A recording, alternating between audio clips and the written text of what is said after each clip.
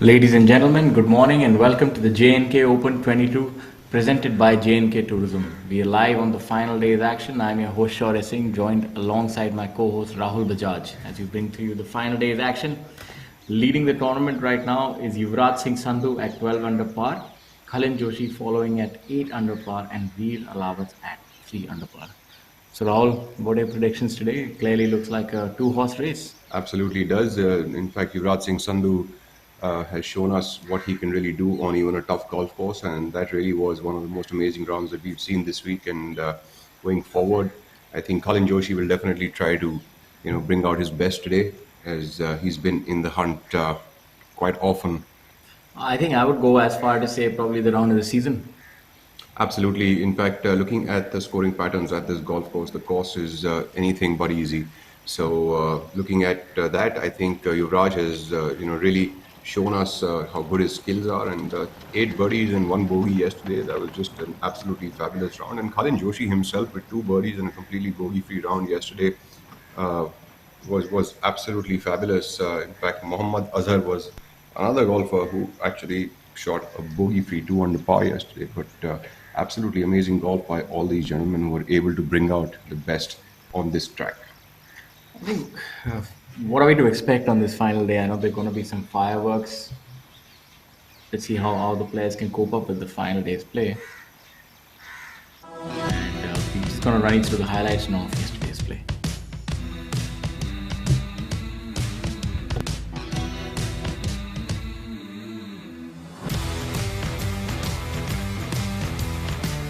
As we move into the highlights from day 3, we take a look here at Veer Alawat hitting that shot from the rough and getting within 10 feet off the flag location.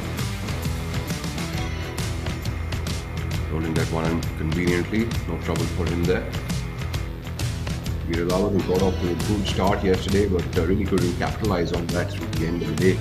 Here we have Mohammad Azar, the only other player who had shot a bogey-free round yesterday, birdie on the first. Colin Joshi.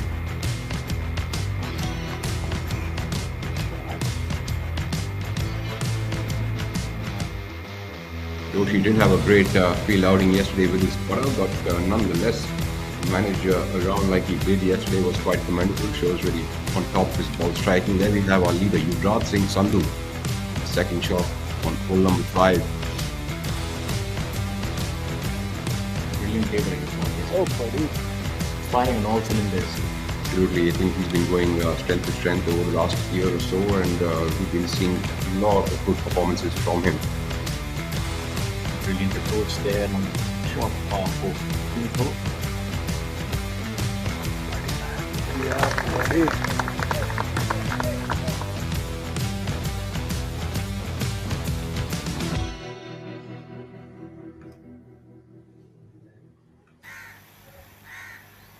Getting back to the live action.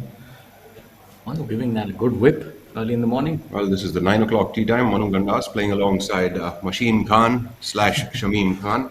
And Amrit Lal will be their third playing partner. Amrit Lal also playing fairly well at 7th position this week at a score of even par. This has been a tough scoring week for the players. The golf course quite challenging.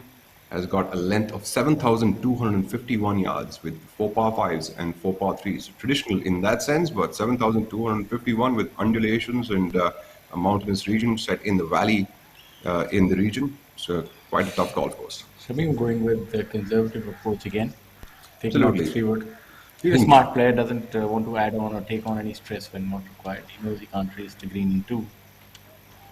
More like a chess player. Absolutely. In fact, I'd say golf is more like chess anyhow. Even the more aggressive player also needs to play chess to a very large extent on the golf course. We have Amrit Lal. Amrit Lal also showcasing some great skills on the golf course this year. Been seeing him also in good shape pretty much in each of the tournaments he's been playing. Very unorthodox kind of hand position there, ball position at the back of the stance, and going with a really high tee. Yeah, Gives it a nice. good whip. Seems to work. Yes, very unconventional through the ball as well. Seemed to Absolutely. have opened his body up a little bit towards the target. We're seeing everything here this week at this golf course. As the players take that enjoyable walk, look at that view. If only it was not high pressure golf, these players could have really enjoyed their round. I think the players who can go out and not worry too much about the score today and try to take in the conditions and enjoy the privilege of playing this kind of a golf course, I think will do well today. Absolutely. In fact, I think it's really going to be a game of patience, especially at the top between Yuvraj and Kalin. In fact, this golf course has shown that the player who is more patient and stays steady has got, is on the top of his fitness, is going to be the one who is going to be on top of that leaderboard. And we can really tell that by the crowd that's up there.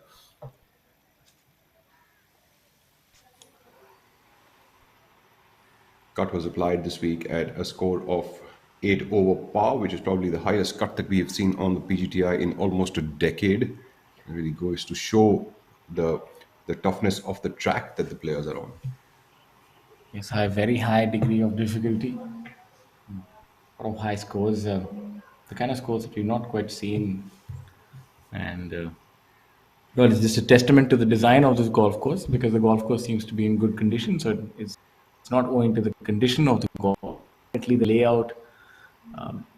There's no hiding space on this golf course. I've spoken to some of the players to try and understand why the scoring is high.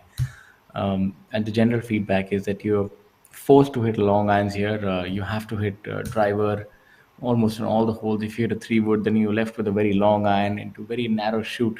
And putting is not easy either. The greens are deceptive.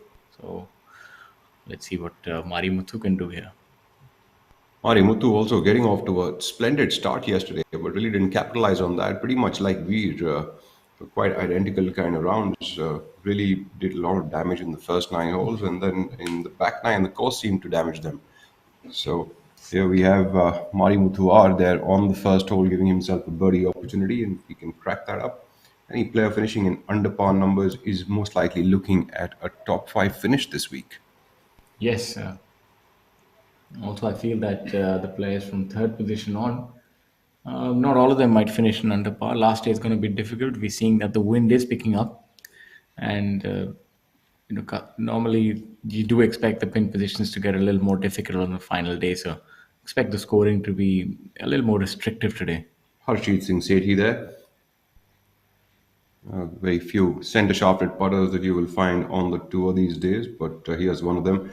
And, going by the first hole is a 594-yard par five with a slight dog leg towards the right, and most of the long hitters come within about 30 yards of the green, but we haven't really seen anyone reach up the green so far. So it really goes to show the length of the hole. And most of the other players are going with a layup approach and giving themselves a wedge shot into this whole location. All the par threes on this golf course also quite tough. All of them ranging around 200 yards, except the 13th hole, which is a 150-yard par three. And all the par fours, the shortest par four on this course is a 88-yard par four. Although they've got their own challenges in the middle, but the longest par four that we have seen on this course is the ninth hole, and also the toughest hole on the course is 479 yards. It's a very interesting layout as we have a look at Arjun Sharma. He's been playing well of late. Had that runner-up finish in Coimbatore a few weeks ago.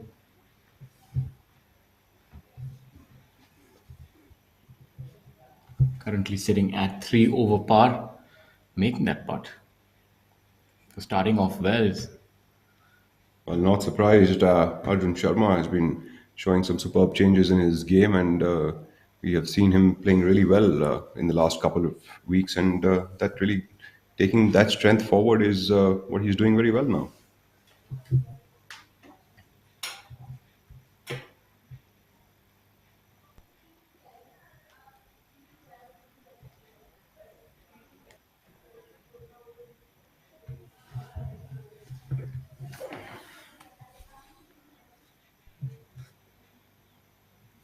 A good putt there by Mari Muthu.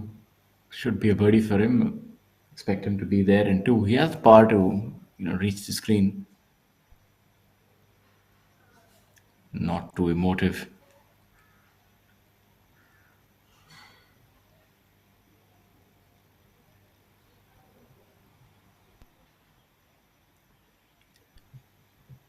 Harshjeet with what seems to be all about 2.5 feet, making that putt. We'll get off to a decent start and move off to the next hole.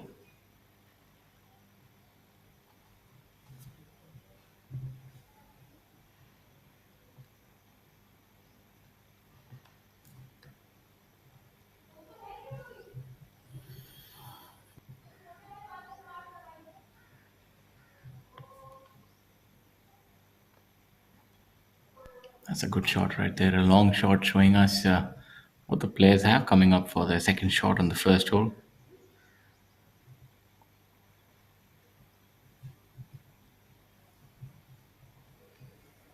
Manu would be looking at an approach shot of maybe about 290 odd yards from there. Difficult reach. Should be able to get up to about 20, 25 yards short of the green if he hits a good shot. Manu also able to hit the ball beyond 300 yards with his driver, one of the longer hitters in tour.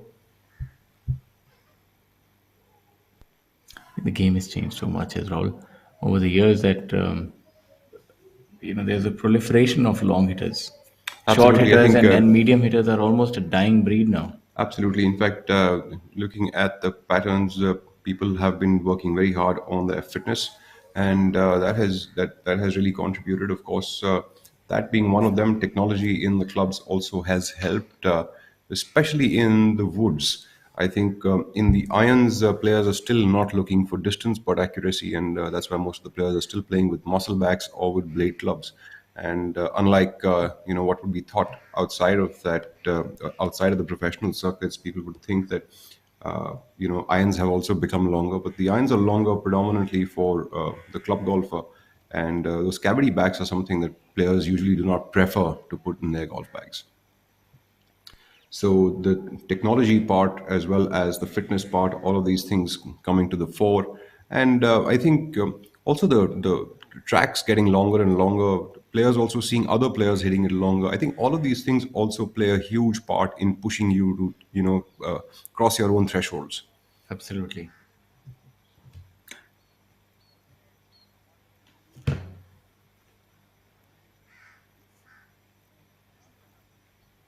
We see Harinder there on our screens.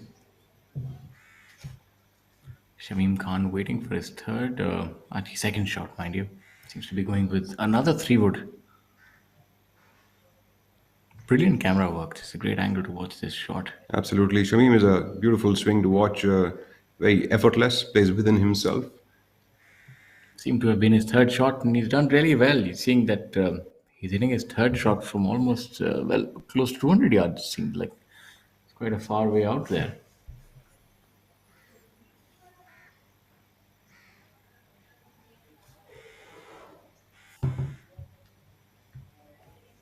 There As you again. can tell, the fairway is shaping out towards the right side, and that's the players do hit it from the left side of those trees, as you can tell. That ball to the front right of the green might be Manu Gandas's ball. Absolutely, Manu can pack in a punch on that golf ball.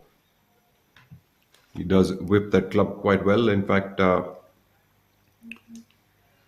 you look at the way he swings it and his zen-like demeanor, everything in his favor. Here we have Karthik Sharma going with an iron. This is what he did yesterday on the 18th hole as well. So I like the strategy because it's sort of like he's made up his mind that he's going in three shots. It's also a lot of discipline to stick to it, and Absolutely. I think it's also a little intimidating to tee off on a par five, which is almost 600 yards with an iron. I've not quite seen that, to be honest. Even the conservative approach, it's rather conservative, to be honest with you. A lot of players do play bunch of irons off for par fives on like a golf course, like a Delhi Golf Club. On this golf course, he's one of the few players that we are seeing doing this. And I think I find it quite commendable because once you've made up your mind and you're sticking through it, that really shows the mark of discipline, like you mentioned earlier. And of course, game planning, knowing your strengths and weaknesses and keeping those in the back of your mind while playing. There we have Amrit Lal giving himself a birdie opportunity on the first hole, playing downwind today, and that's how we see Manu Gandas reaching up almost to the edge of the green. It's a good start there for Manu. Well, right after that, ball's in the hole.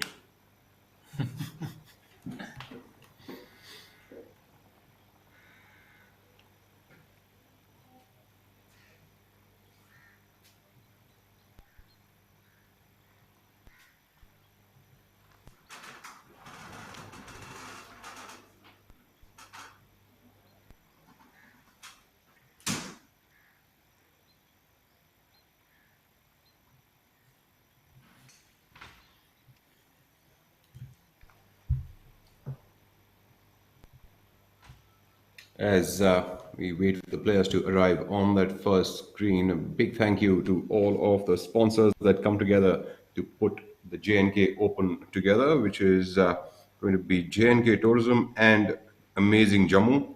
Also, we have a hospitality partner this week in Radisson Blue Jammu, as well as the host venue, the golf course, providing you, the best track in the region. One of the four great golf courses in J&K, Royal Springs, Pahalgam, which is called the Lido Valley Golf Club. We also have Gulmarg Golf Course, and here we have the Jammu Tawi Golf Course, which is showcasing that it could be one of the best championship golf courses out there, as we have seen. Really challenging track here for the players. And also a big thank you to all the tour partners of the Pgti, including Tata Steel, American Express, Amrutanjan, Fruitnik Plus, Rolex Athletic Drive, and Golf Plus Monthly. Here we have Manu Gandas. Manu had a score of 2 over par for the tournament. Pretty sure he's looking at getting that 2 into 0 on that chip.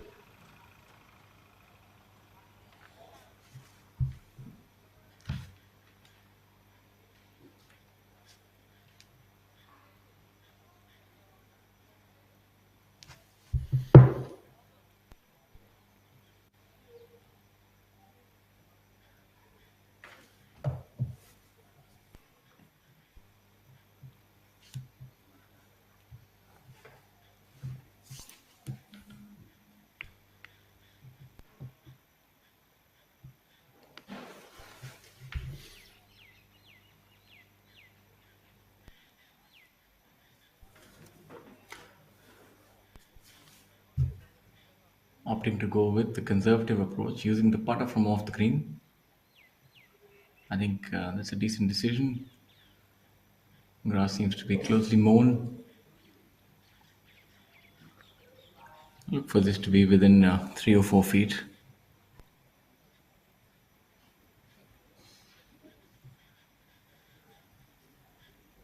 We'll need to give that a big hit, and I think he's. That's not the best effort. Leaving himself about 10 feet short. Unable to gauge the speed to perfection. Now we'll have his work cut out for birdie. We can see the wind is picking up, so it's going to be that kind of a day where the players will really have to focus and earn their pars and birdies. This golf course layout is difficult as it is, and wind will add another dimension of challenge for these players. And alignment and execution of those shots will become a lot more difficult today.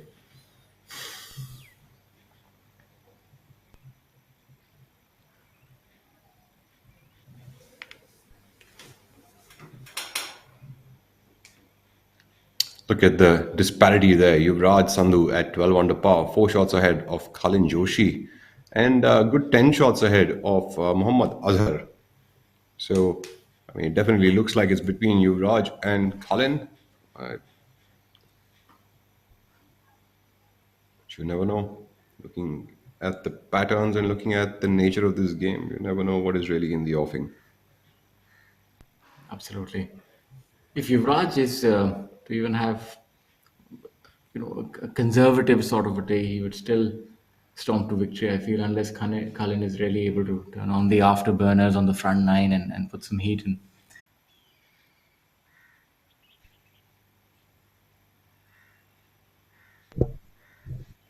Ladies and gentlemen, I hope you didn't leave us there. We had a little bit of a technical glitch, but we are back in action with the winds picking up. Beautiful weather here in Jammu this morning.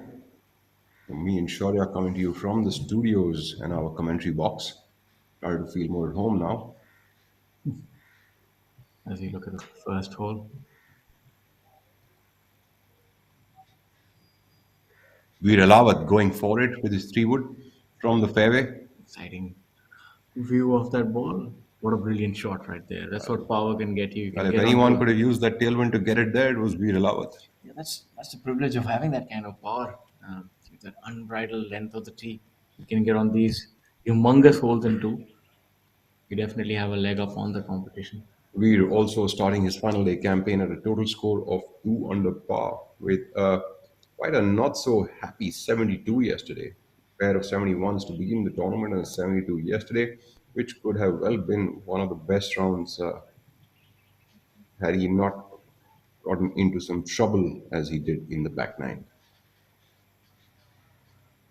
It's pretty commendable, right? Karthik Sharma, who played an iron even yesterday into hole number 18 for his tee shot, actually did make a birdie there.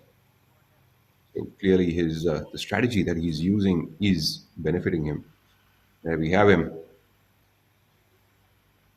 with his third shot. That will still be a birdie opportunity, about 20 feet away, but still would have a good look at birdie.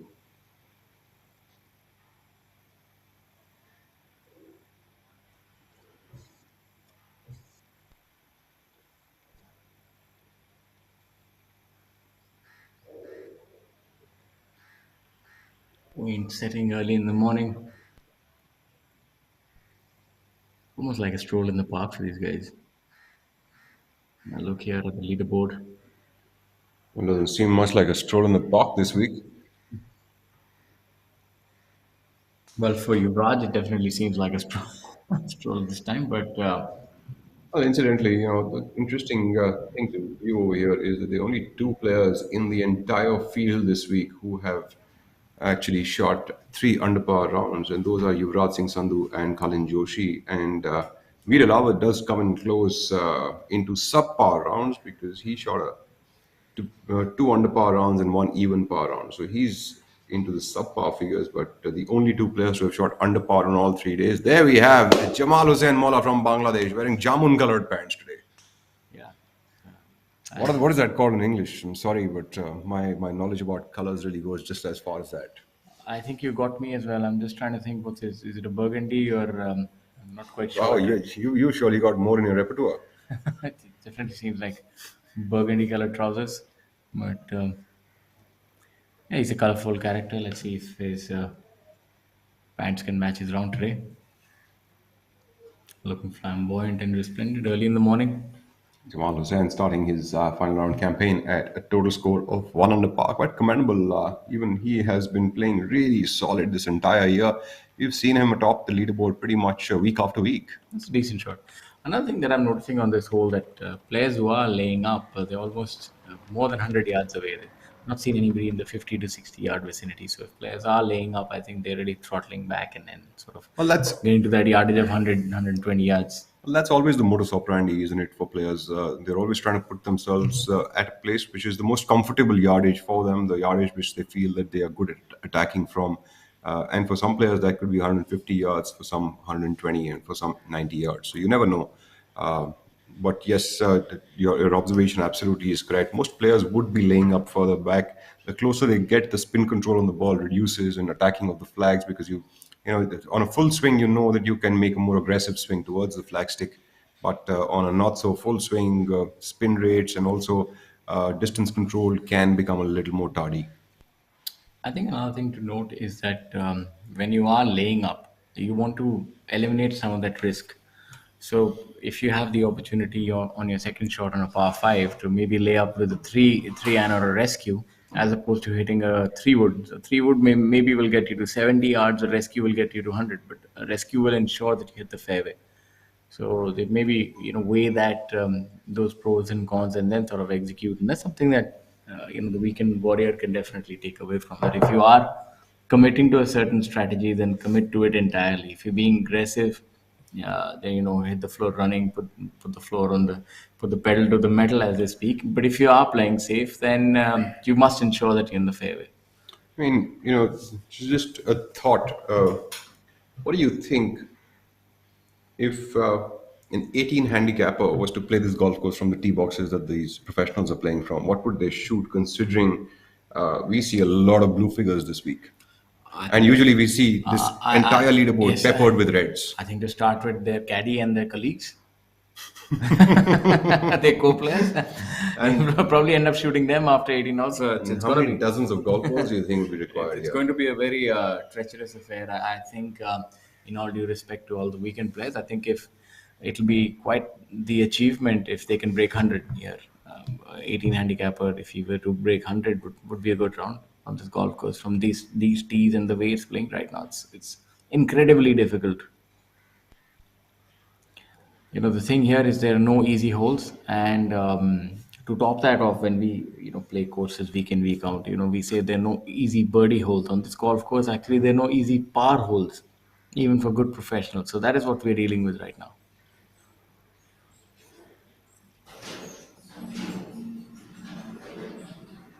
Veer Rawat should be able to start off with a birdie. That ball's bumping quite a bit.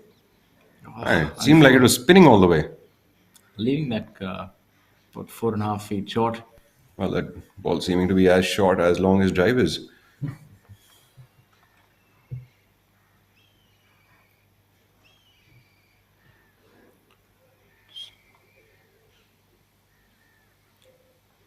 Staying calm and collected, Veer Alawat.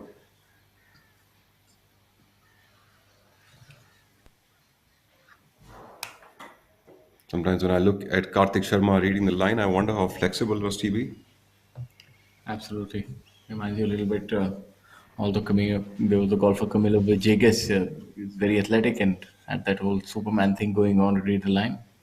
He also used to have a professional golfer. He also plays the tour even now, plays a little bit lesser than he used to earlier. Pranav Kaul. He used to do the Camilo Vegas. I think it takes a lot of fitness to have these kind of adventurous ways to read the line.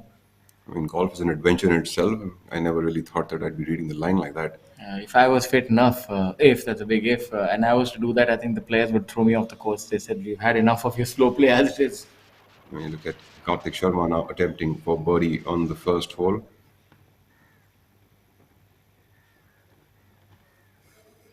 Just about missing that one.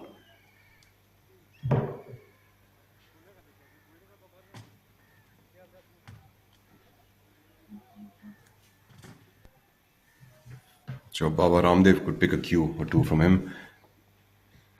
Veer would have that attempt now for his I think own flexibility is a very important component in golf, but I think there has to be a very good balance between flexibility and speed. Flexibility alone is not going to help you win the race. You need strength and flexibility. You need your muscles to be able to contract at the correct rate as well. And to start with, you need muscles, which is the most important thing. Hit the gym, lift weights. It's become a complete lifestyle for these players. It's not so straightforward as it was. Maybe you see a lot of the old golf movies. Where, maybe the great players just stroll up to the golf courses in their vintage cars, just get down and start hitting golf balls. It's not like that now. Jamal tapping that one in for par on the first hole. One other interesting fact, as you see these golf balls rolling up towards the hole, you will notice that each player has their own identification mark on the ball, and that is predominantly to make sure that they can identify their balls easily on the golf course. Otherwise, they are likely to get mixed up very easily, especially when you're crossing over fairways and hitting the rough. You could end up hitting a wrong golf ball, and that would be just an unnecessary penalty. So, players always put an identification mark so that they can check their golf balls when they get there. And there we have Veer Rawat, two to That get through 594 yards and three that putts to take care of 60 feet. something like that is really a body blow. It doesn't feel good, especially if It you sort of get. slows down your energies in the morning. Yes, it's not something that one would ever want to happen, because you hit two brilliant shots. I mean, those shots are just top drawer stuff, and then unfortunately you take three putts to make par. So it feels like all was for nothing, and can be a little deflating for the golfer. There we have our scorers and that scoreboard for the penultimate group. All three players starting with a par on the first. And there you also have the equalizer of golf playing right in front of you, ladies and gentlemen. And our leader, Yuvraj Singh Sandhu. I'll look for this to be very aggressive. He's in perfect position, maybe all of about 275 yards. Very similar position as Veer was in. And as that pauses, we also see the golf ball right in the middle of the air, just about traveling now in slow-mo. Brilliant slow motion capture.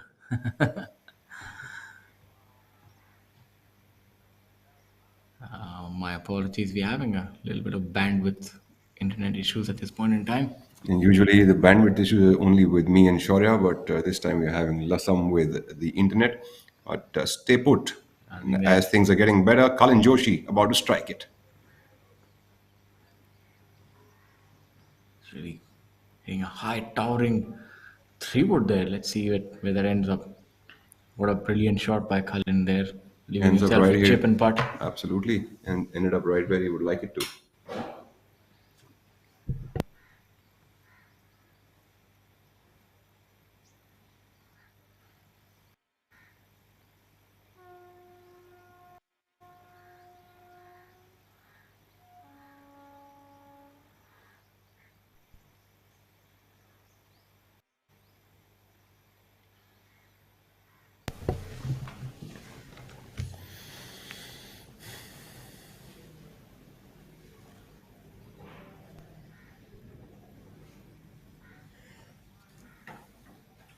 As we take a look at the leader group now, walking up on that first hole, Yuvraj Singh, Sandhu, Kalin Joshi, and Mohammad Azar.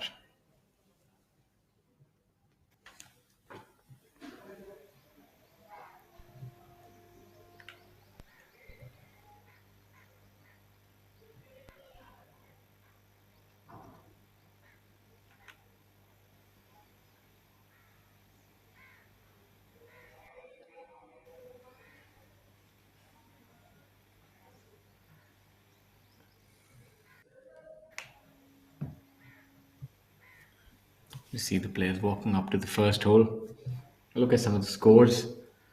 We have Yuvraj leading the proceedings at 12 under par, and the seventh position Amrit Lal, he's at even par. So you can see there's a lot of daylight between the first and the seventh. Normally, you see a lot of bunching up that happens towards the final day, but when you have a track like this, it's the better players really do separate themselves. It's akin to a major on the international tour. When you have your majors, you see that a lot of bunching up does not happen because the layout is such it rewards persistence and consistent play. So the better players do tend to bunch up towards the top, and only a few of them. And there is always a chasm between the chasing pack. And here you can see, if you look at ninth position, Mari Muthu is at 2 over par. The leader is at 12 under, 14 shots. Normally, we see that 14 shots would be something that would separate the first and the 50th. So this kind of a tournament really limits the challenging pool. For example, in today's tournament, only Yuvraj and Cullen are with a realistic chance to win the tournament. Normally, you'd always have at least 10 or 15 players with an outside shot of contending, if not winning the tournament. So that's what this kind of a golf course does. It's the better players really do, throttle ahead. Case in point would be a hole like this first hole. So the longer hitters, and especially with their kind of ball control, they're hitting a driver and a three wood and getting up close to the green, if not on it, as we saw Veer there. But the shorter hitters will still have to contend with three shots. So it's a lot more difficult to hit three shots as opposed to two, and then sort of plan your way around. If you sort of err somewhere, make an error, then it's difficult to try and make birdie. Whereas a longer hitter can maybe hit a drive, which is a little errant, and still chip out and have a shot. So length definitely is an added advantage here. On a flag location like this, about a couple of yards inside from the front edge of the green, what is the modus operandi that you would employ? The pin today is 31 inside and in the center of the green on the first hole. What kind of a shot would you employ from a situation as where Yuvraj is at? Where a lot would be dictated by the kind of lie that he'll draw. Everything would determine, and the outcome would be determined by the lie, and that would. So if it's sitting down, I think maybe play about 10 feet right of the flag, take the safer route, and try and hold your putt for birdie. But if you have a decent lie, then can be more aggressive, and that's something that can happen if you seven under. Sometimes you don't quite take these things into equation and become over aggressive, and that can also cost you. Seems to be his ball is nestled down because it's not quite visible, so not the easiest of shot. Let's see what he's able to pull off. He seems to be aligned for a high soft shot. Let's see what he's planning here. Oh, great shot by Yuvraj Singh Sandhu. Yeah, not definitely not taking the safe route, In fact, playing on about 10 greens like feet right. these, which are a little bit on the slower side, I don't mind being in the rough sometimes when the pin's at the back because it gives me an area to release the ball. It just depends on the lie, Yeah, actually. If your ball is totally. nestled down, then the execution becomes a lot more difficult, Right. and there are a lot more unknowns how the ball will bounce or react. In this case, it has worked out really well for him. He could be moving to 13 under par. Would be in cruise control soon. Well, if he wasn't in cruise control already, Yes. seems like he's been in cruise control for over But a what year do you do now. if you're so far ahead? There's also the danger of getting complacent. I think you also need the pressure of a chasing pack to sort of keep at it. Sometimes you might just become a little complacent and start making pars, or that could happen if you have such daylight between yourself and the second player. I completely agree with what you just said over there. Although I've been, sort of noticing the way Yuvraj plays and the kind of demeanor that he carries around the golf course. I've been noticing that he's not one of those guys who gets complacent. In fact, he keeps trying to get more and more, keeps trying to get more and more, and that is a superb quality to have. I mean, this is what my analysis is so far. Although the rest of the day is yet to be seen.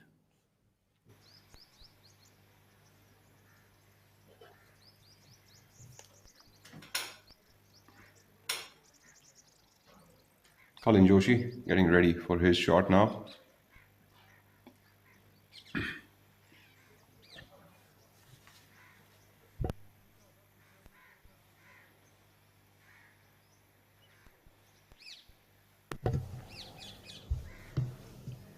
Cullen would also be looking to make birdie here. He doesn't want Yuvraj to really get away from him because it'd be tough to. I think 4 shots as it is considerable. But given the degree of difficulty on this golf course, maybe the leader can drop a couple of shots at one hole, and Cullen can catch up. But I think if it becomes 5 or 6 shots, then it's pretty much done and dusted. Especially with the pedigree that Yuvraj possesses.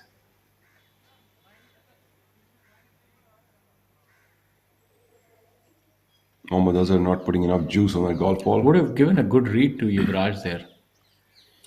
See the ball is breaking off to the right.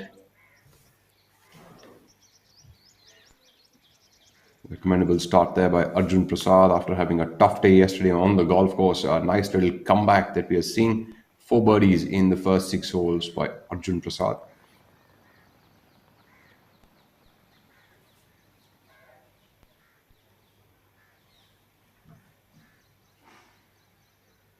Colin Joshi coming up for birdie. He's come up a little bit short in his chip attempt on the first hole. He'd need a little bit of fire to get this thing going.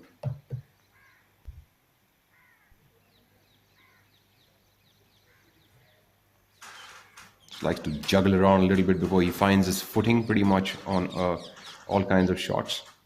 Just leaving it short. Leaving the door ajar for Yuvraj to sort of put one hand on the trophy, so as to speak. Keep increasing that lead.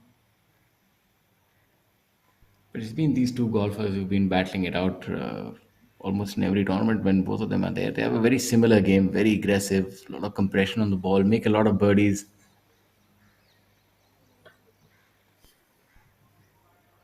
There you have the leaderboard score. Beautiful capture here by the camera. It's like a surreal picture almost.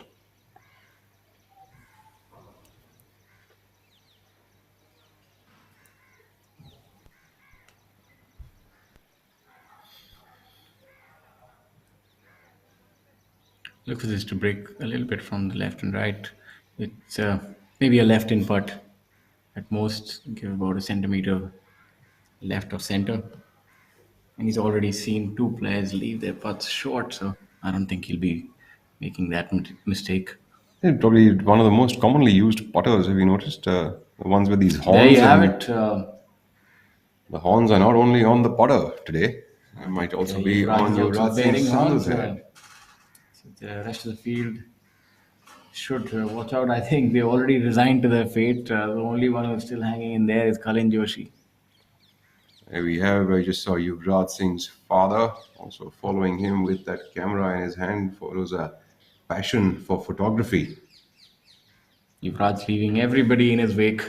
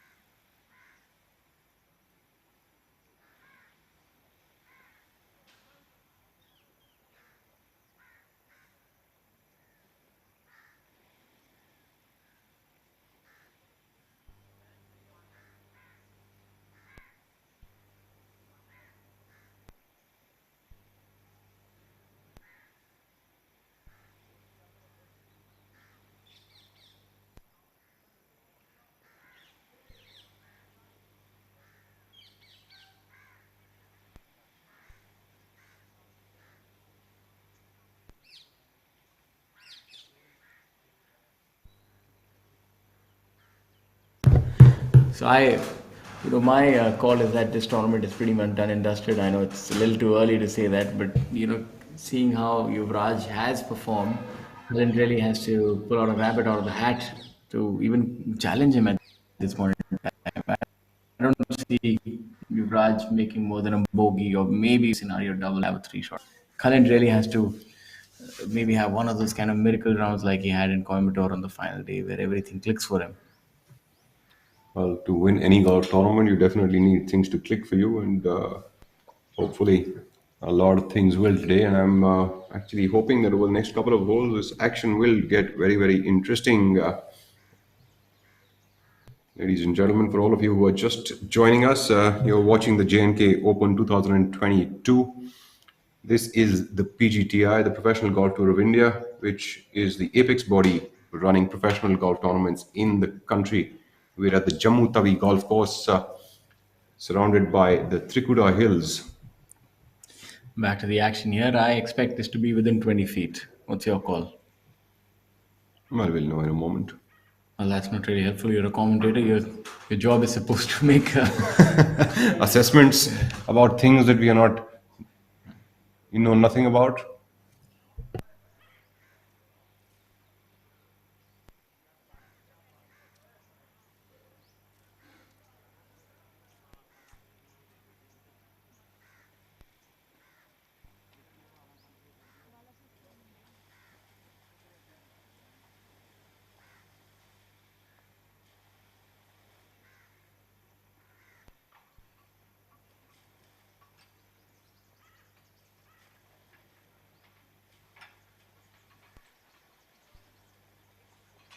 Other now.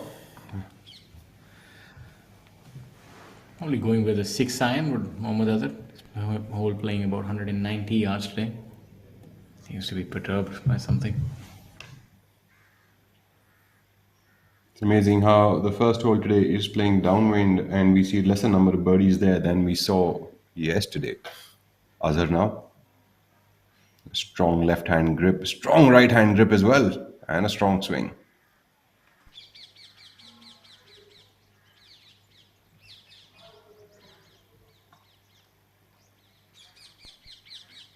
Cullen and Babu, Cullen's trusted caddy for years now. Really like the amount of compression that Cullen is able to put on these shots.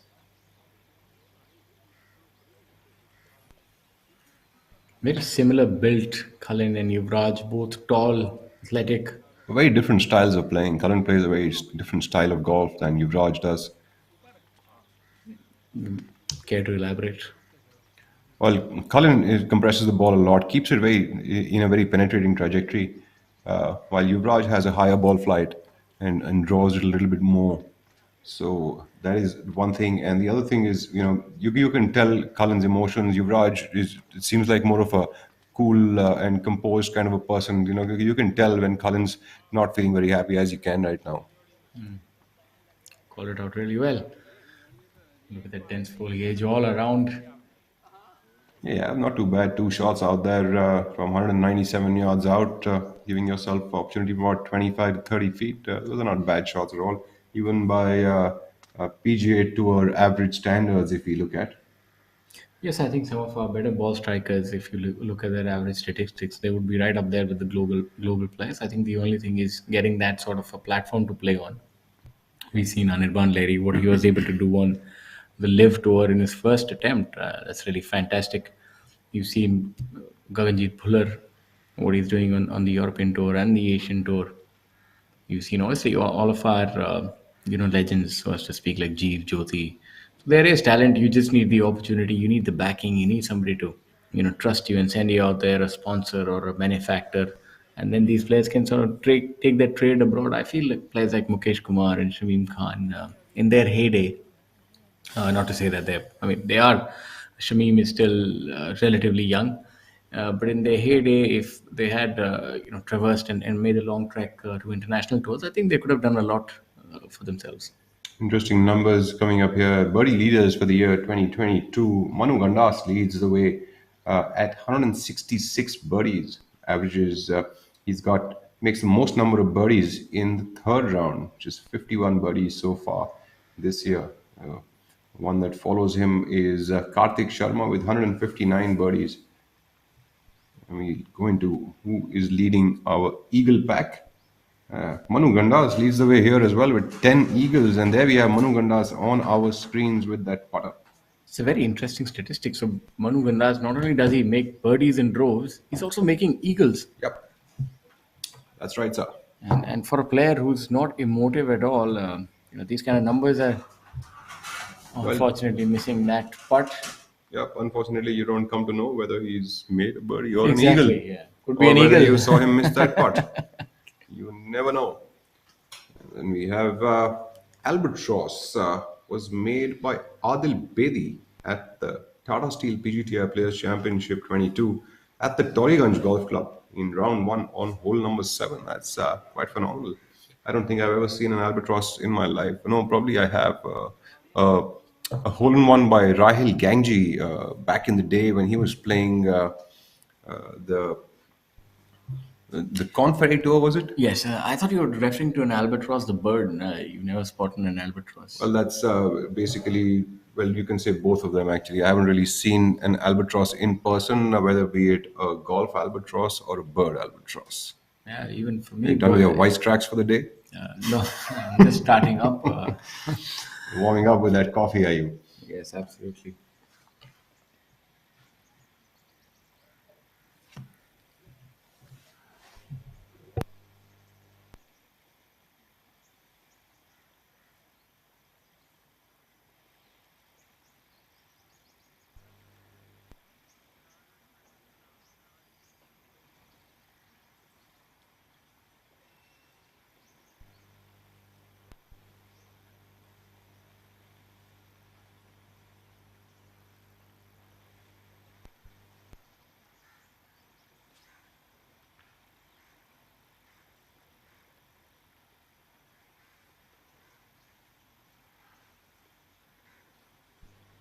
Back to the action here. This part is going to be slow. Will require quite a hit to get up there all the way.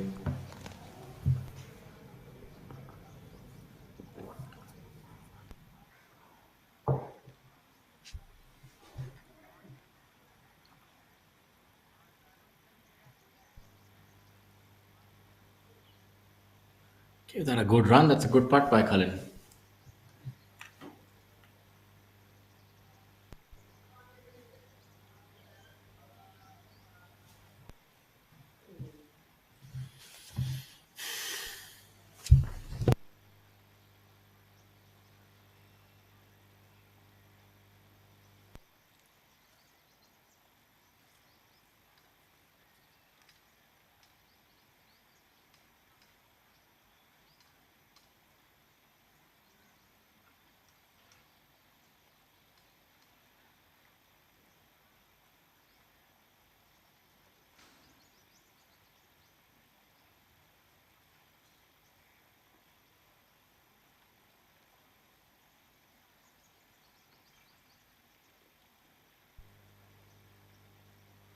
Back to the action here. Let's see if he can make it a 6-shot lead.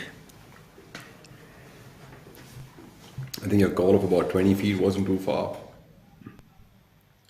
Yes, I have a feeling that he'll make this putt as well. He's a very good momentum player, and you can see really getting in his stride at this point in time. And he almost makes it. What a brilliant putt there. Am I seeing a little?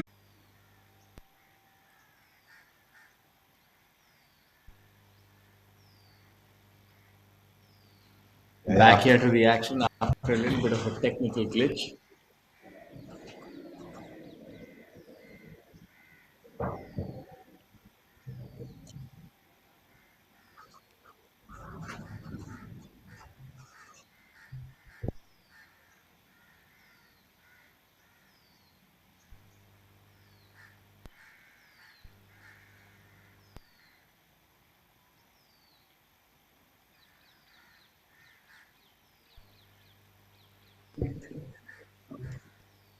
Karthik Sharma as the drizzle picks up at the Jamal Golf Course.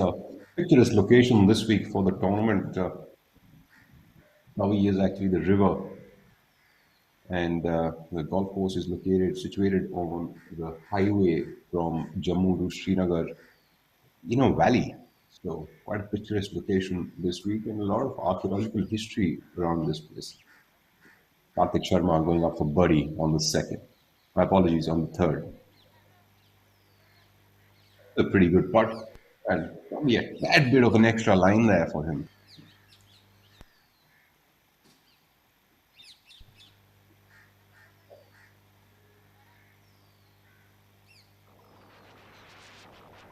Beautifully designed golf course. Money leader this year on the Pgti Order of Merit is Ajitesh Sandhu, followed closely by Yuvraj Singh Sandhu. And we've got on third position Manu Gandas, on fourth position is Karandeep Pochar, and on fifth position is Jamal Hussain Mola.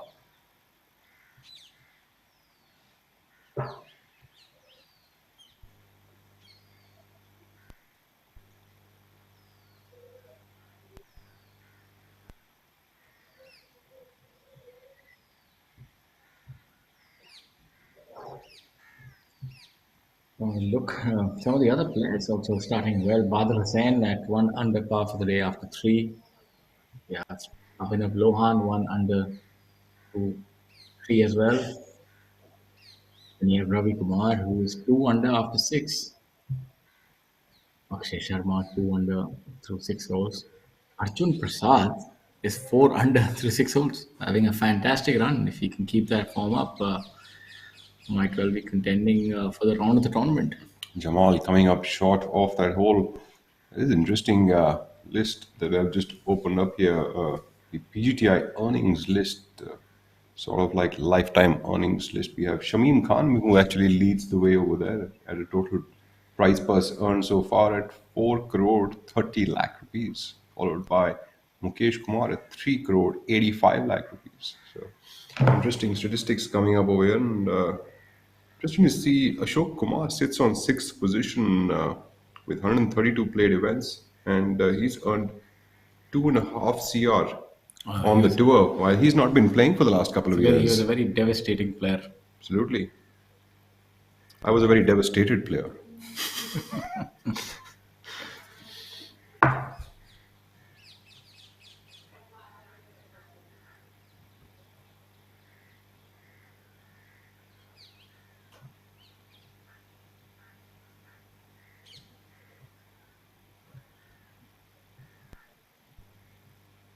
As we look at the action here, it seems to be that the drizzle has not quite gone away.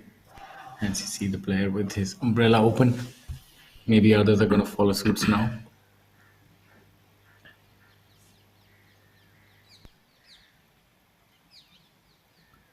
Players are waiting on the third tee. The third is a par 4 of 466 yards.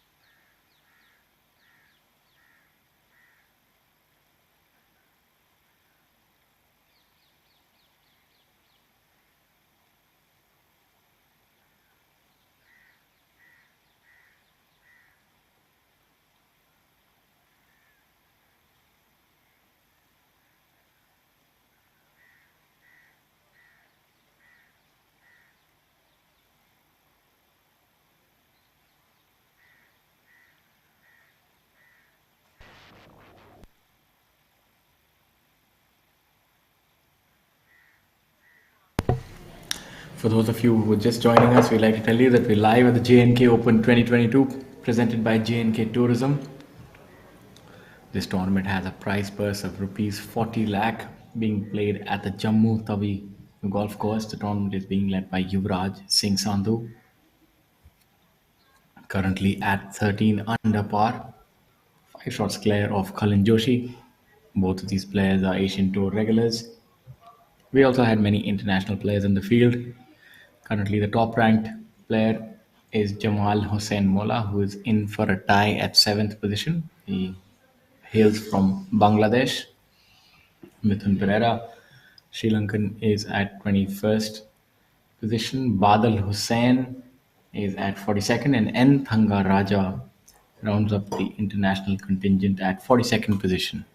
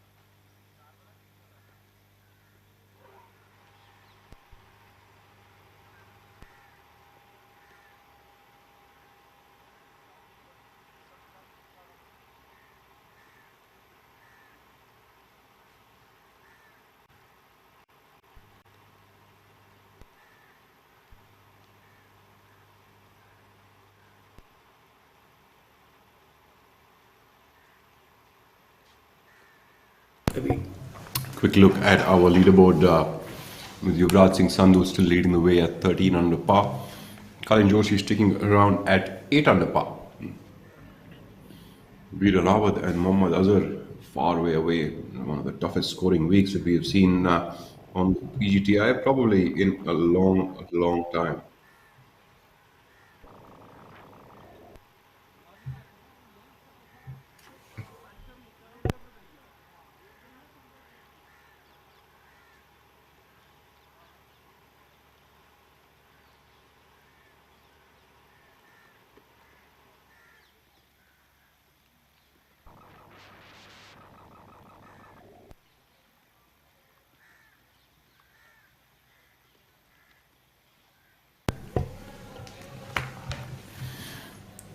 Back onto the golfing action.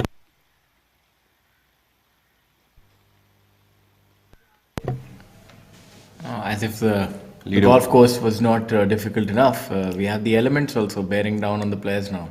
Yep, in hole number 3, we've got Kalin Joshi, Mohammad Azar, and Yuvraj Singh Sandhu, the leader, showing up now onto the green. Azar and Kalin have found the green. Just to also tell our viewers who are seeing a little bit of drizzle and are wondering why are the players still playing through it. So just want to elaborate the rules of golf and what they state that unless there is thunder and lightning, which is obviously an impediment to the safety, a danger for the players, then play stopped. Or if there is standing water on the putting surface, only then play is called off. So even if you have puddles on the fairway, the play is not called off. You have to take a free drop and find the nearest point of relief. Even if you have standing water in the bunkers, in that condition as well, you don't get to stop play. You can only cease playing when there is water on the green, and the referee has to first blow a loud hooter, and then the players sort of know that yes, now the play is called off. So you can't quite decide for yourself that now I just want to lay down my arms and not play anymore. It doesn't quite happen like that, even though it can be very taxing playing in the rain. the clubs become slippery, and especially on a setup like this where accuracy is at a premium, you'll see that play really grinds to a halt almost. Players become extremely slow. You have to dry down the grips. It becomes very difficult for the caddy. Normally, players only carry one umbrella, so you'll have one either the player or the caddy getting drenched, and then you have a towel. So it's a cacophony of errors actually, and a and very difficult phase to play through the rain. But obviously, these players are used to it.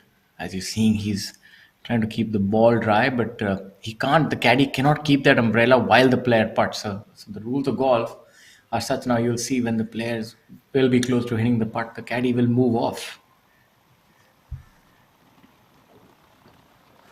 There you have it. For a moment, I was just holding my breath, Babu moving away just in just time. just in time. And the effect that the rain has obviously is it slows down the greens a little bit and then makes judgment all the more difficult. Where it really does make a difference is hitting drivers of the tee, because then you have you have some water between the grip and your fingers, and it's going to make for some interesting viewing.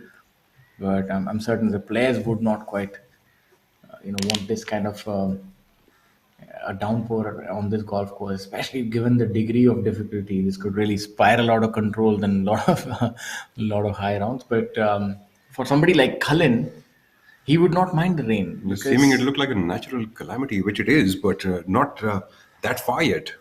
well, I like to make it dramatic. So I'm thinking what would be going through Cullen's mind, because this gives him a ray of hope, because the elements can actually aid the chaser more than the leader. Arjun Bhati. First look at Arjun Bhati today. Bhati currently at 1 over par for the day. Total of 8 over par for the tournament. A tie for 31st position. Young gun and a rookie on tour. He's got a bright future in front of him. Putting from about 6 feet away.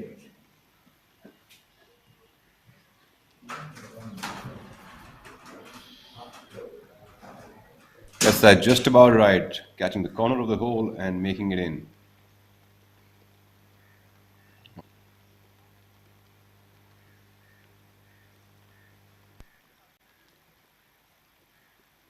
We'll get into the hole. We have Sudhir Sharma. Incidentally, Sudhir Sharma and Arjun Bhati play most of their golf at the same golf course. So, like, comfortable pairing for them. Sudhir making it in two from about 6 feet away. String of pars today for Sudhir to start the day.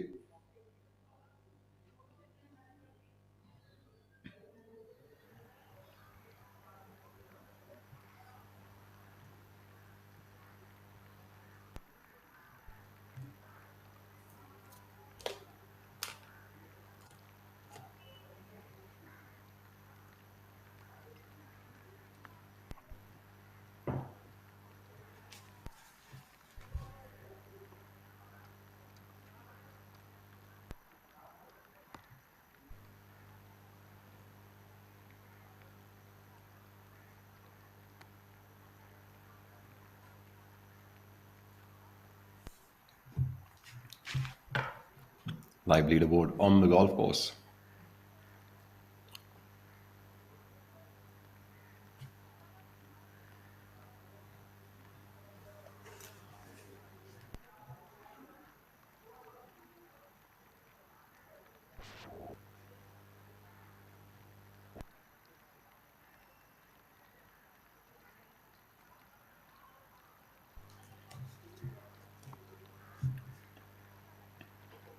Cullen about 2.5 feet for par on the third.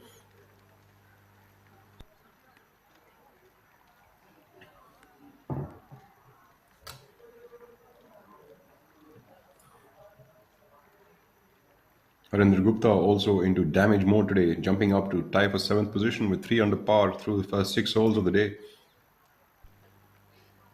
Joshi to stick around at 8 under par. And he does.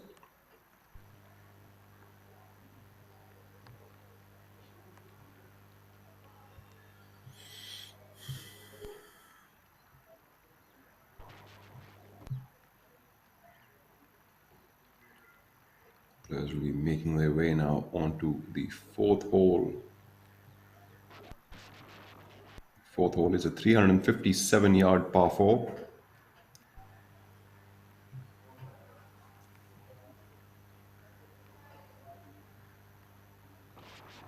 Longest hole on this golf course is the one the players begin from, which is 594-yard par 5. And the front nine ends with the longest par 4 on the course at 479 yards. Looking at Rashid Khan, Mithun Pereira, and Anshul Patel now walking up to the ninth green.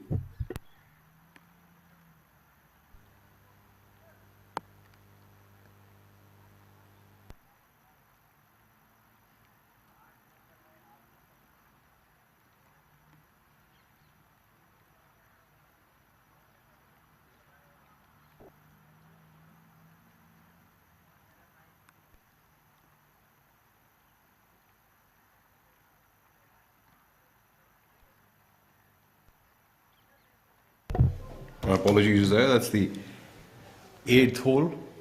Making their way on the eighth hole is the 8:20 tee time. Anshul Patel from Ahmedabad, Mithun Pereira from Sri Lanka, and Rashid Khan from Delhi. Rashid, a prolific champion, he's got multiple wins in his career. Also plays a lot of his golf on the international tours like the Asian Tour. Anshul Patel with a splendid shot there. Went down to his knees, but that ball didn't want to move in.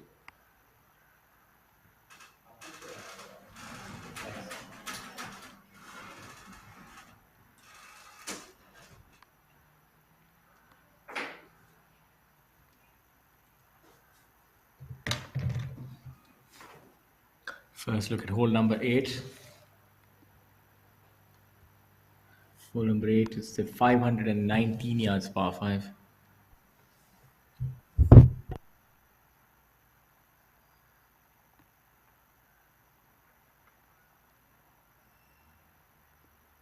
What are predictions about this hole? I know that you introduced our viewers to this hole as well, and this is one of the shorter par 5s. 520, definitely a very reachable, very friendly distance. I think even a short hitter, you think somebody like Mithun will be able to get there in 2? No, Mithun won't be getting there in 2, but a guy like Mithun, I think he needs to, he just backs up his approach shot. So he would put himself in a place where he can attack the flag from no matter where he gets to. Another thing which I know I've already made it pretty dramatic with the rain is that the rain will lengthen this golf course even more. As it is, there was not much purchase of the fairways. It was not rolling much. Now, whatever little roll was there would also cease due to the soggy nature of the fairway once it rains a little bit. Seems to be quite flummoxed as to how that remains short of the hole. So you'll be looking at the golf course playing longer. The only benefit of the rain is somehow the wind sort of dies down a little bit. We have Rashid Khan, which seems to be his birdie attempt. Rashid currently at 4 over. So would be just looking to have a strong finish, somehow try to get into those top 5 ranking points. Has that toe end of the putter up. Brilliant putter. There you have it. Coaxing that in the hole. Brilliant putter. Is that like the brand name or something? No, it's not. It's the quality of the player. He's a brilliant putter. Right. Okay. Could be the brand name also. Brilliant putter. Maybe. Nice idea though, Yeah. right? You start like a putter company That's a with trademark. call it Brilliant Putters. Yeah, I think it's a pathetic trademark idea, I must say. This will be an interesting watch to see how the longer hitters actually navigate this whole. I find it very interesting to see these kind of approach shots from about 260 to 50 yards, where these longer hitters come in with these high shots. They're very exciting to watch. That's why I think players are, if you look at it, in golf, somehow, the galleries are always drawn to the long hitters. Whether it was Bryson DeChambeau hitting over that water, or John Daly, or Tiger Woods, these are the kind of players that the galleries really love to watch players who can hit it a mile. As we look at the leaderboard,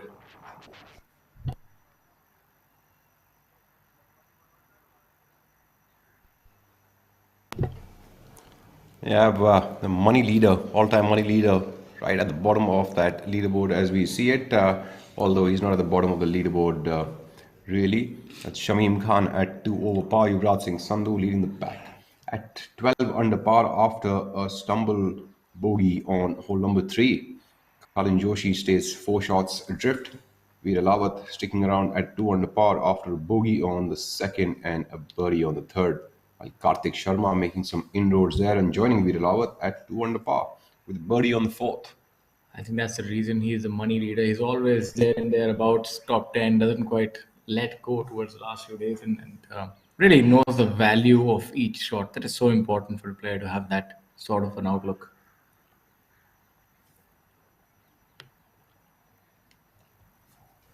Very nonchalant about the way he goes about his business. And what I like about guys like Shamim is that they play within themselves. Arjun Prasad on our screens, a man at 4 under par for the first 6 holes of the Seems day. like, Ricky, turning that clock around after yesterday, it seems like he has to hit a tough one over those trees. Seems to be quite a difficult shot. It's very tough to hit it high from the bunker, especially a fairway bunker. Well, if anyone Seem can to have do done it, that. it's Arjun. That's first part of the trouble that is sorted by hitting it over the trees. The caddy was gesticulating there, seems to be safe. He's playing another hole where we have the players walked on the 8th, so he's obviously on a wrong fairway, finding himself at the wrong place at the wrong time. See, the drizzle has died down somewhat. Have a look at Vikrant Chopra in the foreground. Harinder Gupta sporting a new hairstyle this year. Yeah, very flowing mane, I must say. Well, you think he seems to be following Camel and Smith style? Yeah, it's What's that called? The mullet. The mullet. I think as long as you have hair, please flaunt it. And that's something that we realized towards the later part of our lives. Yes. Are you having a challenge there? I don't know, not yet, hopefully. It kind of scares me from time to time. But yeah, if you can pull off that kind of a long, cool hairstyle, why not go for it? Well, I guess the future is near. Well, I hope not.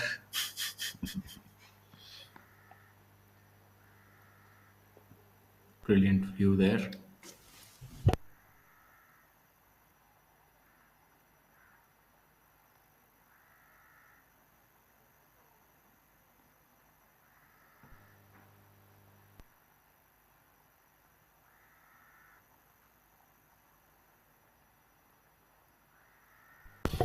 Harinder Gupta now coming up with his third shot on the 8th hole.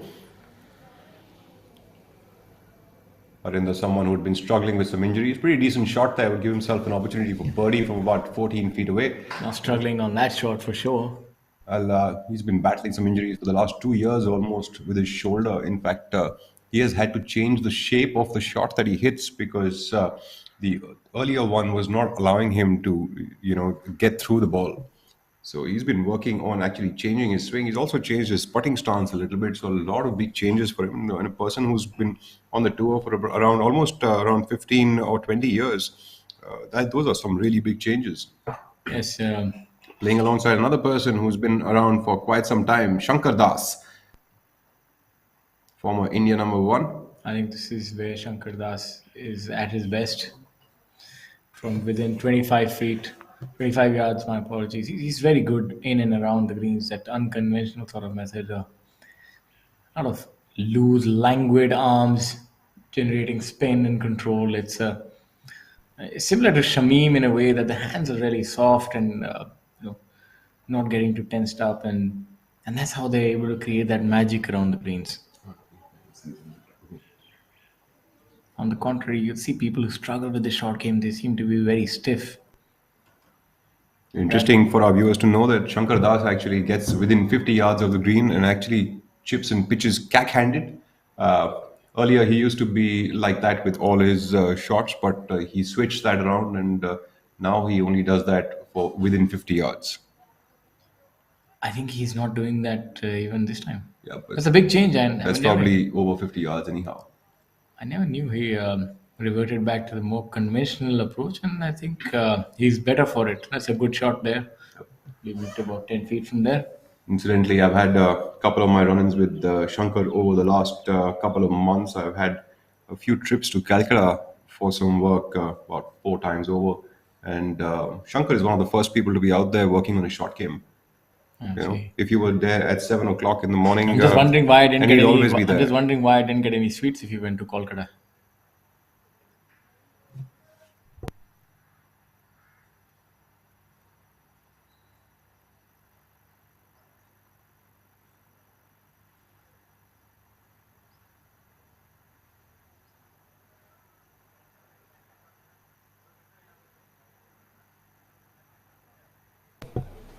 Okay.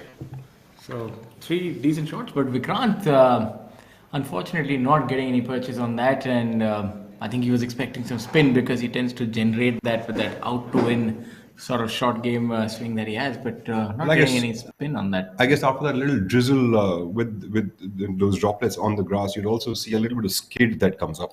So if we talk about skid, we can also think about this in cricketing terminology. So when it rains a little bit, you see the ball tends to skid on the pitch, especially the shiny side. So this is something very similar in a way that the ball doesn't grip that much in the first bounce. So these are the small intricate changes that happen, and that's something that the players must contend with.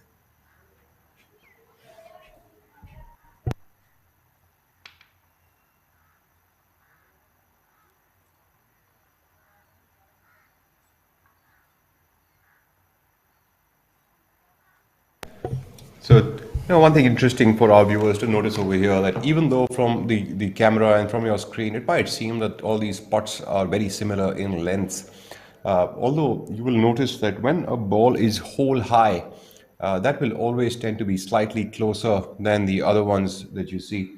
And that's why players are always concentrating on their yardage control because pin high shots will always give them the closest and the best opportunities at holding putts. So that's the way the nature of the game is, and we are able to see that players tend to get much closer to the hole, better looks at birdies when they are hole high situations.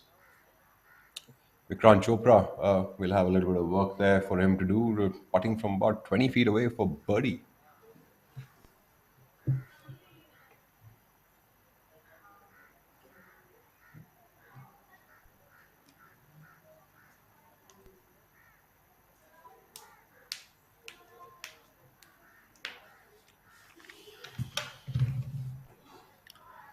Vikrant Chopra. And not giving it his best. So that's what I'm saying. He's Maybe he always sort of like struggled. got out of that putt before he got into it. He's always struggled on the greens, and that putt is sort of evidence of that. The miss is rather a huge miss, missing that kind of putt about a foot and a half right at the line. So that stroke has never been too consistent for him. Looked pretty He's sort of, iffy. yeah, he blows hot and cold. There are some days that he holds putts, but more often than not, the putter never quite works for him. And I think that's why he's experimented, gone to the longer putter. But I think one thing I've noticed always: you either are a good putter or you're not. So players who are good putters, they will struggle, but even on their bad days, they're very good. And whereas good ball strikers, rarely are they very good putters. So I guess that's God's way of making it equal for all the players. And Harinder Gupta is definitely a good putter. Always, he changed his putting stance a little bit, as you said. He used to have the toe end a little lower. Now he used to have the butt end of the putter up in the air, if I remember. Not much of a break on those putts, really. But almost break the other way around on the line that he played. He's also wearing those fancy shoes. I think that's the season these days. It's more like the fashion. I'm not sure if you're very adept with I'm that sorry, kind of none of stuff. us are. I think let's not pretend that you are either. Let's just stick to our neutral colors and safe play colors.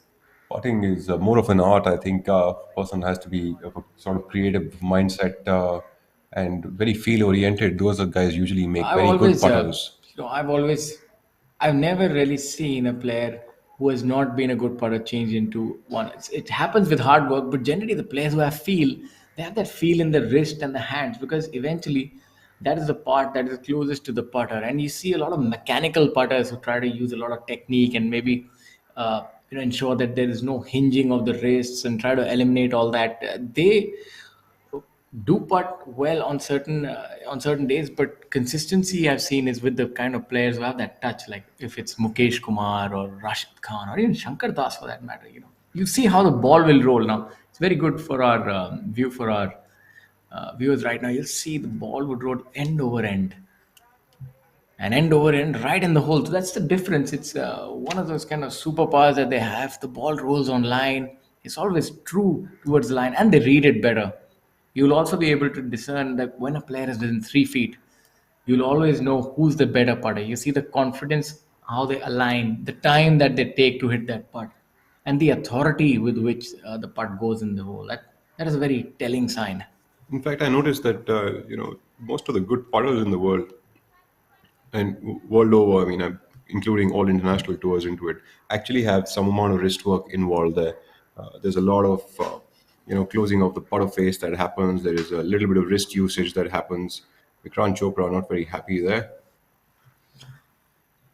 So there is wrist usage. So when we start talking about no wrist usage in putting, actually that makes the action pretty stiff and removes all sort of feel factor. Yeah, I think that makes it unnatural. You want to keep even I know you'd be able to tell our viewers better than I am that the swing should adapt to the body rather than the other way around, because everybody's built different, everybody's limbs are of a different size, and how you feel comfortable.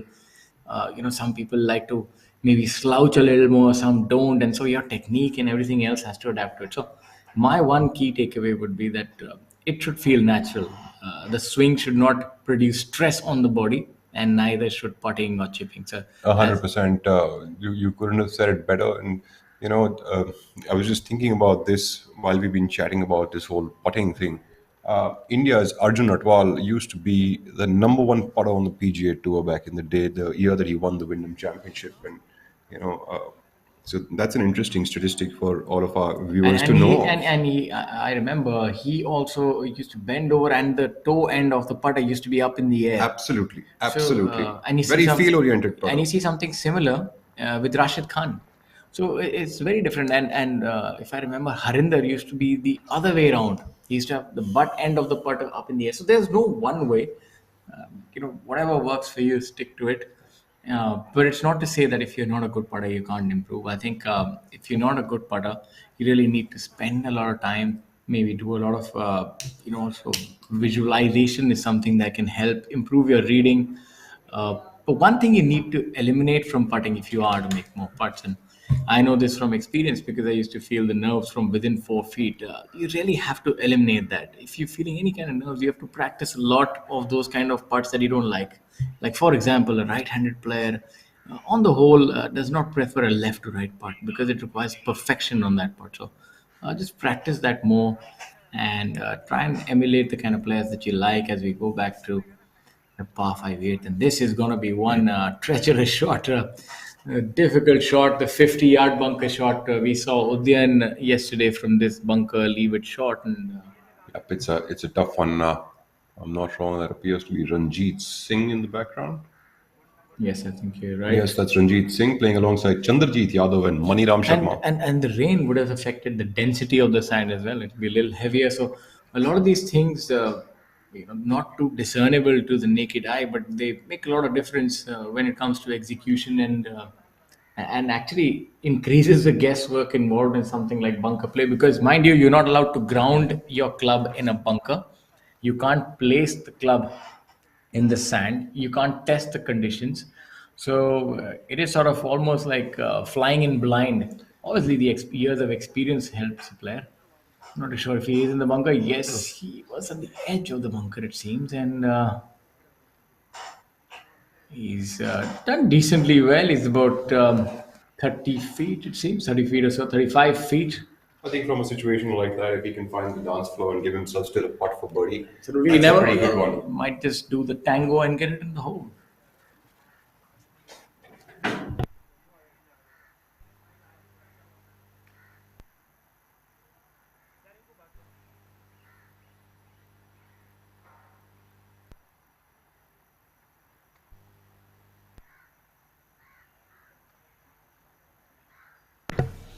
For those of you who are just joining us live, we like to tell you that we're here at the J&K Open 2022 presented by J&K Tourism. This is the 16th tournament on the Pgti calendar year. This tournament boasts of a prize fund of rupees 40 lakh. Of that, more than 6 lakh will be going to the winner. So obviously, there's a lot of money to play for. In addition, the Pgti also has world ranking points in all of its full field events. So this one would see the top 5 players getting world ranking points. Currently, the top 5 players are Yuvraj Sandhu, Khalin Joshi, Mohammad Azar, Karthik Sharma, Veer Lawat. We also had some inclement weather with a little bit of rain recently, and that has spiced up things a little bit, made the golf course a little softer and longer. As it is, it's proving to be quite the challenge. You can see that from the kind of scores that we've had. We've also had one of the highest cuts on record, maybe over the last decade, at 8 over par, mind you. And these are some of the best players. A lot of Asian Tour players also playing this week. Normally, the cut on the PGTI is anywhere between 1 under par to about a couple over par at most, and these players have improved leaps and bounds. You have winners on the Asian Tour, such as Khalin Joshi playing this week. He's second at 8 under par. You have Yuvraj Sandhu, the young phenom, at 12 under par. Well, you can see on your screens the kind of challenge this golf course poses. If you hit it in the rough, you know, let alone extricate yourself from that situation, you'll be lucky to just find your ball, because now you only afforded 3 minutes as you see that ball just about trundling out of the rough. So it's extremely difficult. Yeah, I think the player would do well to find himself money round there coming out of the abyss. So it is difficult, and errant shots are heavily penalized. Not much space to hide here on this golf course. It demands excellence.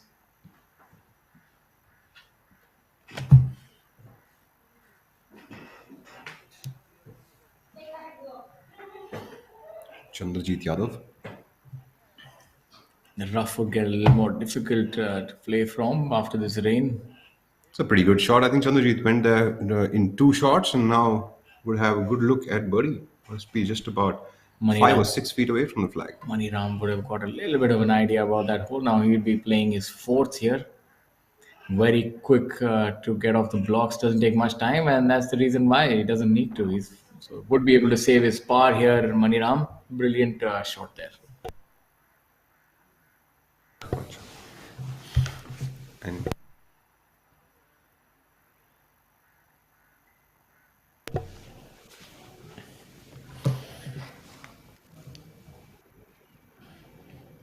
well, Ranjit Singh will have to go first with that putt, all of about 60, 70 feet away from the flag location.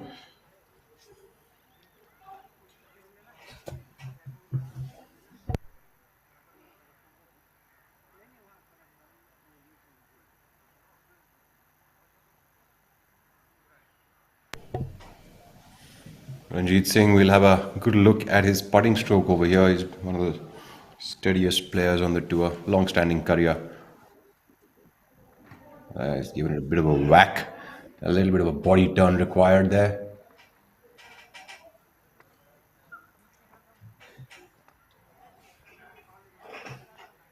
Still coming up a little bit short of the hole. Will still have about 4 feet to go to save his par on the 8th.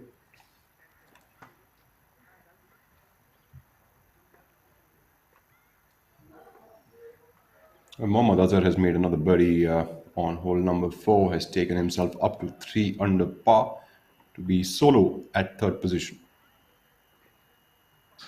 Khalin Joshi sticking around with a string of pars. I think that putter seems to be deserting him.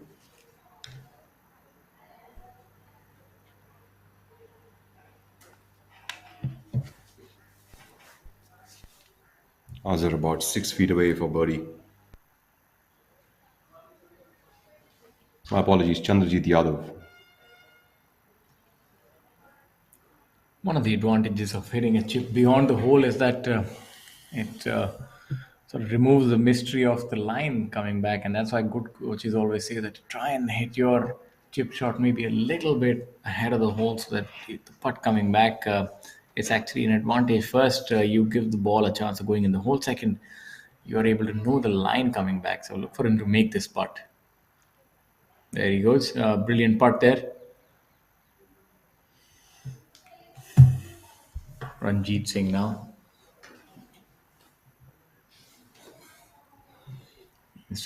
Seems to be the paragon of youth.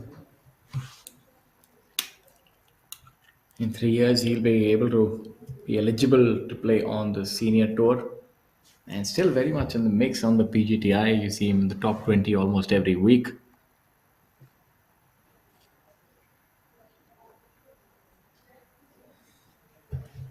He's been using that ping little putter for probably the last 2 decades.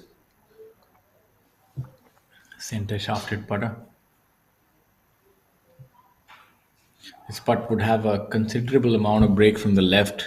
Like Ranjit's pretty much had that thing about his game through and through.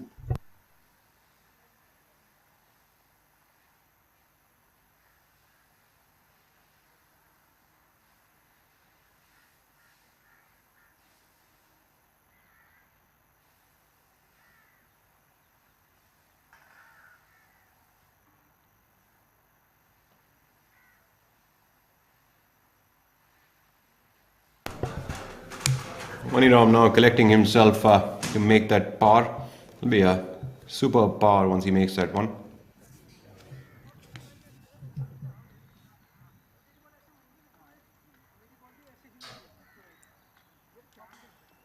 Around the world in 60 days, he makes a par from all over the golf course in this hole.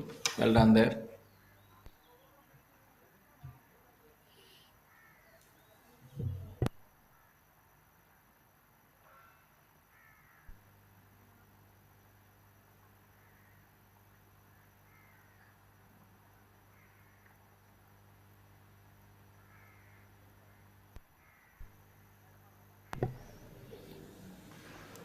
Anshul Patel.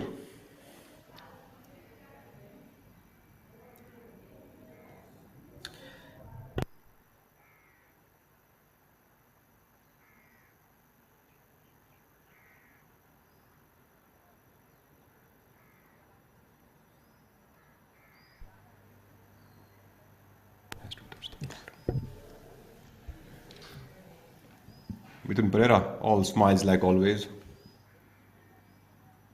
Now what they're doing is giving their scores to the score recorder there, who is there after the interval of each 3 holes, and that's how you have the scores which are live on our website and on the scoreboard, which is visible to you now.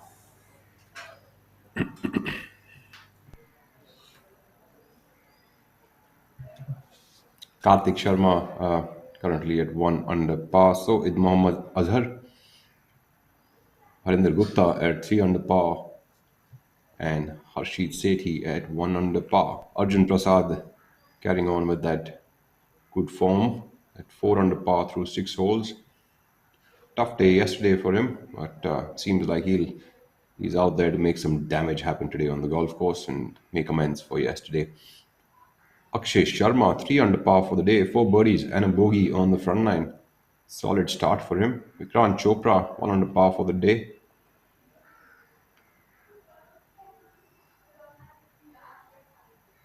Solid start for a lot of players.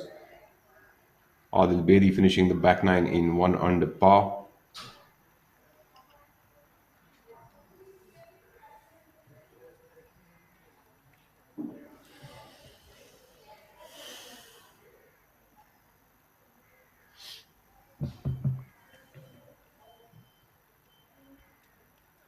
So we take a look at the live leaderboard on the golf course. This is the leaderboard that players look at when they are crossing the holes, just to know whether there's someone breathing down their neck or not, especially the leaders.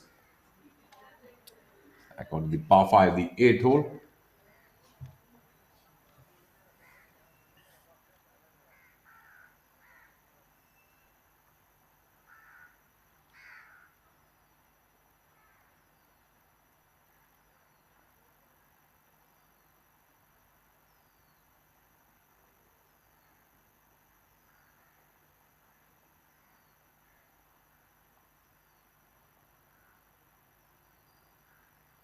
Again, go away. The golfers like to play, and there we are. Good morning to our viewers. I think, when it rains and then the slight breeze picks up, it's just like this ideal day to be golfing. Yeah, now it is. At that Right. time, it wasn't when it was raining. But, Yep. Now it's perfect condition, pristine condition. The fairways are good. I couldn't have asked for more. Absolutely. Although the only thing I do want to play this golf course a lot, just because Any, I look at the scoring patterns over here. you want to play in your current with the In way my you're current playing right state, you mean? now? But you want to go play right now? I'm. Why not? All right. The worst that'll happen is I'll lose a few golf That's what they balls. say. That's what pedigree is. It gives you courage. Courage under fire. You would definitely be under fire on this golf course. I will to commentating on your own. That'll be one fun. You're most welcome to come around and just walk around and commentate Yeah, on my absolutely. round. I'll help you. I'll help you find the ball. Yeah. Maybe you can tell us a little bit more about the. Watch over the last 3 days. Absolutely. So I think that could be really beneficial. I think you'd probably have a lot of local knowledge. Now I do. I think I can play well on this golf course. It's helped me. I've Manu seen it in Gandas different coming up on the conditions. screen now. Manu currently at a score of 1 over par and would be staying there.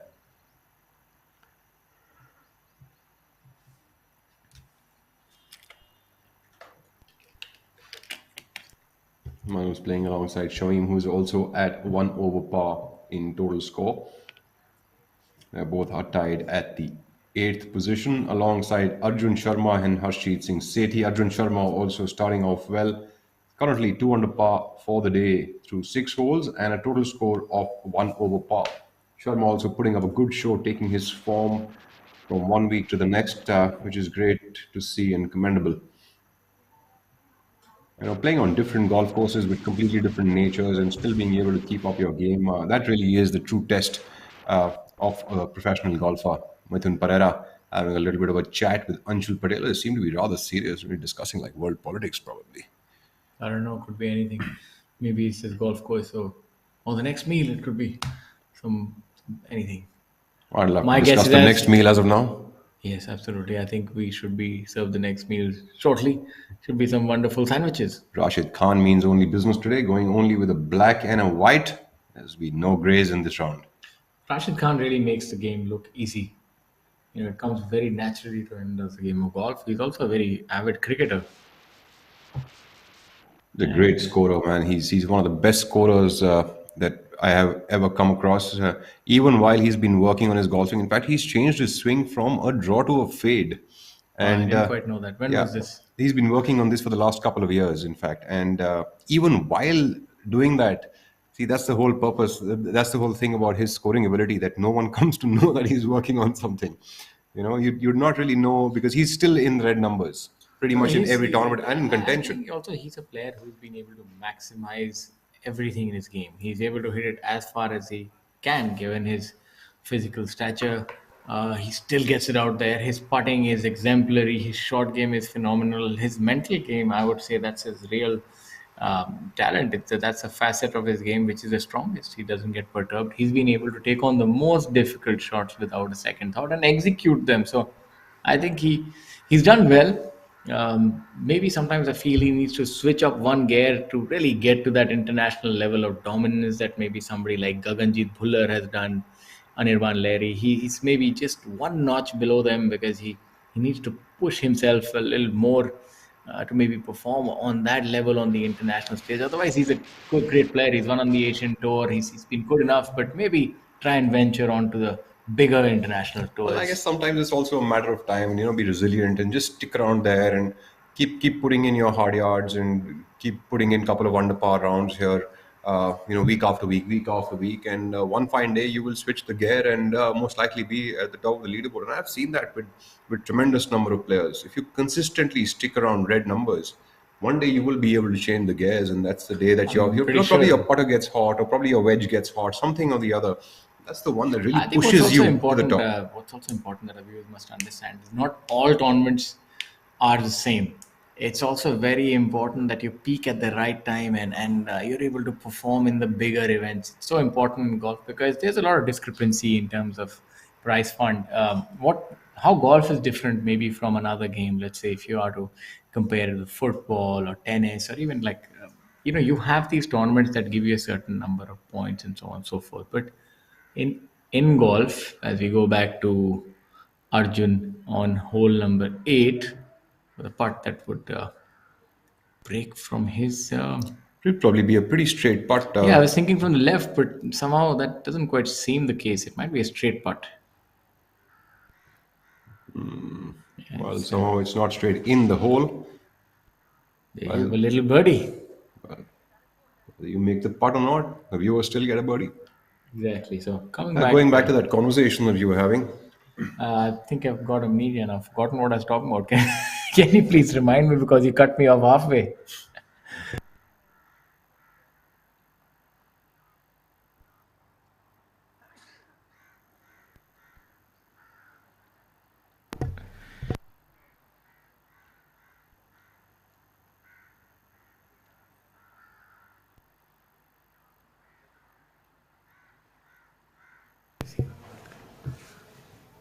as we look at one of the young stars up and coming, Harshit Singh Sethi, coming after a recent junior Coming and back amateur to career. our discussion, I was saying that if you compare it with other games, uh, there's a lot of discrepancy week in week out. Now you can have a tournament with a prize fund of, let's say, on the PGTI 30 lakh, and you can also go up all the way up to 3 crore on the PGTI. Like we are going to have a few tournaments this year, so it also depends where you click, because the order of merit is formed on the basis of the money you win on the tour that you're playing.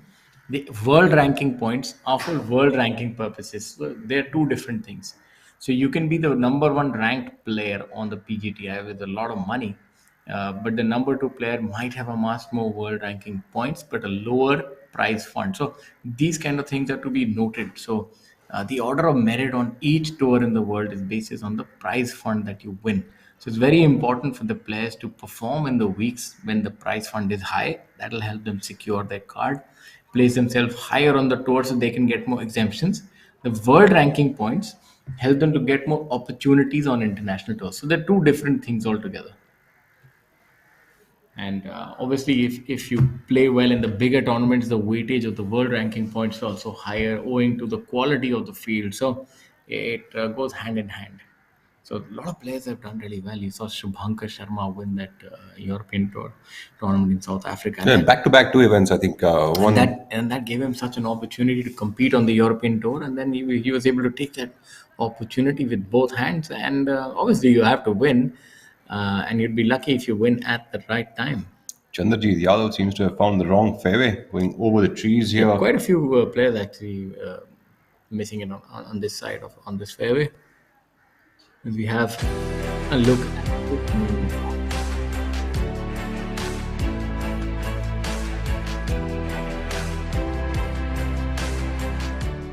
This course was designed by late Colonel K.D. Baga.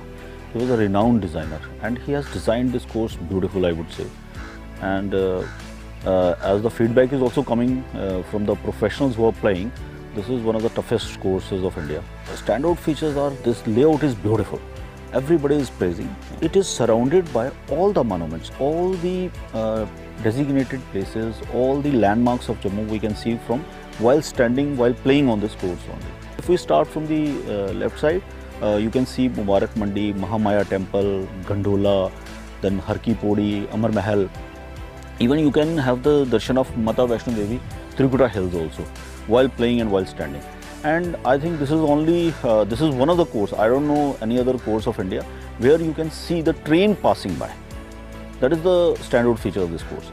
And moreover, as I have said, this is the toughest course. We have some view, very different kind of hole. Our hole number 3 is dog leg, and one of the toughest, it's stroke 3 we have rated it. 9th is very tough, which is stroke 1. Our 12th hole is very narrow, surrounded by forest trees on both the sides. It's a very narrow fairway, which we have rated stroke 2.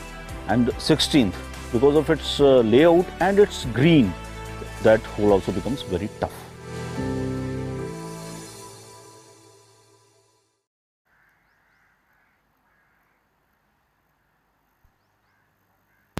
So there we have it. Golf is not a game of good shots, but golf is a game of bad shots. That basically means that Shaurya is pretty happy, and so am I, that we are playing golf because we we've can done it hit the right way. enough bad shots. We have a look at Vishal Singh. Vishal Singh from Jaipur, you've seen him after a long, long time. Has been on tour for a long while.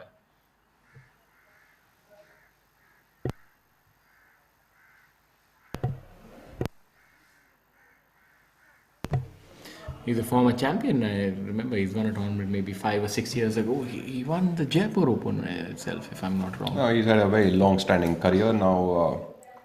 Doesn't play 100% of the tour. I think Plays a also little bit he's of it now.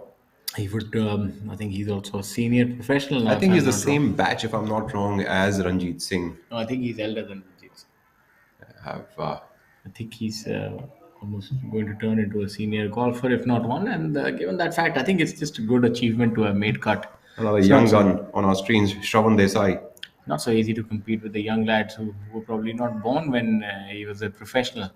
And to see them belting the ball 50 yards by you and still competing, I think that's a testament in itself. So I think the game has evolved a lot, in terms of technology, fitness, and exposure. In fact, I think one of the greatest things that has happened is internet. And now you'd wonder as to how internet helps golf. It's because you get adept with what is happening in the rest of the world due to the internet, and for you to that's why adapt into what is happening in the Western world, and to take those things and imbibe that in your own athletic career becomes easier. While earlier, this kind of a know-how wasn't really available, be it in terms of fitness, diet, or equipment.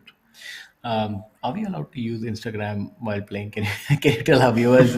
You want to elaborate a little more and tell us about the telephone usage policy while you're playing a tournament, because you're out there for almost the better part of 5 hours on days like this and all on a grueling golf course like this with the conditions as inclement weather. It can actually stretch up to 5.5 hours. So, what is the policy as far as usage of telephone is concerned during tournament play? Please tell us. Oh, wise one.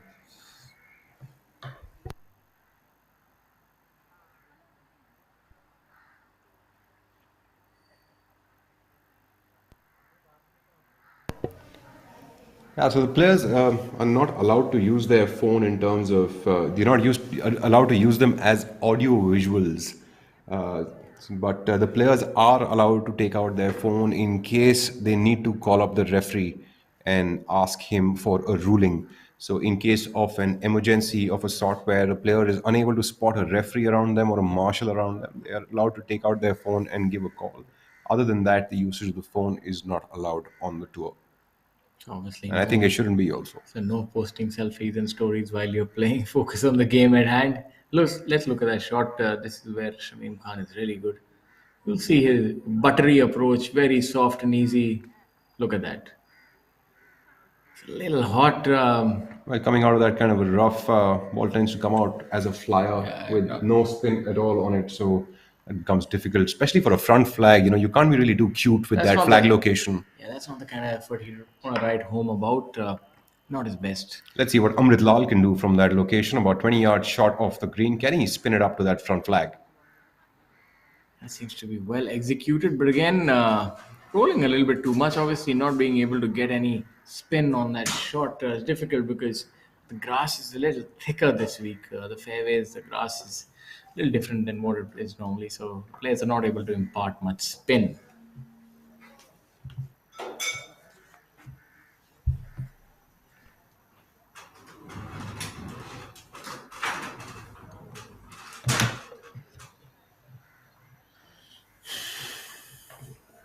Amrit Lal currently playing to even par for the day and even par for the tournament. Manu Gandas at 2 under par for the day and even par for the tournament, taking himself up to a tie for sixth. And Shamim Khan 1 under par for the day. So all the three players in this group are currently tied at sixth position, along with Bangladeshi Jamal Hussain Mola.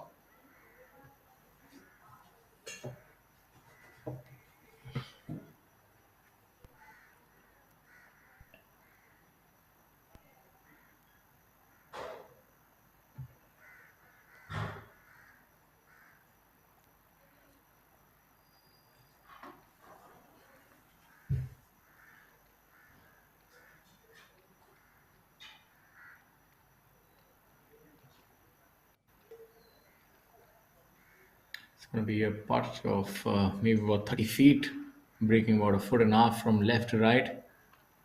If he can get the speed right, I don't put it beyond him to hold this putt. Absolutely. I think any putt is kind of holeable, but I think But there's some the putts which greens a little bit, they're a little bit on the slower side, so he's controlling walking. that line becomes a little He's, tough. he's he's walking on his own line, and that is something which will impede on his own. Maybe he just forgot about that. Normally, what you try and keep your line in a good shape, and No, just like his caddy just jumped over the line. yeah, In sometimes fact, you forget, and you can cause spike marks in your own line, and that will impede on your putt. So or maybe obviously, he just knows about his line a little better than we know about his line. maybe his line is further from the left, and it'll break a little more than we anticipated too. But I have a feeling he might just make this putt. He's given it Look a for good this whack. to break to the right. Not a bad effort, just leaving it short. I'll The take green one. just slowed down a little more after that drizzle.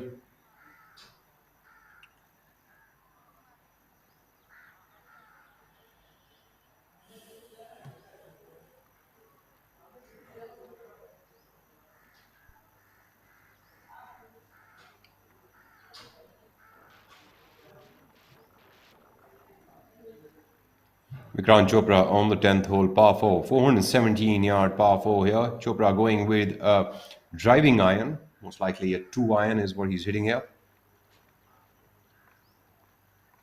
Playing alongside Harinder Gupta from Chandigarh. Manu Gandas getting ready for his own putt on the 8th hole.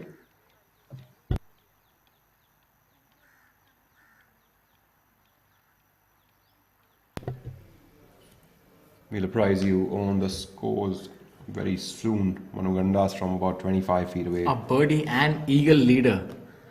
Rarely do you see a player leading on both those categories. It shows you he doesn't quite seem like an aggressive player, so as to speak, because of his even-keeled demeanor. I think where he's able to separate himself is his ability. He's always in the fairway beyond 300 yards, 310, 315. Good putter. So that obviously will eventually lead to more birdies and eagles. Manu Gandas going with a good approach. Oh, just about missing the hole there. Manu with a superb putt.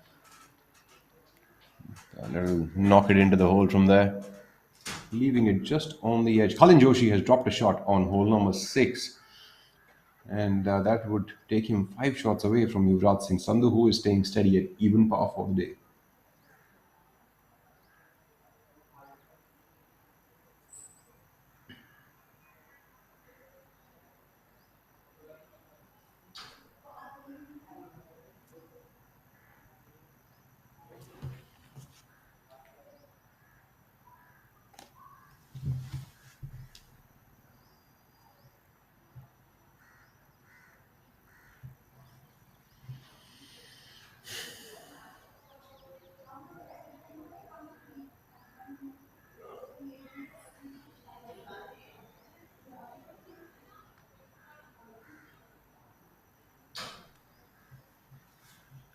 Amrit Lal putting for birdie.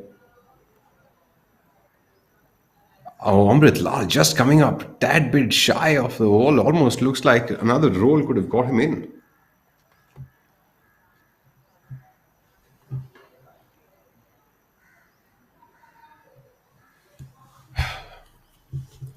And take a look at Shamim Khan now. Still has about 4.5 feet away from the hole for par. Neem's ball after that pitch shot, very unlike his abilities though. Just had too much of release on it coming from that rough. Let's look at what the leader group is up to. 12 under. Yuvraj Singh Sandhu leading the way. And Khalin Joshi at 7 under par. Mohammad Azar going solo at 3rd position, 4 under par. Machine Khan never missing those par putts.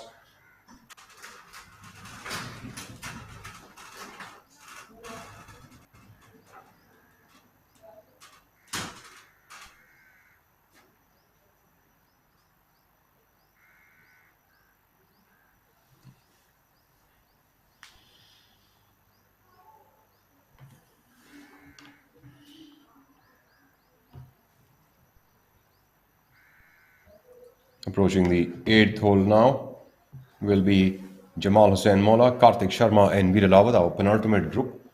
Ladies and gentlemen, you're watching the J&K Open Pgti J&K Open at the Jammu Tawi Golf Club. And this is the last and final round of this week's tournament. The prize purse this week is 40 lakh rupees. Tour partners of the Pgti are American Express, Incredible India, Electro Plus, Tata Steel, Rolex, Golf Plus Monthly, Athletic Drive, and of course, Tata Steel. Back to the action. There we have Arjun Sharma.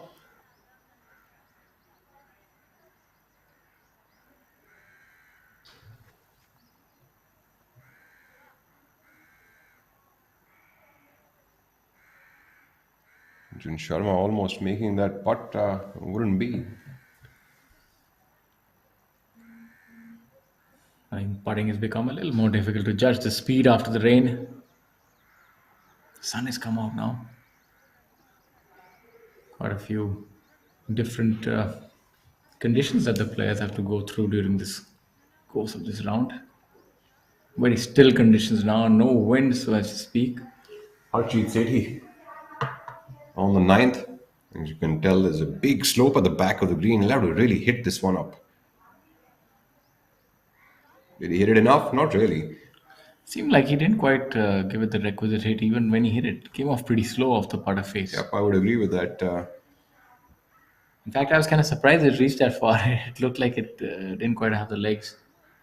Hole number 9 is a long par 4, 479 yards.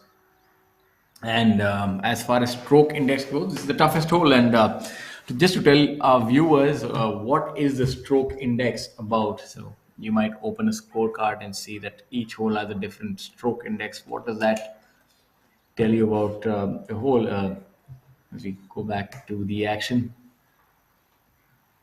Marimuthu on the 9th. So the stroke index is actually the degree of difficulty of that hole in comparison to the other holes. And obviously the committee of a certain golf course, seeing how players play on that hole, the average scores over the years, and the rating.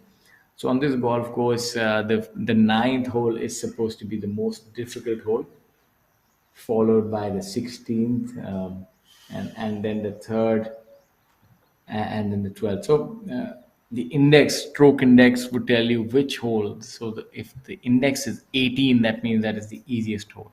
And it also tells you if a professional who's a 0 handicapper is playing with an 18 handicapper in a friendly game, and if they are to equalize, level the playing field, then the professional will give the person 18 shots. So those numbers will signify if you're a 9 handicapper, you'll only get till index 9. So that's what it's used for. It's more for a recreational purpose, because in professional golf, everybody's off a level playing field. There are no strokes or so on and so forth.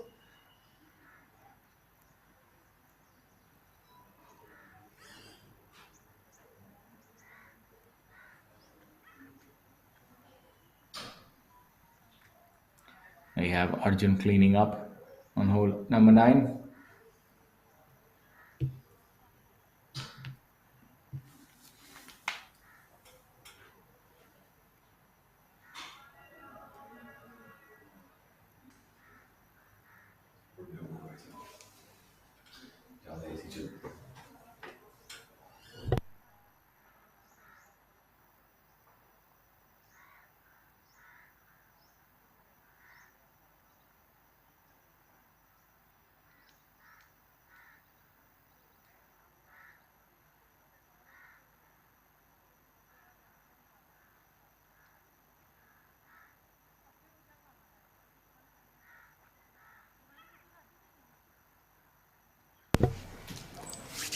Marimuthu are now on the 9th hole for birdie.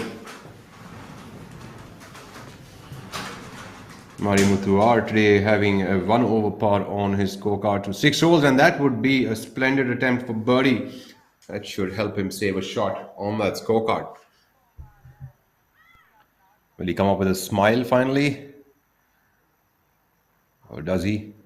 It definitely seems a little more relaxed after making that putt.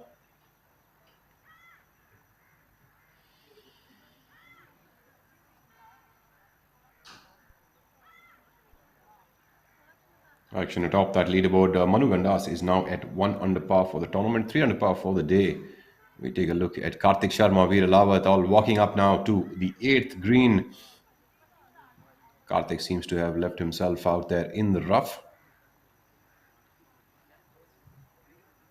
A bunch of yard short.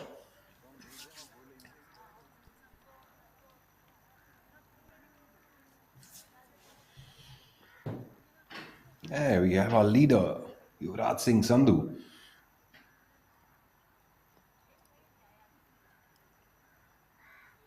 Yuvraj currently at 12 under par, has a 5-shot lead over Colin Joshi, Asian Tour winner. Does Yuvraj have enough pace on that? No, he doesn't. He'll be able to tap that one in on the 7th, save his par. That's a part of the golfing etiquettes because he might actually end up stepping in someone's line while tapping that putt in, so he elects to actually mark it instead of just go and tap it. Mohammad Azar playing to 2 under par today, 4 under par for the tournament, solo at 3rd position. Putting here from about 6 feet away.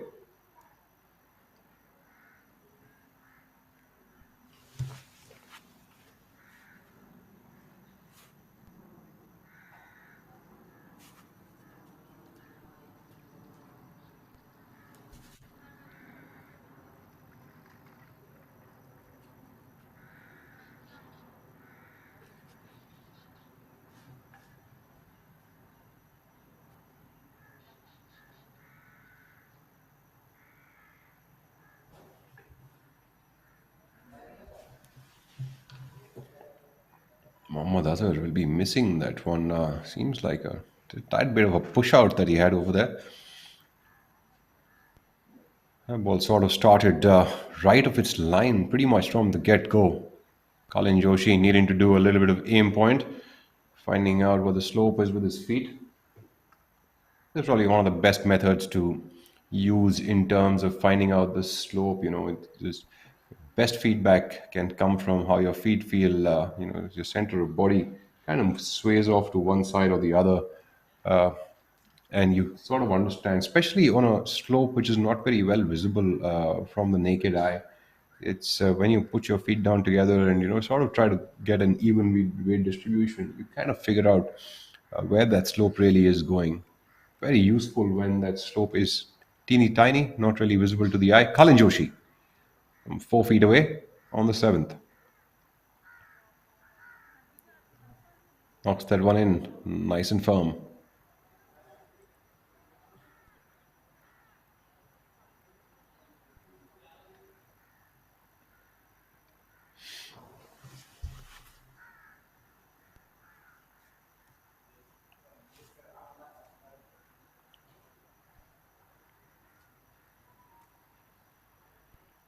Yuvraj now tapping it in, and there you had it, ladies and gentlemen. He would have stepped on Cullen's line, and that's the reason that he didn't tap it in earlier. It's just pure plain etiquettes of the game, and I think nothing better than our leader exhibiting that the right etiquettes and mannerisms are as important as having the right game.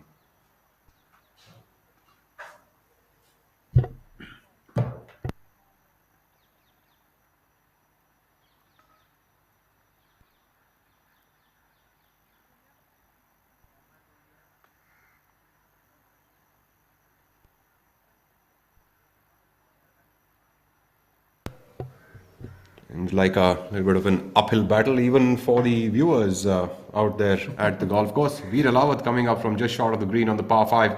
That should give him a good look at birdie now. That'll be an easy birdie for him.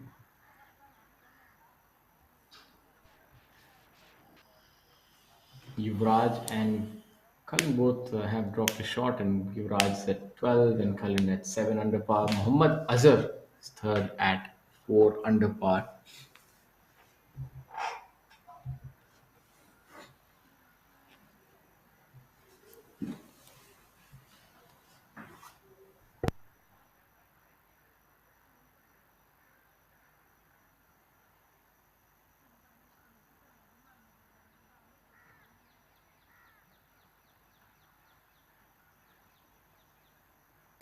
Karthik here on hole number 8.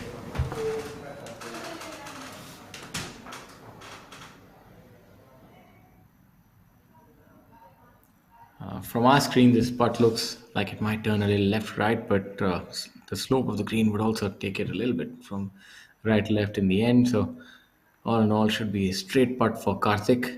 A little slow owing to the rain, would require a firm hit, and I think, yeah, just leaving it short.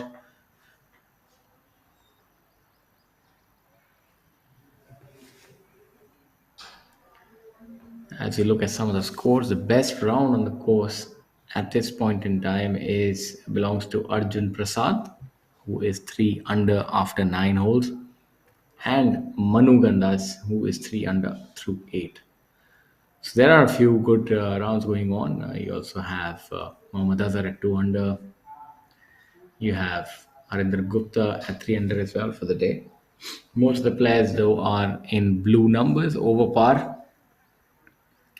as the golf course is getting more difficult on the final day. Currently, our leader for the J&K Open 2022 presented by J&K Tourism is Yuvraj Singh Sandhu, sitting at 12 under par, followed by Cullen Joshi, who's 5 shots adrift at 7 under par, and Mohammad Azar rounding up to make the top three. He's at 4 under par. Jamal Hussain from Bangladesh, who's on our screens right now, is currently at even par for the tournament. He would have got a good read on that putt by Karthik. Should look to make this one. Very adept at putting. Yes, makes that. So we'll make a birdie and move to 1 under for the tournament. Nicely done there. Now this should be a mere formality for Veer.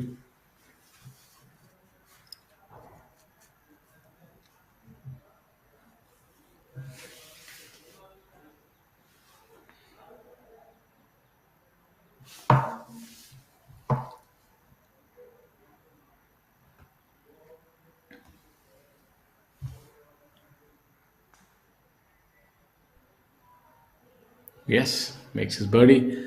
We'll move off to the next hole, and that putt would move him back to 2 under par, and that would move him to 10 shots off the leader.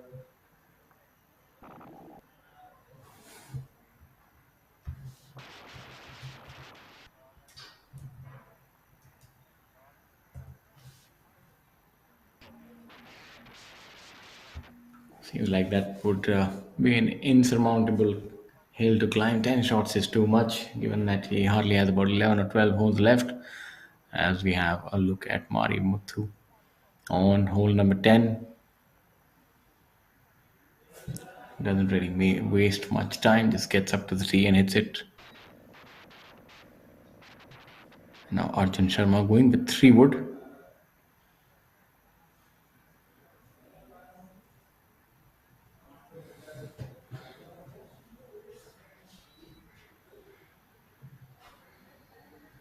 The 10th hole only 417 yards. Actually, this seems to be a rescue being used by Arjun. So very conservative approach here.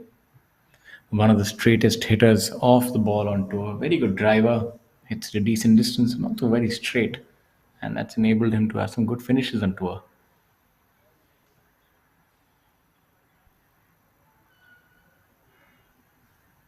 Seems to have missed that to the right.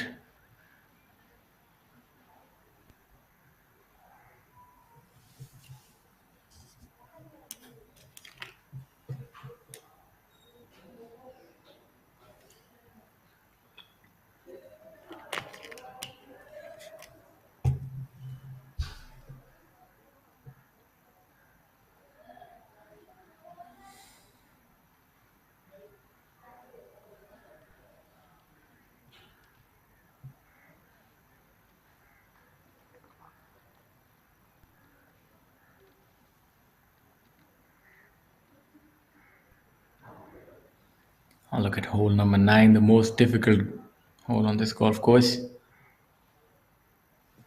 Manu there missing his putt. Not much break on these greens.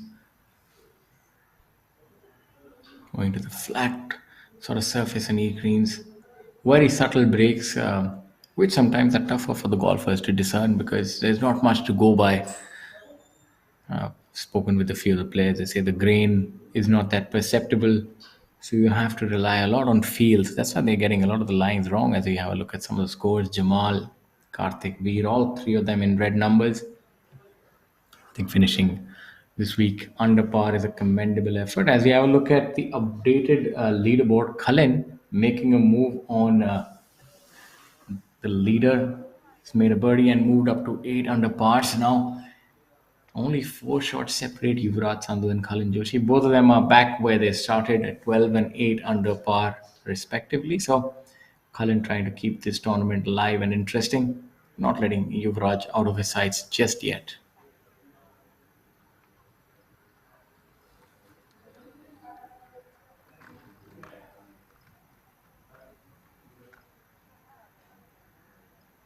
It's a good pot right there.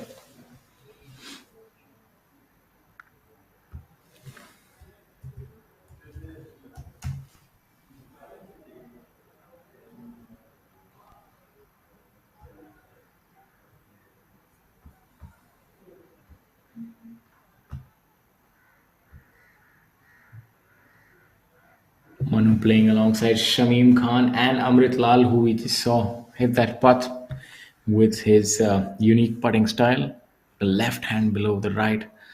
A lot of these players use that putting style to enable that the wrist doesn't move too much. The left wrist, they want to eliminate as much of the hinge as possible. So many different techniques of putting that we've witnessed as we go back to hole number 8. This should make for some interesting viewing. Both of these players, very long hitters, Yuvraj Sandhu and Kalin Joshi. This hole is measuring about 520 yards to the center of the green from the front of the tee. So maybe playing to about 510 yards today. And both of these players have the capability of hitting that driver to about, their good drives travel about 300 yards in the air, 310, and then roll out about 330, 340. So might only have 170, 180 yards to the green. So that could be anything from a 7 iron, most probably maybe a 6 iron, but most probably it's a 7 iron for these players.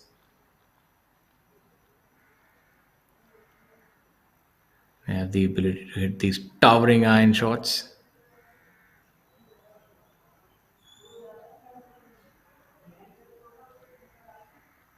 Yeah, that's a brilliant shot. Not too sure if he's chipped out or if that's his second. We'll soon find out. But that's a brilliant shot, nevertheless. Good thing about Yuvraj is he's always up to the challenge. He knows that Cullen is chasing him, and Cullen's not going to give up. Cullen is a player of a lot of pedigree, a champion on the Asian Tour, multiple time winner on the Pgti. So that makes it interesting for our viewers as well. You don't want a no contest. You want some competition happening. But these players have been so good on this very very difficult Jammu Tawi golf course. It's not yielded many birdies or good rounds, and that's resulted in a lot of the players being over par. At this moment, we only have 7 players who are at 1 under or better, and Yuvraj Sandhu holds a 4 shot lead. The top 2 players, Cullen and Yuvraj, separated from the third by 5 shots. So the first and the third are separated by 9 shots. A very rare sight on the PGTI. You see a lot of competition on the top half of the leaderboard, but this is the kind of golf course that errors are compounded. So you will see that players do separate over the course of 4 days. The scores tend to be more scattered.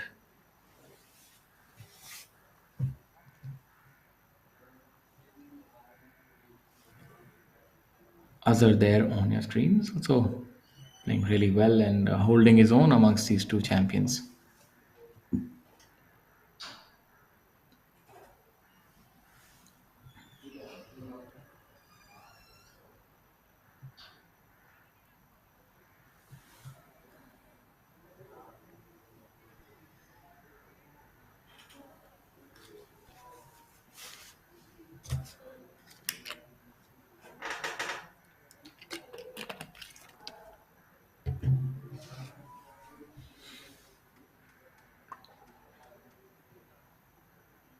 Seems to be in quite a spot of bother there, having missed the green to the left in the rough.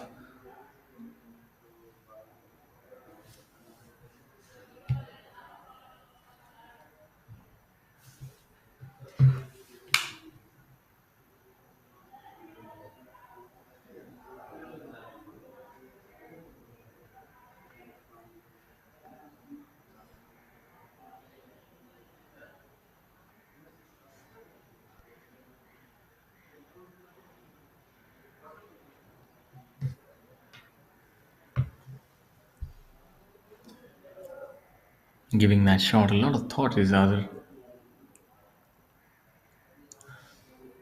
Should break a little to his left after it pitches on the green. He's done fairly well there, leaving himself about 5.5 feet for his birdie.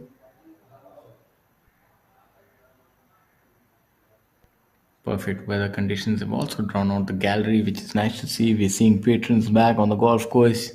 Hole number 8.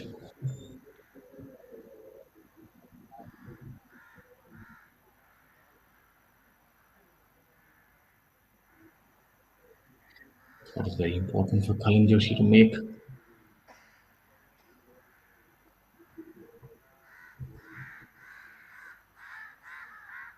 With 7 feet, looking from his right to left, the ideal line would be right edge. Speed is imperative, and his greens are slowing down.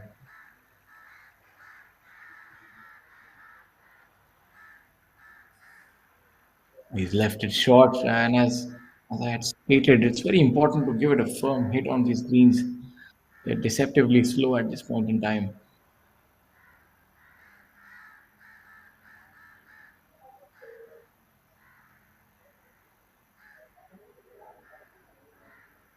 Azar would have benefited from that putt by Cullen. He would know both the speed and the line. Would be able to make this putt with much ease.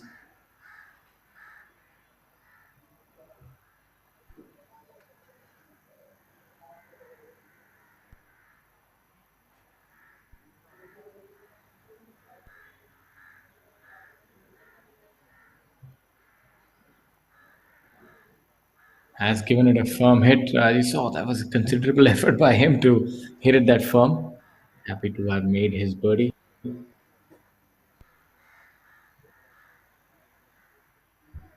For those of you who are just joining us, we'd like to tell you we're live at the J&K Open 2022 presented by J&K Tourism, being played at the Jammu Tawi Golf Course. It's the first time that the Pgti has come to this golf course, and it's been a pleasant surprise. Not so much for the players. It's proven to be a very, very difficult and challenging track for them. Only 7 players at this point in time are under par, one under or better. It's been a commendable test for these players. And Yuvraj Singh Sandhu currently leads the proceedings at 12 under par, followed, my apologies, at 13 under par. He's just made birdie on this hole, so he's opened a 5-shot lead. We have a look at the 18th hole. Very interesting flag position today. Behind that hazard, the 18th is a par 5 measuring 530 yards, one of the shorter that the players can actually reach into.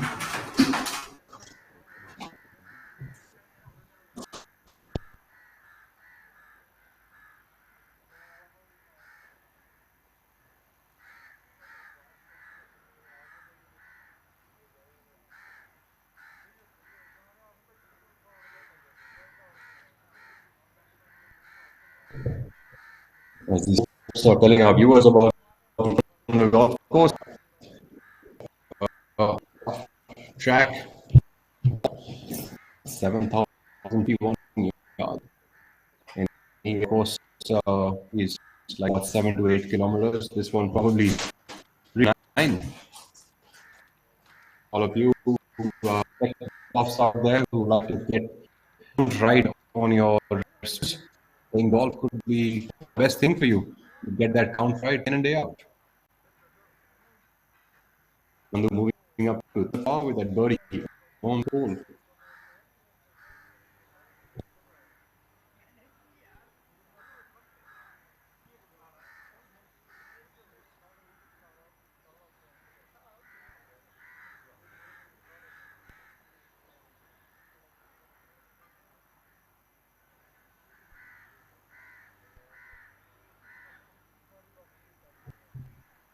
Yashas Chandra MS from Mysore.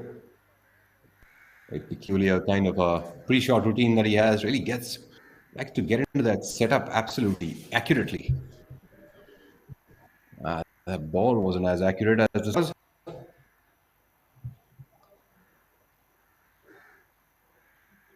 As I was mentioning earlier, one of the other players who's using pawns kind of shape on their putters. As one of those, looking at Kurush Hirji from Katanagar.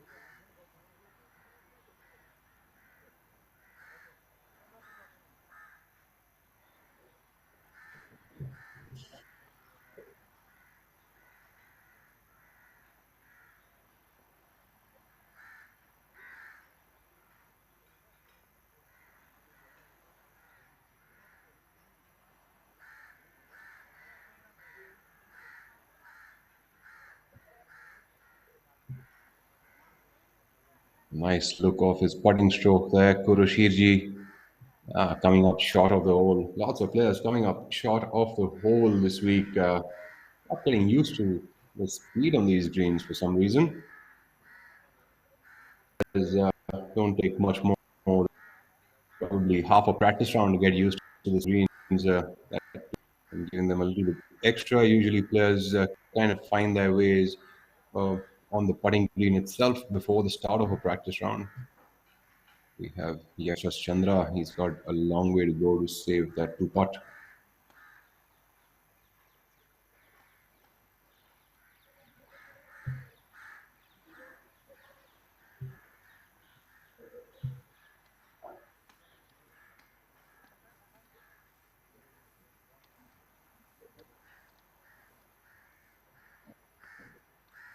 Chandra backing off, not very happy with that alignment.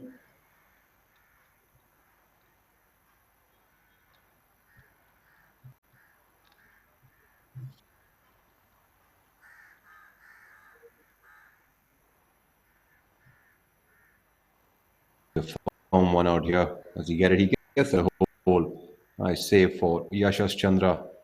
Not very happy with his first putt. You can tell from his body English. Those are your scorers on the golf course after every 3 holes. What your favorite players are doing out there on the golf course as the scoreboard is updated. You can also log into pgtofindia.com to keep an eye on all of the live scoring that goes about week after week. Veer Lawat, Jamal, Hussain, Mola on our screens now on hole number 9. That is our penultimate group of the day. Final round underway of the Pgti J&K Open 2022 at the Jammu Tawi Golf Course. Debut event at this venue.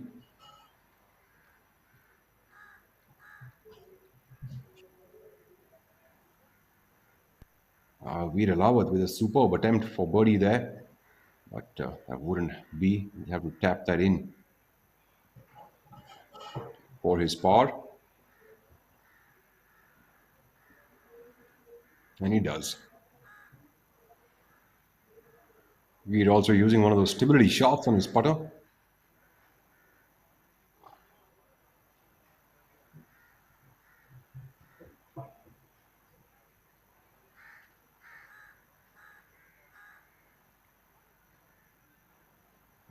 Jamal Hussain Mola about 3 feet away. These are the putts that the players need to be even more careful of because like make and break situations. Each of these putts is very important to keep that confidence alive. Just about catching the lip and dropping that one in.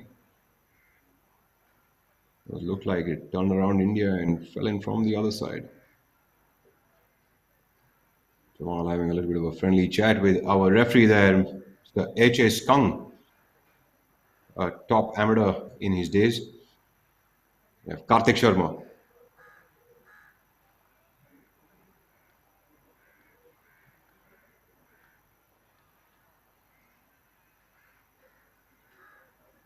Karthik with a very nice chip over there to save his up and down on the 9th.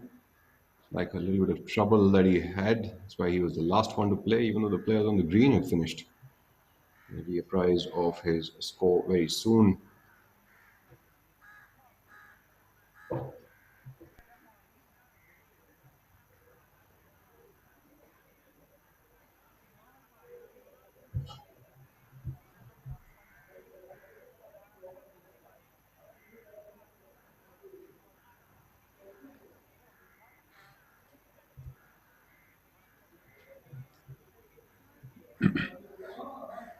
Karthik not wasting much of time over there, getting into that putt as soon as he could.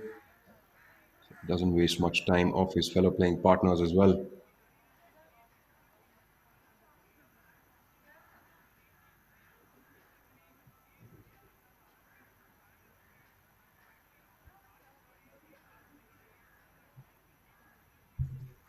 Mari Mutuar making an eagle on hole number 8 today. He won over through the front nine. Arjun Sharma dropping 2 shots for the 2 birdies that he picked up earlier on in the day has gone back to even par. Now at a tie for 12th position. Arjun Prasad dropped 3 shots on 9th and 10th, which has taken his campaign from top class 5 under to now a 2 under par. Karthik Sharma saving that one, moving on to the 10th.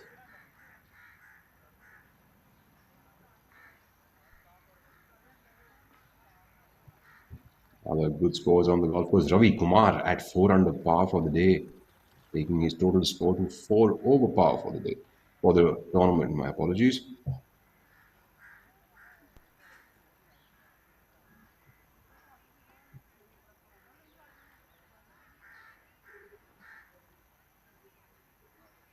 Harendra Gupta with a superb front nine, bogey free, 3 under par.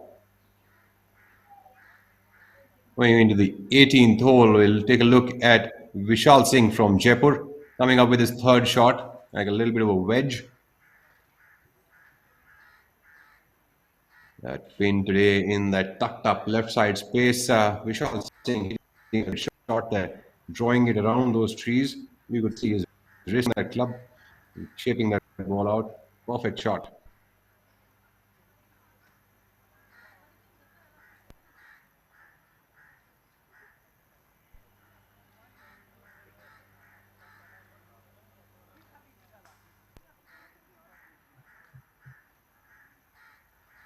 Yuvraj Singh Sandhu at 13 under par, 5 shots ahead of Kalin Joshi. Mohammad Azar at 4 under par.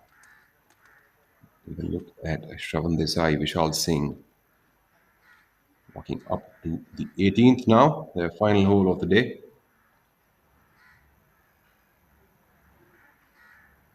My apologies, their 9th hole of the day. Although the final hole of the tournament,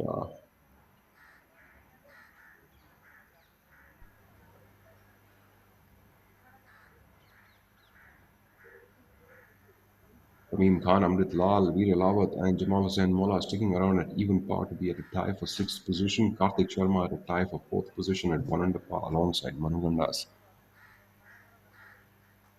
Seems like Shravan Desai has found the putting green on the 18th in 2 shots, the par 5.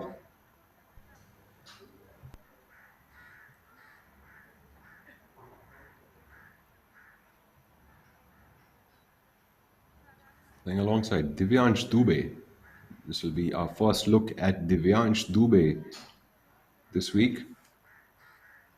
And probably our first look at him on the Pgti on our live telecast. We could also call this Divyansh's debut on live ABP Live.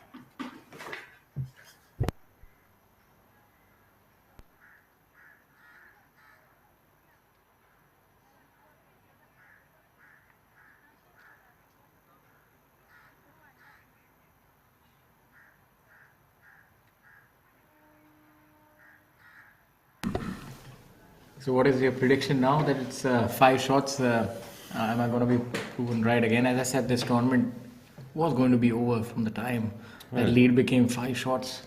I think by the way it's going, you're almost turning out to become a clairvoyant. Yes, I can see the future before it happens, but it shows you the standard caliber of golf that Yuvraj is able to show us almost on a week in, week out basis. Shravan Desai, as far as a full swing required for that putt, has he got enough pace on that? What a beautiful Fantastic putt by Shravan putt. Desai. Wow. Just missing it on the lower side.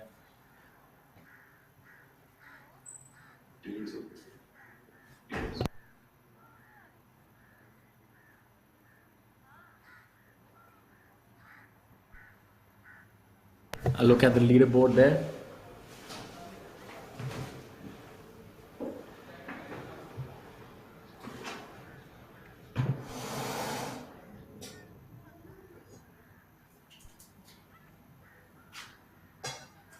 Very interesting flag pin position on the 18th.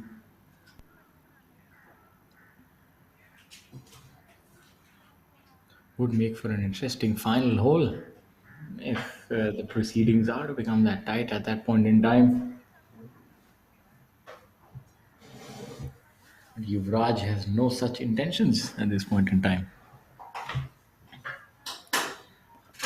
Coasting to victory, it seems.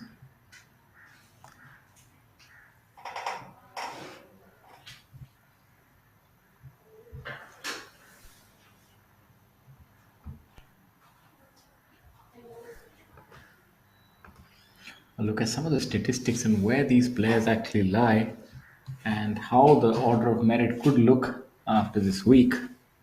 Currently, Yuvraj Singh trails Ajitesh Sandhu by approximately 12 lakh. So Yuvraj would still remain in second position even after the victory, but he would move up to 36 lakh. Manu Gandas at 27. Khalin Joshi is at 13 lakhs, so he would also make some strides upwards. M. Dharma Kshitij Navid at 14 lakh. It's a lot to play for. There are many tournaments lined up in this latter half now. A look at the schedule. And for our viewers, you can always head over to our site www.pgtofindia.com, and there you can get a treasure trove of information about the next tournament, the locations, the prize money, the statistics, and birdie leaders, and so on and so forth as we have a look at the 18th hole.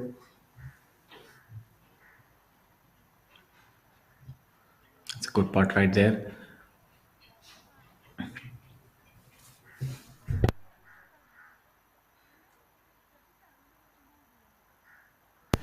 Seems to be a birdie by Divyansh there on the 18th hole. So tell you where the tour, this is the 16th tournament on the PGTI calendar year.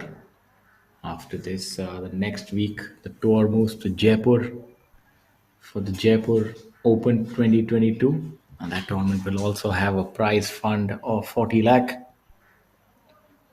Then the Kapil Dev Grand Thornton Invitational. That will be a tournament with a hefty prize fund of 1 crore. So you will see the stars descend as they have this week. We look at one star on our screen, Khalin Joshi, on the very difficult ninth hole, hitting his third shot, should be able to make his par. And then in October, we have a packed schedule. We have the Tata Steel PGTI Players Championship at Panchkula for 50 lakh. G. Milkha Singh Invitational presented by Take for 1.5 CR.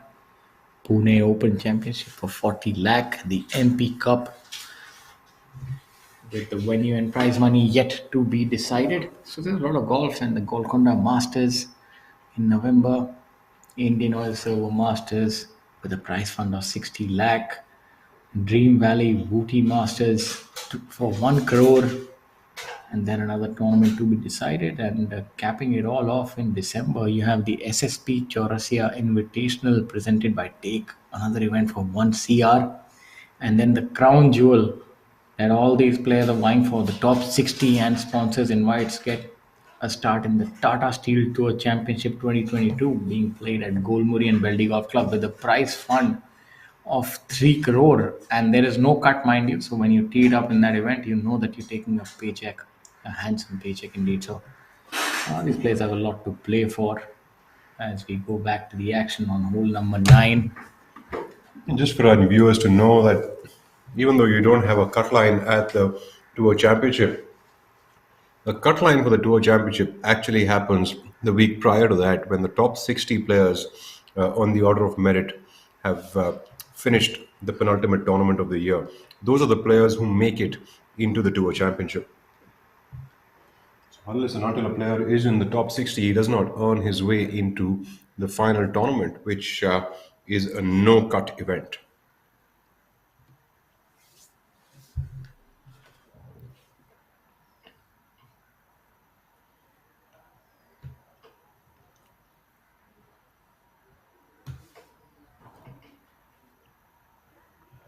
Khaled on the 9th hole, trying to make some inroads on Yuvraj Singh Sandhu.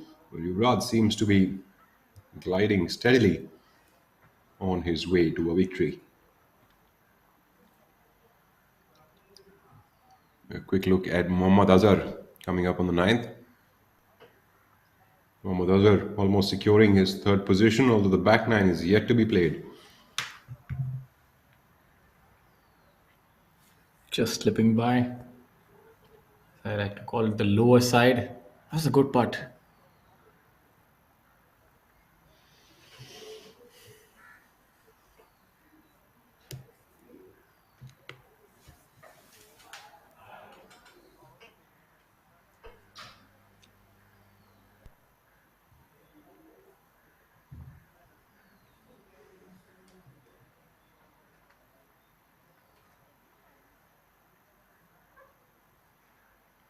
Cullen giving it that extra time on the short putts. Is not really having his best week with that flat stick. Should be able to make this. Fairly straightforward putt.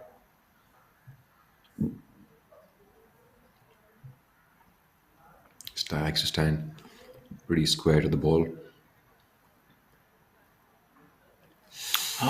Might have just That spent bobbled a too much little of bit, time on yeah. that putt, I think. Yes, That's kind of unlike him. He doesn't usually take that much of time. I think this is what he cannot do. Now it is a 6-shot lead, and ladies and gentlemen, I think it's all but done now.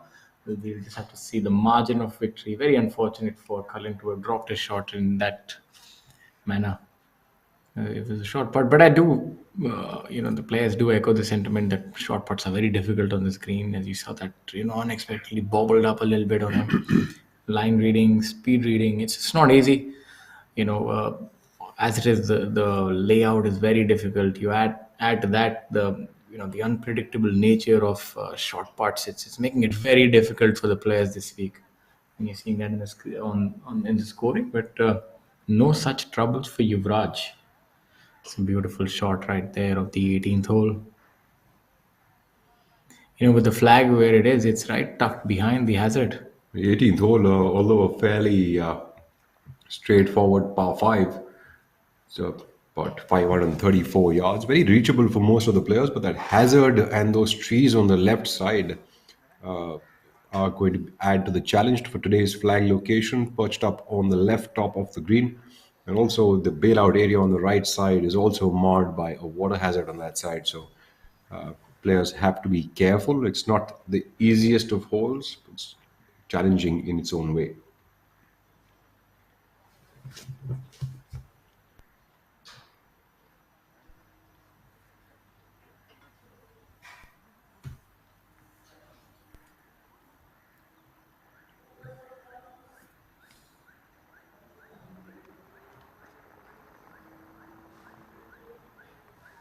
Cullen, I think he's maybe he can have a spectacular back nine. Well, you Trying never to, know.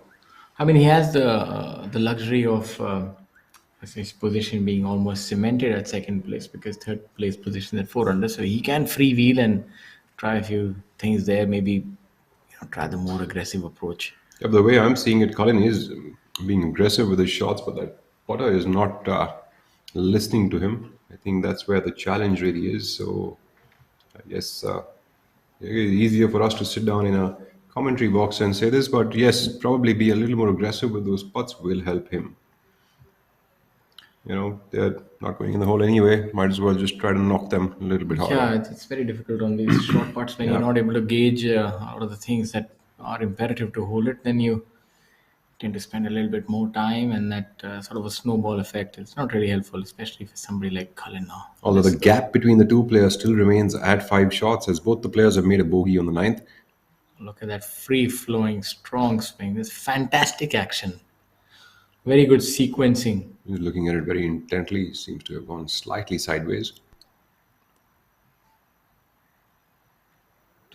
His golf swing is really a thing of beauty and power. See a very brilliant, bright future for both these players, Cullen and Yuvraj.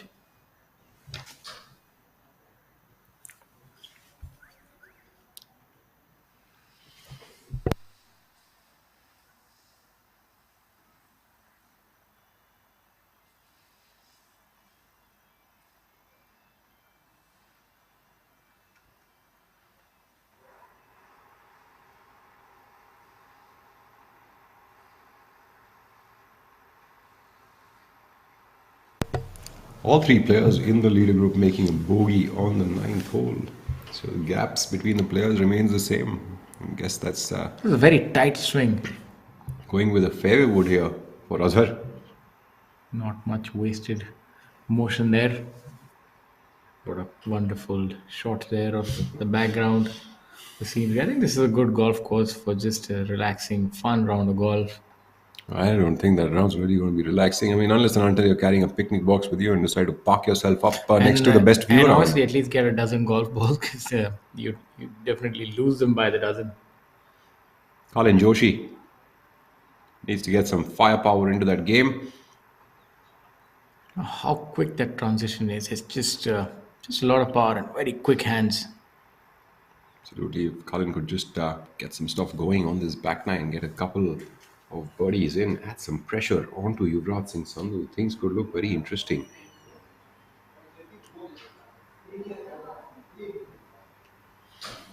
As they say in golf, it's never over till it's over. Nice to see also all the people of Jammu coming out and supporting the players, walking along.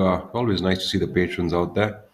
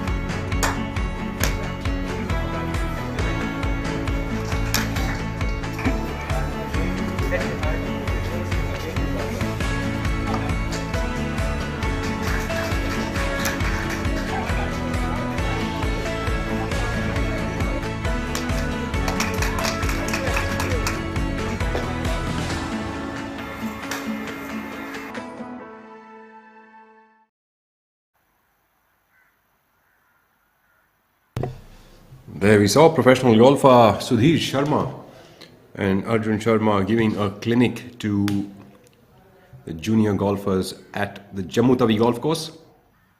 For all of you who are just about joining us, ladies and gentlemen, you're watching the Pgti J&K Open 2022. This is the final round of this tournament. Yuvraj Singh Sandhu from Chandigarh leads the way at 12 under par, and Kalin Joshi from Bangalore is following him at 7 under par. 5-shot cushion for Yuvraj, and Kalin has a 4-shot cushion on top of Mohammad Azar, who is currently perched upon the third spot. This tournament is supported and presented by J&K Tourism and Amazing Jammu. Prize purse of 40 lakhs on offer this week. Hospitality partner this week is Radisson Blue from Jammu. A big thanks also to all of the sponsors that come together to get professional golf to you in different cities to promote the sport of golf and to encourage professional golfers to put up their best foot forward and showcase their prowess and their skills across the country. The major sponsors that we have: Tata Steel, we have American Express, Amrutanjan, Fruitnik Plus, Rolex, Athletic Drive, and Golf Plus Monthly, and do not forget Incredible India. The purpose of J&K Tourism is to have golf courses like the Jammu Tawi golf course, which can involve golf tourism and get more people to come in and play golf at their picturesque golf courses. Some of them are the Gulmarg Golf Course, the Jammu Tawi Golf Course, Leader Valley Golf Course, and the Royal Springs, making 4 really good golf courses for a golfing holiday, if you may please, for one.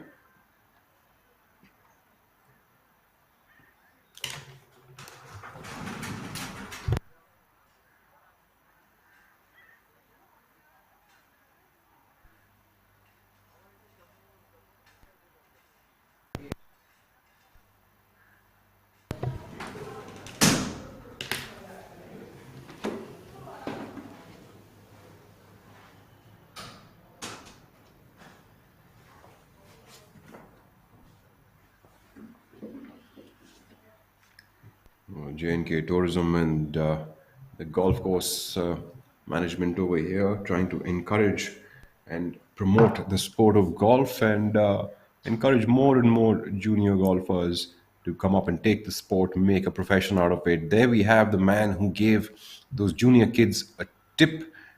That is Sudhir Sharma on the 17th tee box, 219-yard par 3.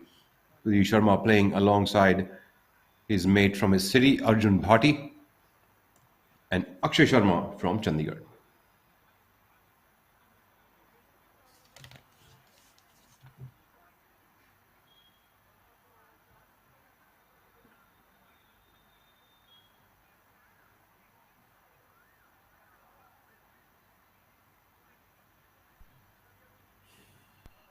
Next on the tee will be Akshay Sharma.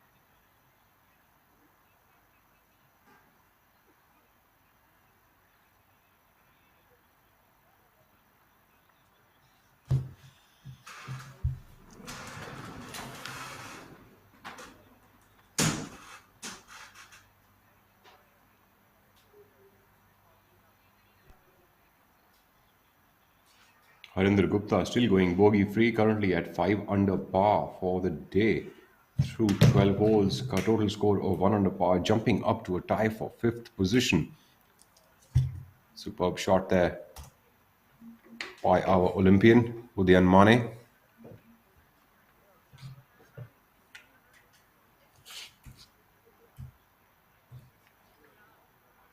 Udayan Mane currently at a score of 2 over par for the day and 8 over par for the tournament, tie for 28th position.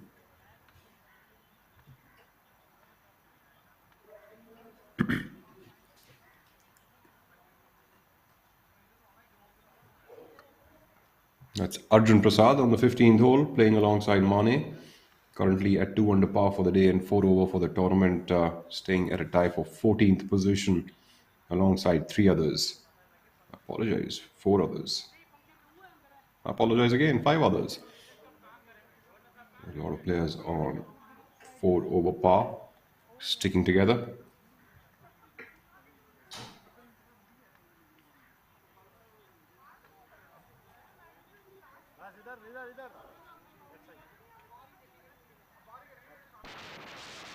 What a great shot by Arjun Prasad. One for the camera there. A sight for sore eyes. Brilliant shot. Seems to be a tap-in birdie.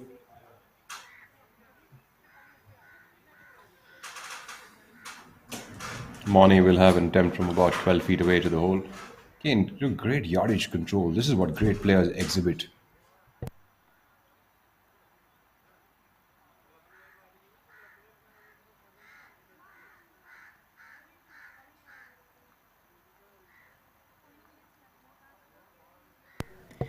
The 15th hole, one of the few holes where if you're able to hit a decent tee shot, you have a realistic shot at birdie. Players coming in with a sand wedge or maybe a pitching wedge.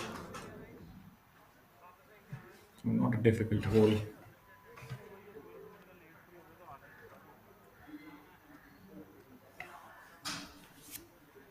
Another good looking shot there from their third playing partner. Playing partner Sachin Besoya. Sachin Besoya also a good golfer and has been pretty steady.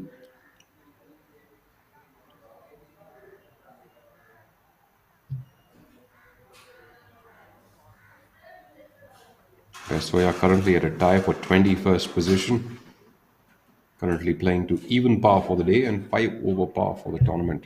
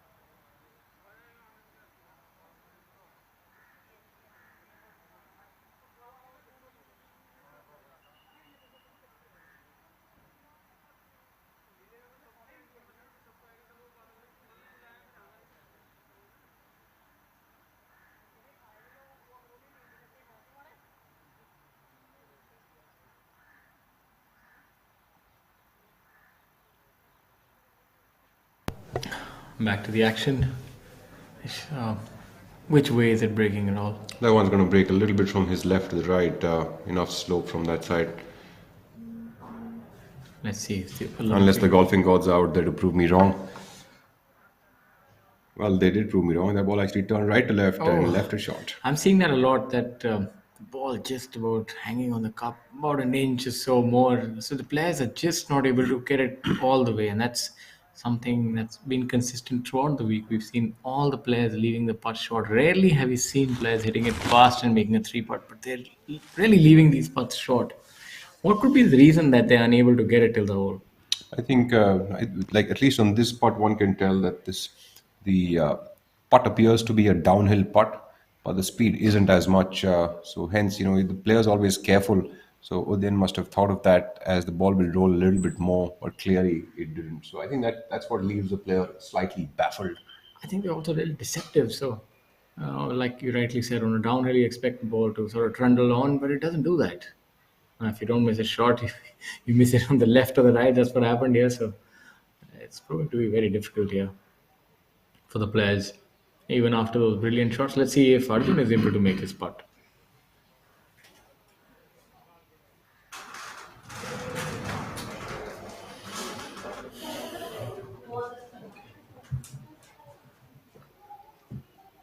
Arjun Prasad, all of 2.5, 3 feet straight uphill. Should Prasad be. making some inroads from yesterday's bad showing on the golf course for him. Bit of a struggle there. Currently at 2 under par. This putt will take him to 3 under par for the day. It's brilliant. But that's what's so unique about this game of golf. Now, Arjun Prasad probably had his worst round of the year yesterday. Absolutely. An 81 9 over par on this very difficult golf course. When it starts coming off the rails, it doesn't take much time for you to come undone on this golf course. But he's held his own. He's been strong, and he's 3 under par today. So that is, I think, a medal of a champion. You come back from defeat and adversity. It's not so easy to pick yourself, dust yourself off, and sort of get back on your horse and try again. But that's what he's doing, and that's a message that a lot of youngsters can take away. It's That's not always about how bad it is. You have to keep fighting. Maybe you could give us some motivation from the movie Rocky.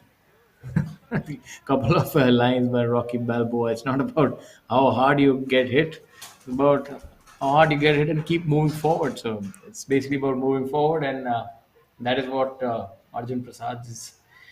That's the view that he's able to espouse, and more power to him. Let's hope he can make a few more birdies. And on that, you have Harinder Gupta, who's at 5 under par 12. So that new hairstyle, the mullet, is definitely doing a lot for him.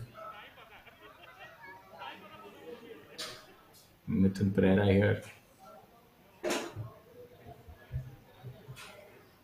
He really does have the Midas touch when it comes to anything within 100 yards. Makes golf look easy from that distance. If only he could somehow get more length of the tee. But that's what they say. You don't have all the aces up your sleeve. But let's see if he's got this one figured out.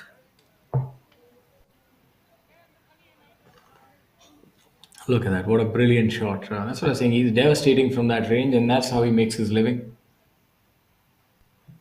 making the most of his talents. And here you have Anshul Patel coming out from the thick stuff. So this might jump a little when it pitches on the green, depending on how he catches it. Could be a flyer where there's a little bit of grass stuck between the ball and the blade of the club, and that's what causes it to go further than the player anticipates. And it's very difficult to control these shots. No way of knowing if it's going to come out hot or if it'll have the requisite yardage. So it's a little sort of case of hit and hope.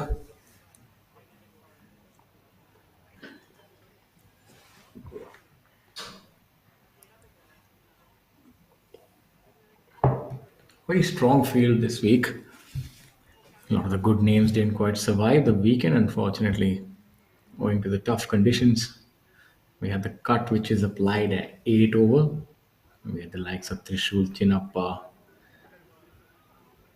We had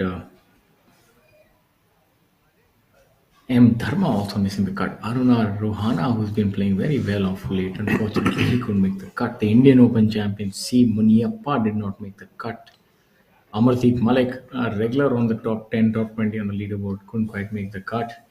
Gaurav Pratap Singh, also another very good player based out of Noida. Ankur Chadda, very good young player based out of Gurugram. He also didn't make the cut.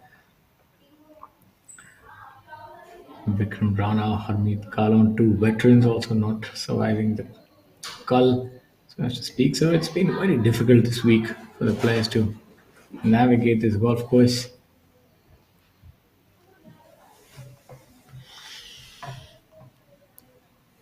It's Like the quite material of the a future. Fiber reinforced polymers that goes beyond steel. That is high on strength and corrosion resistance and is cost effective. A material that will be used in foot overbridges, the insides of railway compartments, and electric vehicles as also an infrastructure for smart cities. Tomorrow is shaped by imagination and steel. Tata Steel. We also make tomorrow. CO2 emission and makes this world a better place.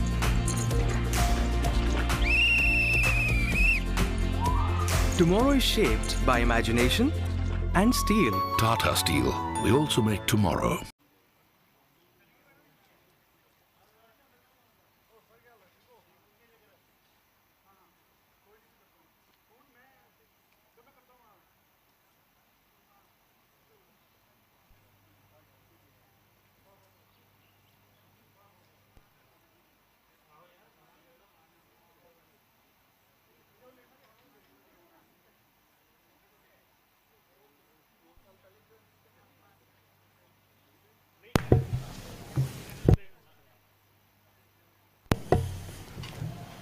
Fifteenth hole has a very interesting design, pretty straightforward in its looks, but the green is sort of perched up on the left side of the fairway. With while you're hitting from the tee box, you have to hit the ball towards the right side. And as we can tell, the playing partner along with Anshul Patel and Mithun Pereira, the third player, is stuck. His ball seems to have found the right rough. Needed a referee intervention there. So seems like it'll be a drop situation. Third player, Rashid Khan, seems to have got some trouble.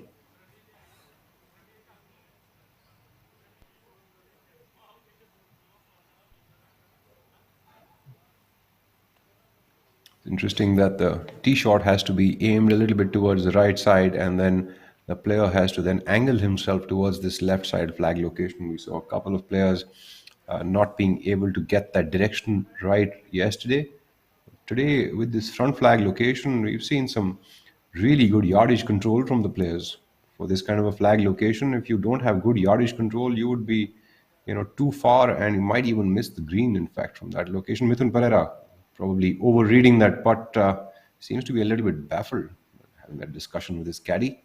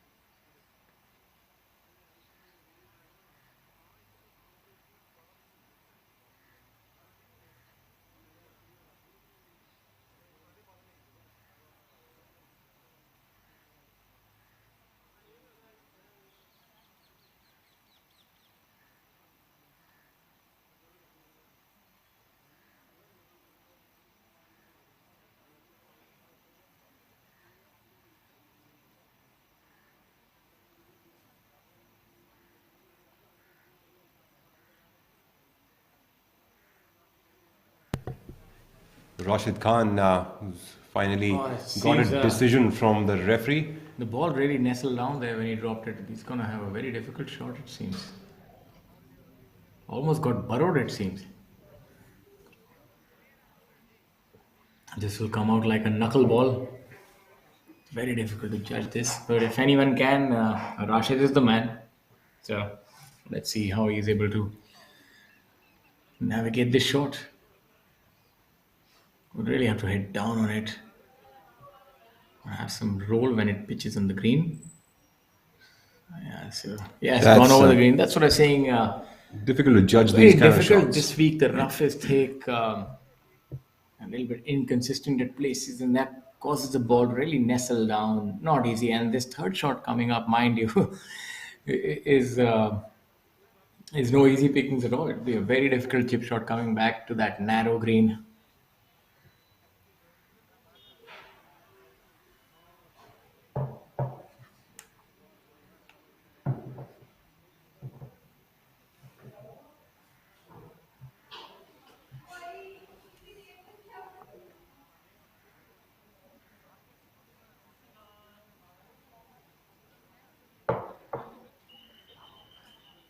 Let's see if Anshul is able to make that putt.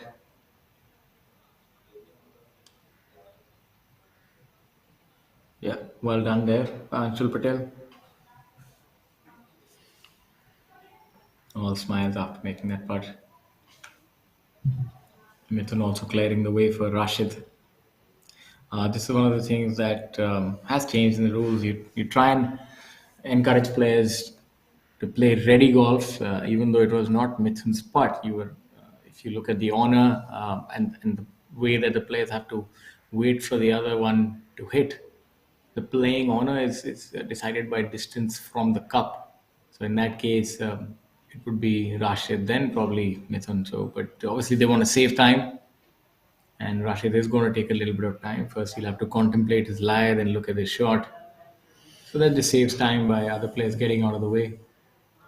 But Rashid, not one to take too much time. This is such a difficult shot, but seems he's already made up his mind. Well, you'll have to bump that into the ridge over there and then let it bounce up. There's almost no other way to hit that shot sitting on a downhill. He's done really well and made it look so easy. I think he hit that shot in all of 5 seconds. To be honest, I would have taken 3 trips to the flag, come back, sort of decide and get confused. But that's what it shows you. If you're ready, you know your trade, just stand up and hit. Fantastic shot by him. There would be some par if he were to able to make this one.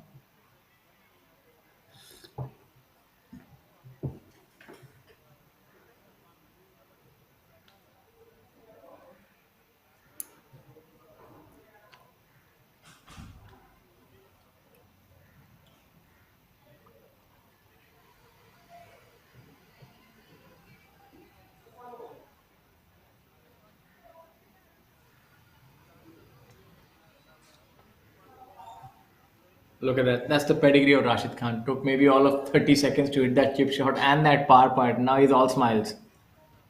And so is the rest of the group. As they say, form is temporary, class is permanent, and he has oodles of class, does Rashid Khan. What a good player. Scrambling is an extremely important part of the game after all.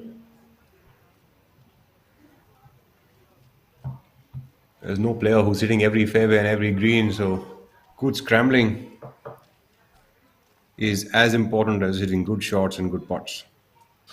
In Really fact, impressed by. in fact, in 2006, Tiger Woods actually was not the best ball striker in the world, but he was the best golfer in the world, and he was the best scrambler in statistics in the world. That's why he was the number one. So, you will see that some players become number one in ball striking, some number one in putting, and scrambling is that aspect that Tiger did really well.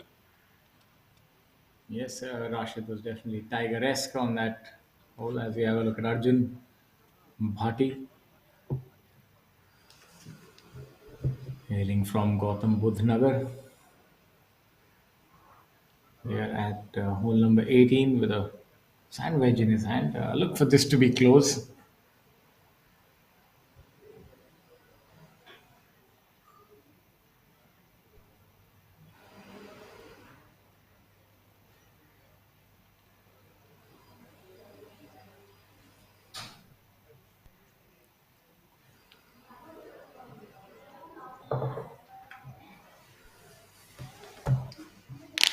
Very interesting flag pin position, enticing the players to go for it. The bunker and the hazard being the impediments to catch any errant shot. Now we go back to hole number 15. Vikrant Chopra visible on your screens.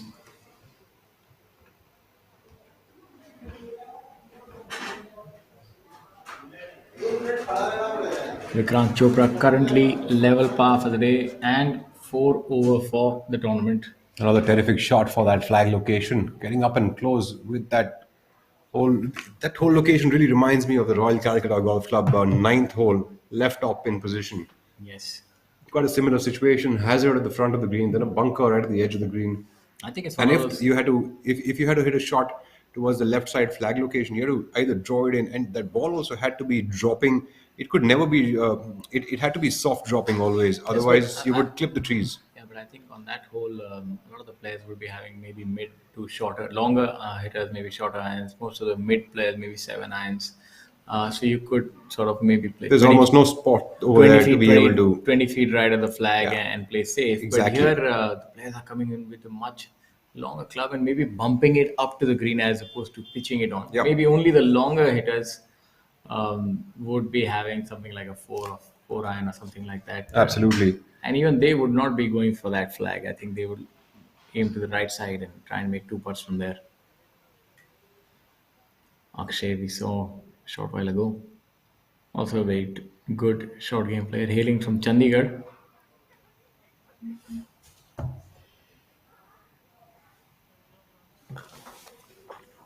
Rising through the ranks, one of the players who's really taken his game up a notch, has won a tournament also on the Pgti. Akshay Sharma.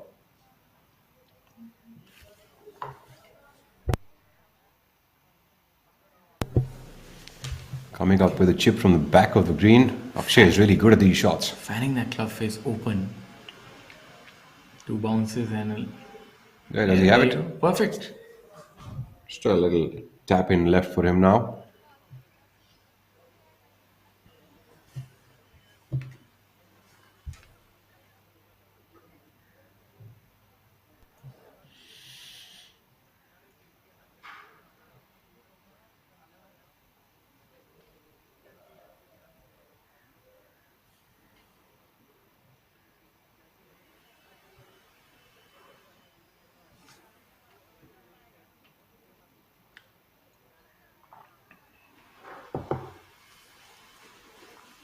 Arjun Bhati will be coming up next on the 18th.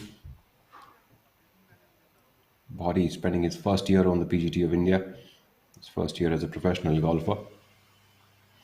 Bhati is currently at a score of 8 over par for the tournament, a tie for 27th position. City mate Sudhir Sharma had a tie for 23rd at 6 over par, currently playing to 1 under par on the final day.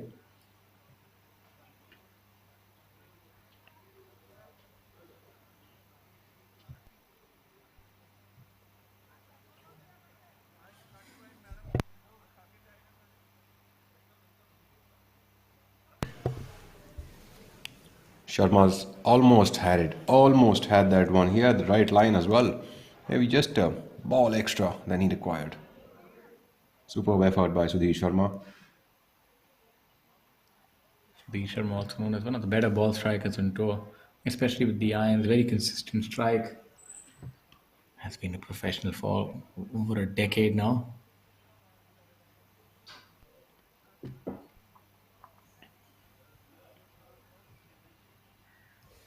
Just to understand how one turns professional for our viewers who are watching this channel and who are just joining us, I would also like to tell you that you with us live at the J&K Open 2022 presented by J&K Tourism. This is the 16th tournament on the Pgti. The Pgti is the Apex Professional Golf Tour in India. It's called the Professional Golf Tour of India. It's affiliated with other tours all over the world, and it also has world ranking points on offer. And for those of you who are curious, how does one turn into a professional golfer? Is a system similar to tennis or some other games like athletics where you turn professional? So there is a clear delineation, demarcation between professional and amateur golf. If an amateur is to turn professional, he has to go play the qualifying school. It's a tournament that is conducted by the Professional Golf Tour of India, normally in the month of January. You can send in your entries sometime after November, and this is open to all people in the world. Prior to COVID, we had players from all parts of the world competing. Now we start seeing some international participation again, and hopefully this year it'll be many folds more. Shankar Das seems to be Seems to have found some sort of trouble there on the right side. They're hitting a bunker shot from in there. As you can tell, there's stakes at the back. Shankar Das on the left side of the 15th hole, overshooting that shot. A difficult shot, to be fair. That green sort of going away from him, downhill from his perspective, vantage point. So that's okay. 25 feet, difficult shot. So coming back to that, so you can turn professional. There are about 45 to 50 spots where players get their cards and they get the right to play the next year. The top 60 at the end of a year get to keep their card. They do not need to play the qualifying school and they can play all the tournaments. And you higher your ranking, then you get exemptions into international tournaments that happen in India, like the co-sanctioned European Tour, Asian Tour tournaments. You can have the top 40, top 30, and in the most lucrative events, maybe the top 25 getting to play those kind of tournaments. So obviously, players do understand and recognize the importance of these tournaments and the points and prize money that they have on offer. As you have a look at Harinder, it's a great short game. Chips out a lot. Is able to make a lot of chip-ins from off the green. Almost doing so here again. Easy chip in for him. My apologies. Easy tap in from there. Vikrant Chopra.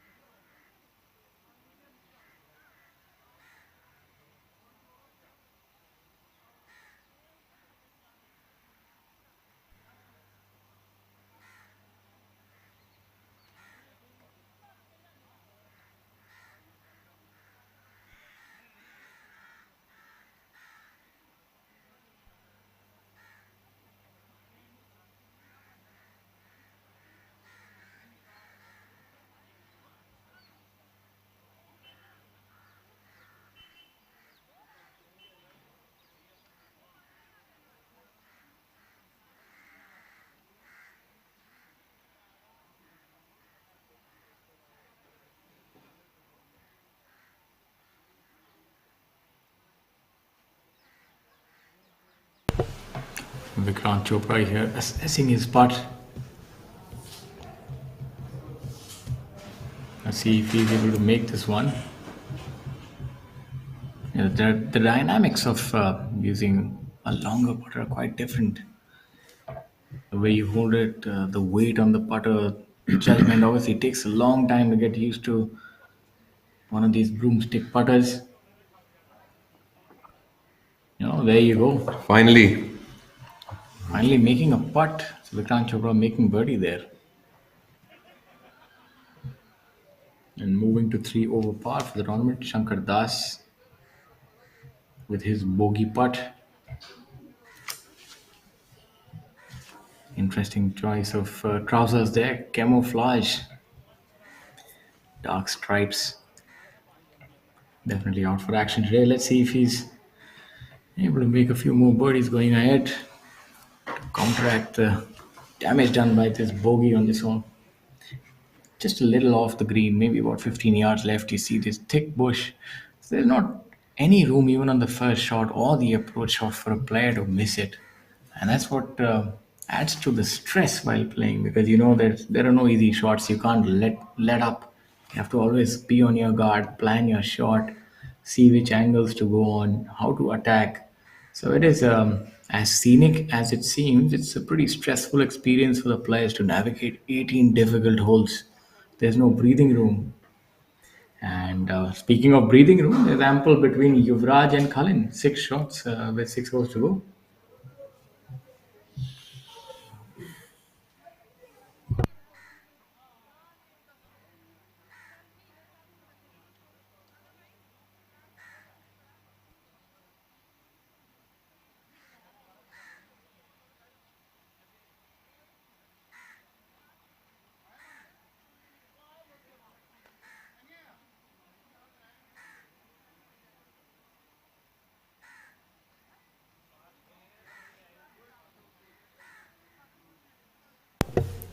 Chandrajit Yadav, is he going to be coming up straight up next to that flag location? Right after he gets that backswing right. It's a great camera angle. You will see the entire flight of the ball and see. Seems like it's a little bit right of the hole. Maybe he was going for a draw. Wind's also hitting off from the right side of that hole. We're seeing players lay up a little further behind today. I think yesterday the wind was downwind on this hole, and today it is right to left. Yes. So that, of course, is going to be playing a huge part. Mariram Sharma aligned away right. Coming out from the rough. Yeah, it's looking. He's trying to turn that over. Walking right behind it. Yes, I think he I took think he's closer to yesterday's flag location than yeah, but today's. I think that's smart play because he knows that left side is not somewhere that you want to be on the screen. Especially coming off that rough, I think that was a good decision because this way he gets more room on the green so that ball, even if it releases, he still stays on the putting surface. Exactly. Ranjit there Emerging. emerging from the trees. So Ranjit also seems to be safely on the green in two. Scenic. Ranjit had a tie for 16th position with a total score of 4 over par this week. Amrit Lal has dropped a few and gone down to 3 over par for the tournament. Arjun Prasad, Vikrant Chopra, Mari Muthu, Ravi Kumar and Amrit Lal all tied at 3 over par for 11th position. Harshit Singh Sethi at 1 over par, solo 10th. That could be his first top 10 on the Pgti. Yuvraj Singh Sandhu sailing in ease, 6 shots away from Kalin Joshi and 10 shots away from the next person, which is Mohammad Azar. Really, seems like he's on a different golf course altogether, and that all owing to yesterday's 8 birdies in 1 bogey round of 65.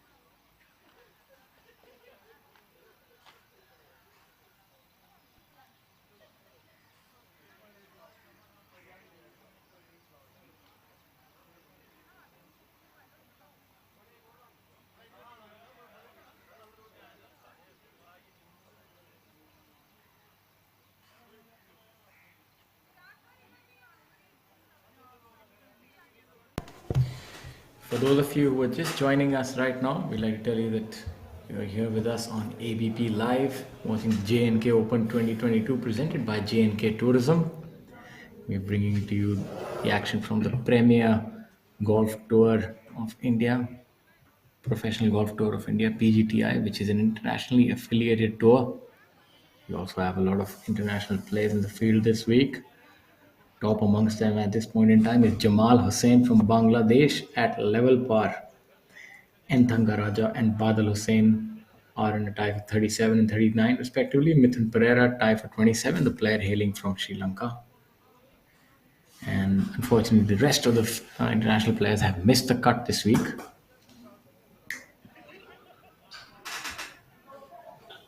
Your leader right now is Yuvraj Singh Sandhu at 13 under par. Second position, Kalin Joshi, 7 under par.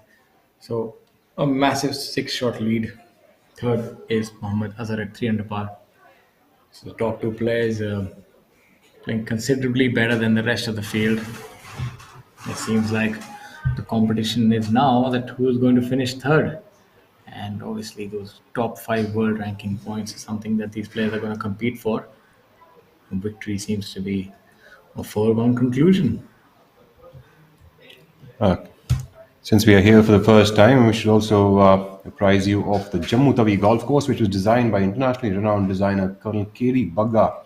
The course was commissioned on In April 2011, this picturesque golf course is located along the National Highway 1A, connecting Jammu to Srinagar in a valley along the river Tavi, surrounded by the Trikuta Hills. That's the hill where the famous shrine of Sri Mata Vaishno Devi is located. And of course, all of us Indians are very well known to that fact. Mahamaya Temple and Bahu Fort in the southeast of this location, historical Mubarak Mandi complex, Amar Mahal in the west, and Panj Pir Shrine in the northwest. Always located approximately 9 kilometers from the Jammu city center.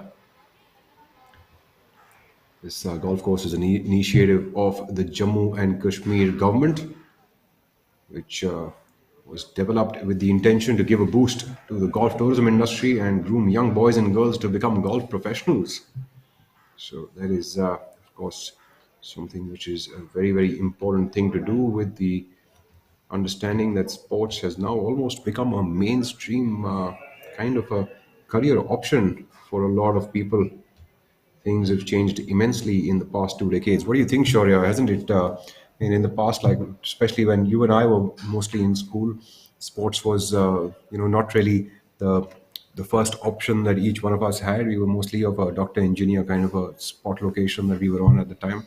But these days, things have really changed. Parents encouraging their children more and more to pick up sports, and also are happy if their kids want to take up sports as a profession. Things seem to have changed a lot. What do you think has owed to this kind of a shift in the thinking? Yes, I think you make a very valid point. There has been a shift over the last 5 to 7 years, and there has been a focus on sport, and especially a sport like golf. Is quite unique and very different from other team sports, because in this, your fate is in your own hand, and parents and even others see that as a career choice. Obviously, at the end of the day, the career choice, a lot of things boil down to the initiatives taken at higher, at the higher echelons of government and so on and so forth. So there has been a very concerted push by our honorable prime minister towards the Khelo Abhiyan, and that has resulted in more medals. Seeing sports getting coming to the forefront, whether it's the Commonwealth Games or the Olympics. You're seeing a lot of competition and actually competing and beating internationals. I mean, it could have never been thought, that you will win a gold medal in athletics, but that has also happened. So all those barriers and glass ceilings that were there are breaking. Now, what that does is a cascading effect. You see, parents now can see that if their ward is talented, if they have that kind of ability, then it is a career path that you can choose, because especially in golf, they're not just one player, and because of your fate being in your own hands, if you are good, as we see Arjun, What a great shot. he's definitely good, and his fate is in his hands. He can make that birdie. So Superb shot coming in from the rough. Good control on that yardage, and also made it stop. yeah, that's the kind of skill that you require. Going back to that conversation about the career choices. So as the economy opens up and expands, people try to see that there are diverse options. That yes, you can look beyond the conventional, and if somebody enjoys, at the end of the day, the adage: if you love what you do, it's not a job; it's a vocation, it's passion. So that is true for sport. It's a very enjoyable profession if you are talented and good. Obviously, it's a double-edged sword. If you don't play well, then there are options even then. But as the industry of sport grows, I feel that there's not just one thing. You don't have to just be a professional sportsman. You can be a nutritionist. You can be a coach. You can be a trainer, a manager. I think if you look at it worldwide, Oh, you're going to be a commentator. well, that's a vocation. So, so if I was to say that you look at football, the highest paying jobs are that of a manager. Obviously, the managers come from great pedigree, but so that kind of a change happens when sport is more highly recognized, and it's seen as a very alternate source of employment. And obviously, that boils down to the corporates and the oil companies, which do have a great role in this. Like I think both of us have been benefactors of that during our playing days. Oil companies and corporate houses, when they support you, then you don't need to worry too much about your livelihood. And I think the most important thing, to be honest with you, is acceptance in society as sport as a profession. The sacrifices sportsmen really, there's a lot of sacrifice in this line of work, especially professional sport is such a lonely road. If it's not working for you, you don't make a paycheck. It's not like every month you're getting a paycheck, so it's high pressure. you are risking your future. And if you have your family and other people who are with you, then obviously it can make everything a lot more sweeter. But as I profess, you don't always have to think of everything as a profession. Golf, especially golf, if you're good at it, you enjoy it, you can give it a shot. You can take a roll of the dice. If it doesn't work out, you can always do something else. You can just play golf for fun. And as Rahul pointed out, if you like talking, then you can just become a commentator. Mari Muthu coming up from that front bunker, pretty good shot there. Still would have about 8 feet uphill to save par. It's a lovely flag location there chosen by our tournament director today. Washed up on the left side with a little bit of a tabletopish green from the front and also going away at the back. The players have to be very accurate with their yardage control. Otherwise, they will be chipping it from this or that side of the green.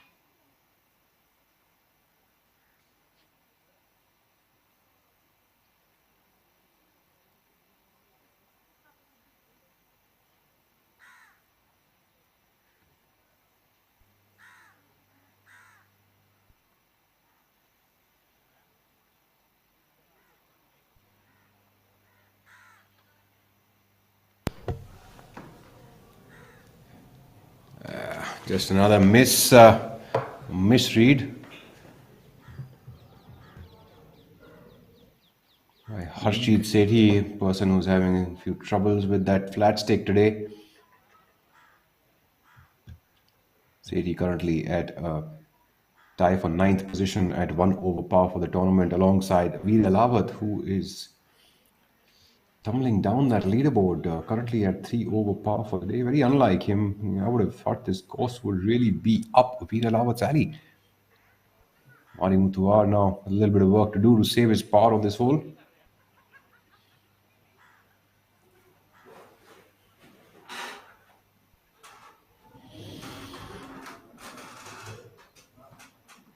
Another quick player. I really appreciate this about him, but that ball has drifted away towards the right side. Clearly didn't get the right line on that one. He knew it from get-go halfway through the ball and he got off it. There we have Udayan Mane coming in from the left side of the fairway on the 18th hole.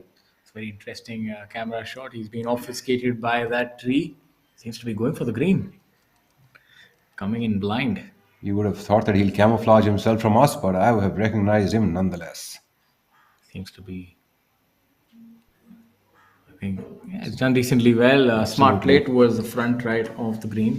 Superb shot there by Udayan. Still have a nice look at birdie with a chip putt opportunity from the front edge of the green.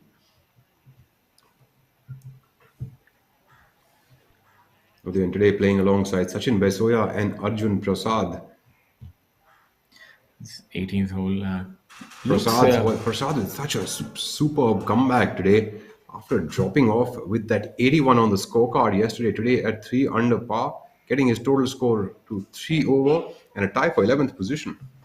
Yes. Taking another birdie over here, he could actually end up securing himself a top 10 this week, even after that 81 yesterday.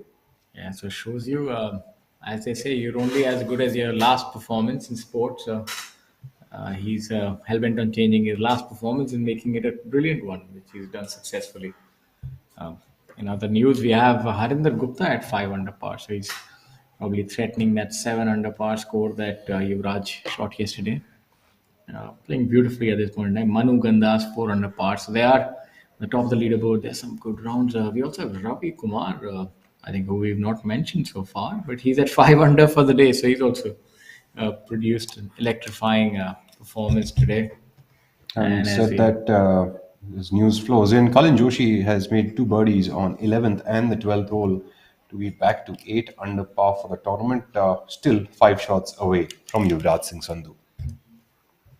5 shots with 6 holes to play. That's a tough one for sure. He'll probably try some of those tricks that Lee Trevino used to try on Jack Nicklaus. Put a plastic snake and And this is the maybe try some of that sportsmanship. Yeah, this is the kind of situation where one guy has to falter and the other guy has to play really well, and that's the only way the situation changes. Otherwise, it's going to be a tough one out there. Are you telling me a plastic snake won't help? I doubt it. Arjun Prasad now from the left side of the fairway. He seems to be here in 2 shots, and now hitting to that left side flag location. He has really put himself into a tough spot here. I think his best shot at this is probably going to be leave himself on the center of the green and get a 25 foot of a birdie. We try to overcook this one from a rough situation. Might just not get enough club on the ball. So I think you couldn't pick a more difficult spot to be on this hole. Blind view, flag pin position on the left, and he would be hoping to make birdie. So his decision making would determine the kind of outcome that he'll have. Seems to be going with a mid iron. Maybe fancy a low hook here, a hot sort of chaser that sort of pitches somewhere 50-yard short and runs up. yeah, that could be a good option. But the thing But with that's this tough thick to grass is control, that yeah. the club might get ruffled up in there, so you can't really overcook this one. Yes, you might end up chasing it into the hazard all the way. Yeah, so one has to be careful. It can end up staying too low and just stay under that tree and just stop there. Let's see what happens eventually. Seems like that cameraman is having a tough time following that ball. Seems to be okay where the camera is panning, so we'll just assume the ball is there. I guess that's a smart play by Arjun, leaving himself on the fat side of the green and probably try to make an up and down from there. Sachin Besoya. You mustn't body shame the green. I would say the healthier side of the green. So there we go. Lovely What a shot. brilliant shot. Sachin Besoya. He hits that draw really well. Coming in from the fairway, I think it's much easier to sort of shape that shot as well. His flag pin position can make things interesting if on the last hole there's only a shot or so separating the champion from the chaser, then that can be interesting. But at this point in time, Cullen would need to make a couple more birdies to reach that juncture.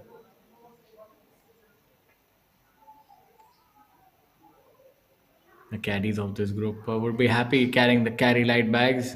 Seems to be that the heat does get a little oppressive with the humidity at times.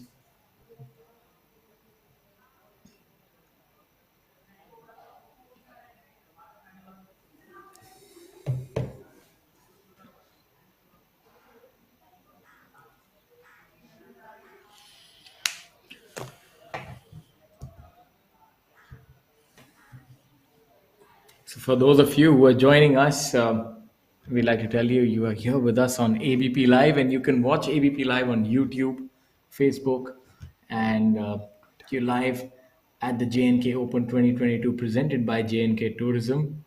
This is the 16th tournament on the calendar year for the Professional Golf Tour of India. This tournament boasts of a prize fund of 40 lakh, with over 6 lakh going to the champion. So there's a lot to play for. And on your screens is the Olympian Odian Mane. Odian trying to make an up and down here from the front of the green. His performances have tapered off after the Olympic Odian tournament. He's been a little inconsistent. Hussain started to struggle last year sometime with his golf swing, and he's been working on a lot of changes with his coach. So that is the thing that has been happening in his golfing life, and he is sort of almost on his way to make a comeback. I think it's also very difficult to replicate that kind of success that you taste, especially with the droves of players that are coming through each year. The young players, they tend to really push the experience a lot. And well, that's what we want as viewers, to see the best players in action each week. And there's no better place than the Professional Golf Tour of India and ABP Live. This is a match made in heaven. This is the first time that we've been able to bring you live golf, and this partnership that started last year between ABP Network and Professional Golf Tour of India.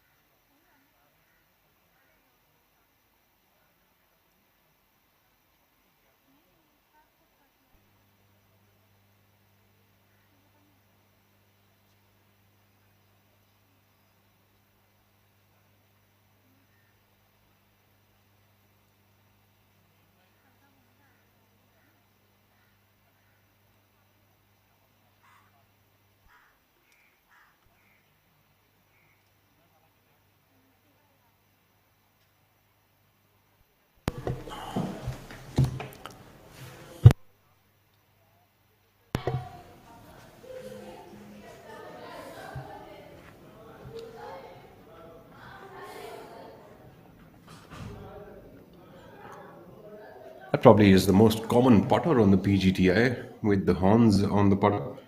It seems like the players probably get a good idea of their stroke or alignment, one or the two. I have really not seen any other putter being used so much.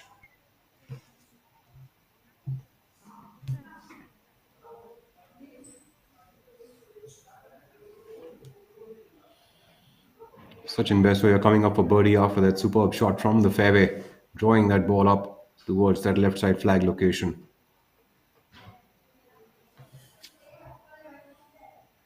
This putt will take Baiswaya from 16th spot to a tie for the 15th alongside Arjun Sharma.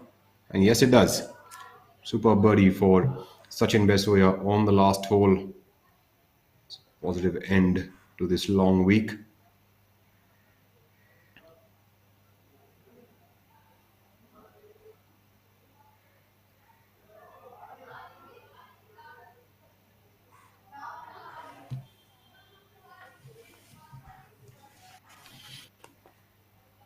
Mane now coming up for birdie after that chip. Still has quite a few feet to go. About 6 feet away, 6 or 7 feet away from the whole location.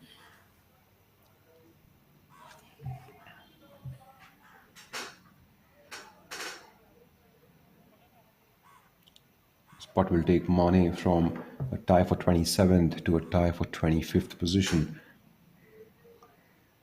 Each of these positions does play a part in what kind of a paycheck the player gets that week. So each shot counts in professional golf, as they say.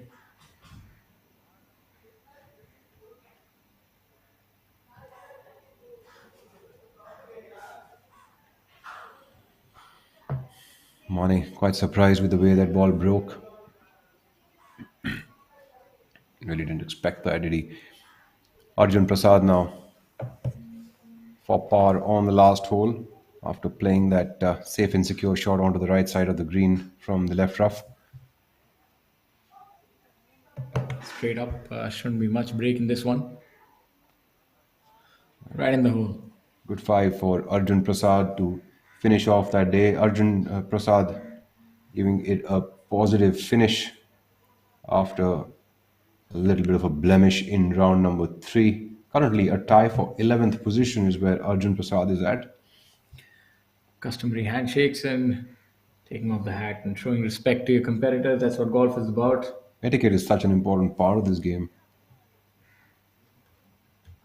Now, this is a very interesting shot coming up. A great camera angle to show you. Rashid going with a 3-wood on the 18th. He could actually try to even draw this one in. His left hand out slightly to the right. Seems to have missed it to the right. That's wide out to the right. I think that's dropped in that second cut, and he should be able to get a shot from there. Very erratic from Rashid. Well, that's just the kind of player he is. He does not hold back anything. and plays quite fearlessly, and that's the reason he is the player that he is. Superb round today by Ravi Kumar, 5 under par. Still has 3 holes to go. Jumped up multiple positions on that leaderboard.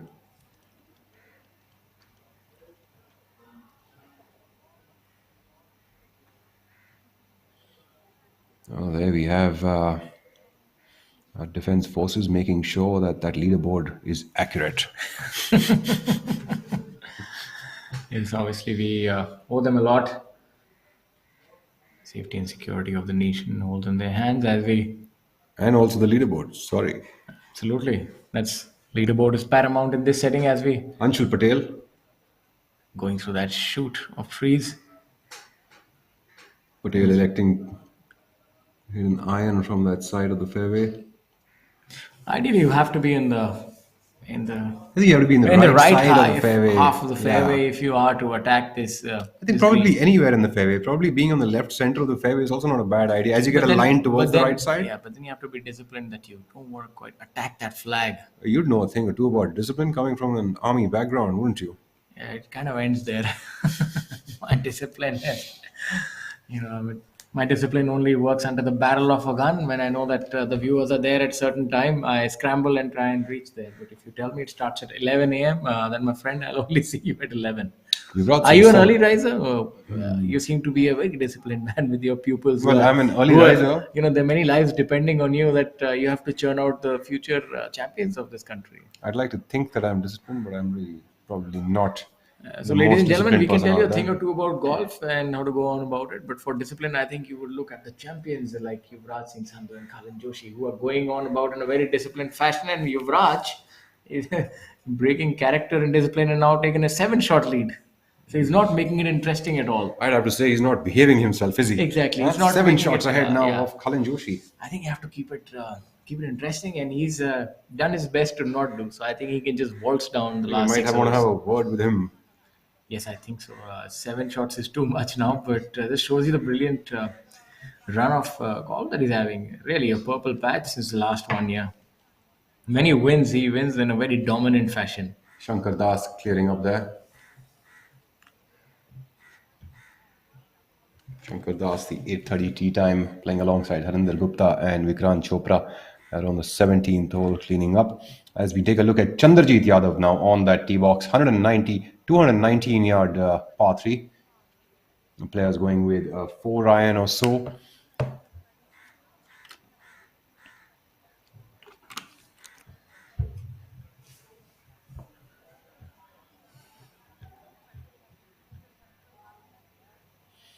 Chandrajit has been playing pretty steady. Now just 76, 72, 72. Currently today's round at 1 over par, tie for 16th position for him. And he's tied alongside Ranjit Singh, his playing partner for the day. It's veteran golfer, Ranjit 17th Singh from hole, Chandigarh. measuring 219 yards.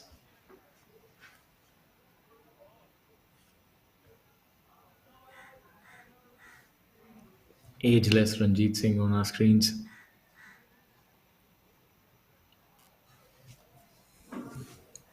Tees up a little bit, so the hole would be playing maybe 195 yards. So the players going with a 6 iron, majority of them. Ranjit is a very upright backswing. He always likes to stand very square to the ball. A lot of golfers like to stand either open or close to the ball, to their target lines. But Ranjit, I've noticed, always stands extremely square to the ball. That's kind of where he feels like he performs his best.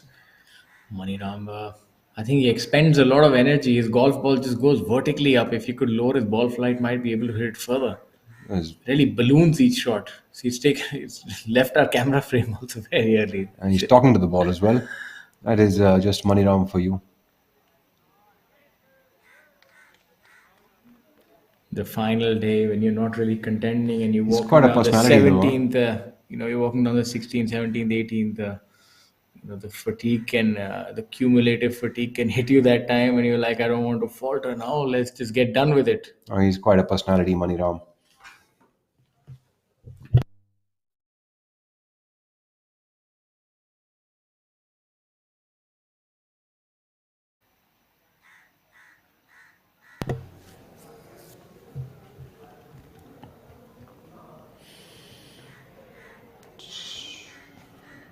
Manu Gandas coming up on the 15th hole from the left rough to that left side flag location. Manu is now up to tie for 4th position, playing to 4 under par for the day and 2 under par for the tournament.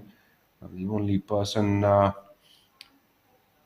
Mohammad Azar needs to be afraid of right now, the two of them actually, Manu Gandas and Karthik Sharma.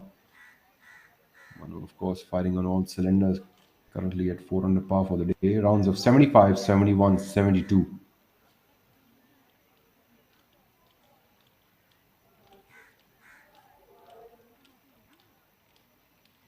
Manu coming up to that left side flag location. Look for that ball to come out a little bit like a jumper, but from the angle that he's coming, he has a little more room on the green to work with than if he was to be on the right side. Has he got that correct? What a brilliant shot by Manu Gandas. Absolutely fabulous yardage control there and giving himself almost a dead birdie putt. Just needs to take that putt and go tap that one in. I would take Manu Gandas to tie Mohammad Azar for the 3rd position at 3 under par. Mohammad Azar might want to catch up a few shots in the last few holes in case he wants to finish solo 3rd. As we can tell that Kalin and Yuvraj seem to have sealed their positions. And here we are at a juncture where we are starting to discuss who will finish 3rd. Yes, I think that's the battle that is now heating up. The top 5 world ranking points. Currently, Karthik Sharma sitting in at tied 4th at 2 under par. That's what Harinder Gupta and Veer Alawat would have their eyes set on. Last 3 holes will be interesting. There's always a battle going on when there's a golf tournament. And you understand the intricacies of scoring and how things work. You realize that it's not just the winner who's battling. The winner is coasting, in fact. In this case, Yuvraj Singh Sandhu is having a terrific time. I think he's in a situation where he's probably just enjoying all the views around him at this juncture. I think now he can with 7 shots in 6 holes. But that's what I really like about this player. He doesn't quite take his foot off the gas, as he said. I thought he might. There's a chance when you're leading by so many shots, you can, if not get complacent, but maybe just make pars and play for the safer side of the greens. But he doesn't do that. He doesn't have a second gear. He's always in high gear.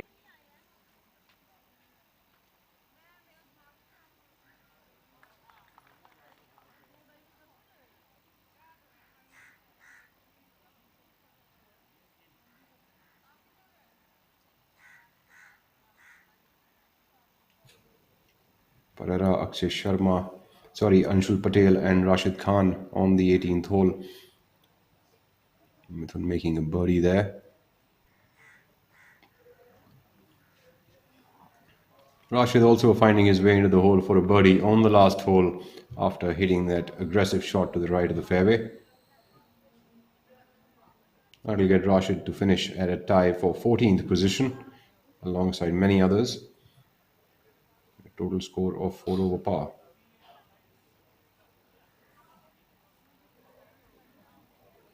Mithun Pereira would finish at a tie for 25th position at a total score of 7 over par. Anshul Patel, all smiles. It's like all these 3 gentlemen had a great time playing together today. Now on the 18th fairway, we have the group of Shankar Das, Harinder Gupta and Vikrant Chopra. I think the average age in this group is probably about 40 years old, very unlike what we've been usually seeing on the Pgti of India. Yes, it's good to see that the experienced players are also able to make a dent on the leaderboard. Vikrant Chopra now, left side of the fairway. Seems like is he laying up or going for the green? Well, he's a pretty good drawer of the golf ball. I think we learn a lot from the way he is aligned. If he's aligned for a draw, then maybe he's going for it, but it's tough to tell. He does naturally draw the ball, though. I think he does play a draw most of the day. Seems like he is going for the green. He's set up for that draw, and yes, he has gone for the green, and I think he's executed it really well. And he's fooled us. He's laid up. He's only fooled you, my friend. I thought he'd go for the green. Vikrant, I'm rather disappointed. I thought you had a shot to the green. But safety first is the approach there, and we misunderstood that shot. So he is laid up in perfect position, and now will try and make his birdie the conventional way. Shankar Das.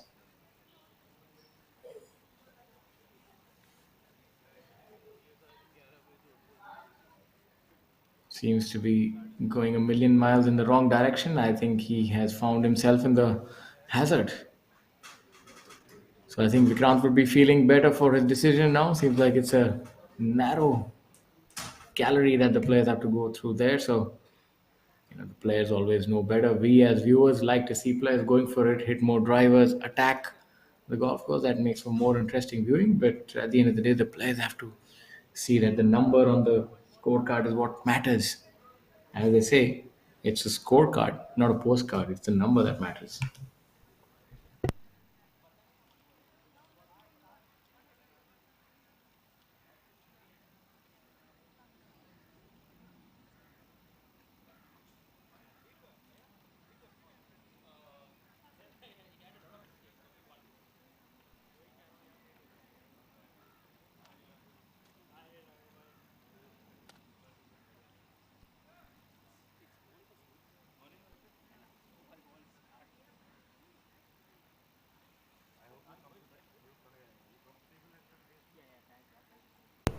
You're at hole number 15.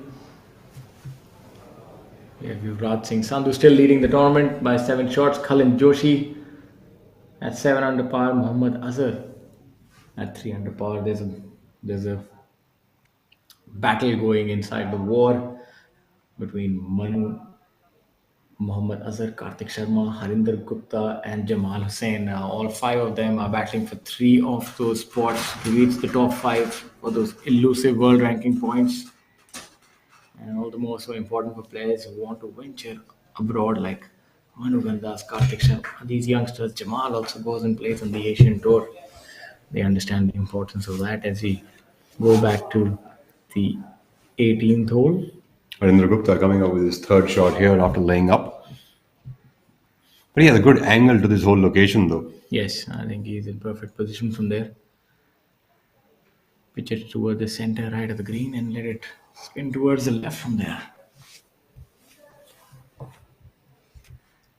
It's coming out from the rough. Would have some roll on that one.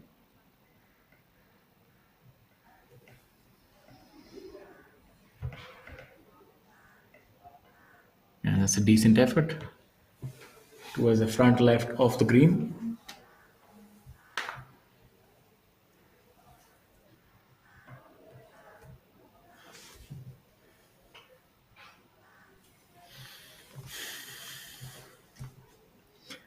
Vikrant Chopra calculating the yardage there, not using a rangefinder. I think Vikrant, from the angle that he's coming in and that slight draw that he hits, he's in a really good position, especially with his ball flight as well as where the flag is perched. Yes, I think as far as the layup is concerned. But there you see a difference in approach. Like I think Vikrant and Rashid would have been in similar positions in the fairway. Rashid is always all-out aggression. I never quite see him lay up unless he's really off his game, and that's obviously that's a conservative, measured approach is also the way. It's more likely that Vikrant will make birdie here, but over the long set of tournaments, sometimes if you are to win, obviously you have to be in a position to win. Only then you take these shots on, but it almost becomes a habit. So you do have to take some chances out there. If you don't, then it's always going to be difficult to get a contention. And I think the champions, they don't play for positions on a leaderboard. Once they're not winning, they always still are aggressive. That's where I see that because they're sort of preparing for the time that they will be in that position. I couldn't agree more with you. I've seen Rashid, even in playoffs in Delhi Golf Club, hit driver on that 18th hole. He just carries on regardless, and that's one of the reasons why he's able to pull it off maybe 50% of the time. And for somebody who's never done that, the pressure and the person would be overawed by the situation and would default to his safe play. Absolutely. So I feel if you are to be a champion, especially in such a tough competitive tour, sometimes you just have to roll the dice and take a chance. I couldn't agree with you more, Shaurya. What you said just now is so true. A good player, that's the mark of that good player. Vikrant Chopra, I think cameraman hasn't quite caught that ball. Seems to have caught a flyer. Unfortunately, these fairways tend to give you a few of those. So We'll soon. I think that's his ball towards the right of the green. Yes, that's what I would have thought, but it seems like that is Shankar Das's golf ball. I think Shankar Das is in the hazard. We saw him hit in the hazard. So that should be Vikrant's ball. Shankar Das Yes, will now be taking a penalty drop. So yeah, Vikrant is okay about 20 feet. So, I mean, unless you take those chances and you train yourself, I think it's so important. That's something that I've sort of seen over the years is that you have to train yourself. You have to treat every day the same. you need to sort of back yourself up. Yeah. And so if you're in contention, you can't think that at that point in time you'll bring out the aggression and that game. You have to train yourself each day and play tournaments like that. Sometimes it'll go for you, sometimes it won't. But when you are in the position, it won't feel foreign. So if you know that yes, this is my game and I can pull these shots off, then you won't be overawed by the situation. And that's very important. So I think it boils down to the fact that you have to get yourself in contention enough, and sometimes you have to be willing to take that risk, and that might not work out. Like for Rashid, I think he would have dropped a shot on the last hole if you were to check the leaderboard. Well, Arjun Prasad dropped a shot on the last. That is quite unfortunate with the number of birdies that he's amassed today. I think Rashid, in fact, made birdie, on the so we last. didn't quite see it. So hit that tree, No, so he he hit would have that- got a favorable No, bounce. he was in the second cut. So you saw he hit that tree, he got a favorable bounce and made birdie. So that's what happens. Sometimes, as they say, the old adage, fortune favors the brave. I think that's if you want to be a champion in golf now, you'll unfortunately have to take on the tough shots. You can't quite, especially on a par five. I mean, I think if you're not going to take your chances, if you're going to chicken out of them, it's only going to hit you the wrong way. So I think it's any day better off to be slightly more on the aggressive side and take your chances, as long as it doesn't, put you into a situation where you aren't able to control your emotions. That's a different thing altogether. Yes, obviously, at the end of the day, the player knows best, but obviously, a lot of players know that in the heat of battle, they might act differently. But I think, as they say, the the more you sweat in peace, the less you bleed in war. So maybe that's a saying that a lot of these top players espouse. I mean, I've never seen a player like Yuvraj or their ilk take it easy. They might have missed a cut here or there, but they don't change their approach. The first time I saw Yuvraj, I think when he played the qualifying school, I think if I'm not wrong, he actually missed it maybe good 4 or 5 years ago by one shot. We stand corrected. Vikrant Chopra is over the green on the 18th hole. That is Shankar Das's ball, which was 20 feet away from the hole. Okay. So a little bit of jiggery pokery going. You get a little confused. Vikrant should be able to make his par there. So coming back to that story, the first time I saw him was in Ahmedabad. I think about 5 years ago, when I still fancied myself to play a little bit of golf, which I still do. Just to play the Q school for fun. And I saw him taking on that ninth hole. He unfortunately missed the qualifying by one shot, but he made an eagle on the last hole. With the driver, he was able to take it over the OB and then hit an iron. And so I really was impressed by that kind of aggression and ability to pull it off. Obviously, that goes without saying. You have to have the ability first, and then you have to repeat it. So I think that's a lesson for all the players. If you feel you have the ability, then train yourself in normal rounds to go for it. Only when you shoot those big, deep numbers in your normal rounds at your home course will you be able to replicate it in tournaments. There are no miracles. As I say, failure can happen by chance, success can't. I think you really have to work for success, especially in sport. You have to sort of build up and work for that.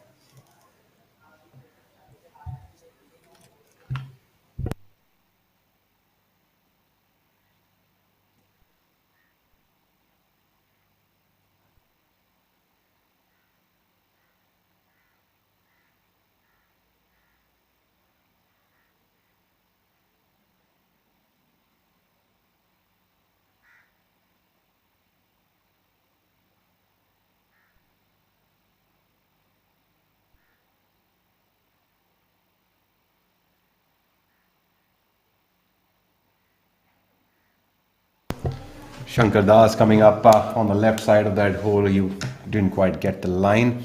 And as suggested by his body language, he seems to have pulled that one a little bit.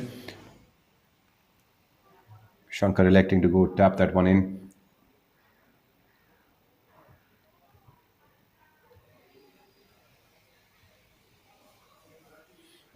No trouble there. Shankar would make 5 on the last hole. This would keep him on a tie for 16th position and a total score of 5 over par for the event. As we look at the final day's action here at the PGTI Jammu and Kashmir Open 2022. This is our 8:30 group now on the 18th hole, the final hole of the day for them, and the final hole of the tournament. Our leader currently is Yuvraj Singh Sandhu at a total score of 14 under par, 7 shots ahead of Khalin Joshi from Bangalore. Harinder Gupta. Harinder just about finding the lip of the hole to save his par on the final hole.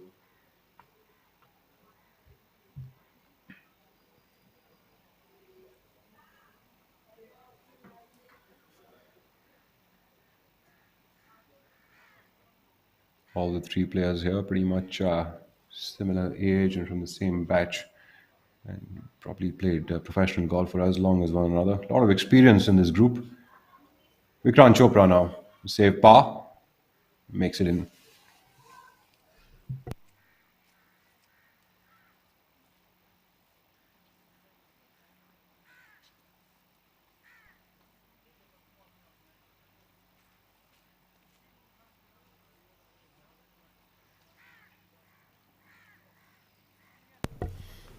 The 18th fairway now, we have our 8:30 tee time coming up. Apologies, 8:40 tee time. Chandrajit Yadav playing alongside Ranjit Singh and Maniram Sharma. Ranjit Singh has belted quite the drive there, right down the center, 300 yards, or maybe even more. Pole position for a second shot.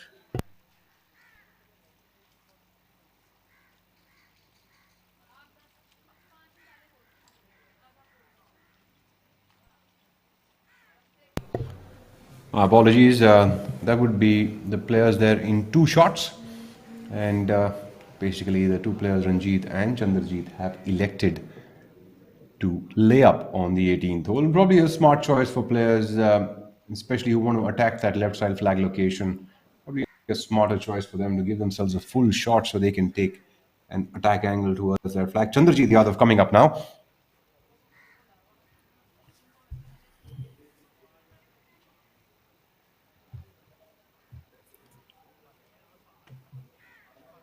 Chandrajit Yadav with a very nice approach shot here, leaving himself about 15 feet for birdie, but a pin high location for him, and that will, of course, go a long way.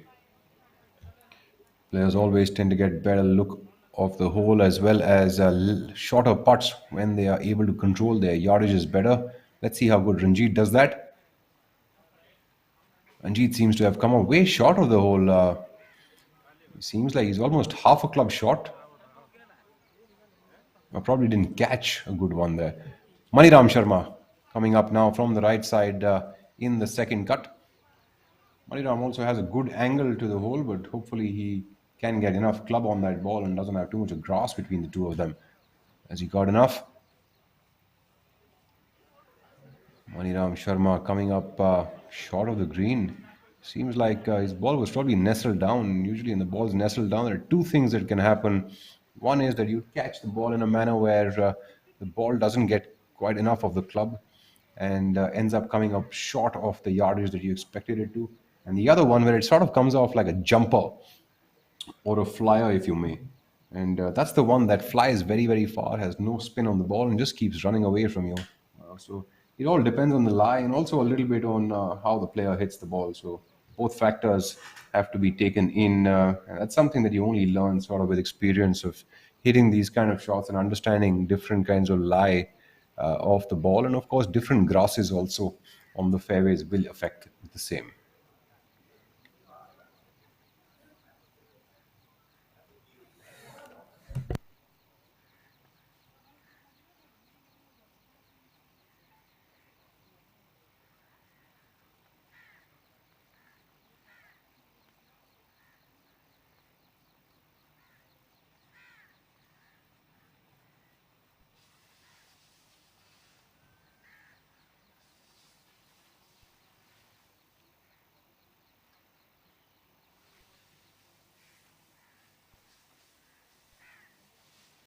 Back to the action now.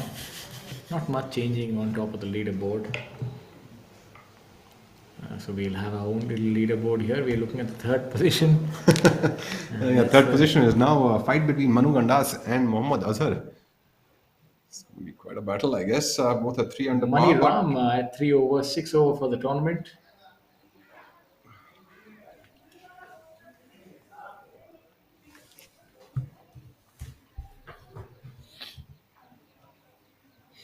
Ranjit Singh going along well at 5 over for the tournament. Mani Ram has left himself quite a long distance from this flag. This will be an interesting chip shot. He'll test all his short game prowess from there.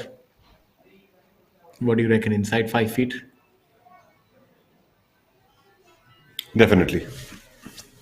Definitely. I think Maniram, if anyone can do it, Maniram would definitely give himself a chance to make par over here. And inside that. 5 feet, what are you talking about? You're really underestimating Maniram Sharma in action. Are you? Almost hold it. Almost hold it. Just have a little bit of.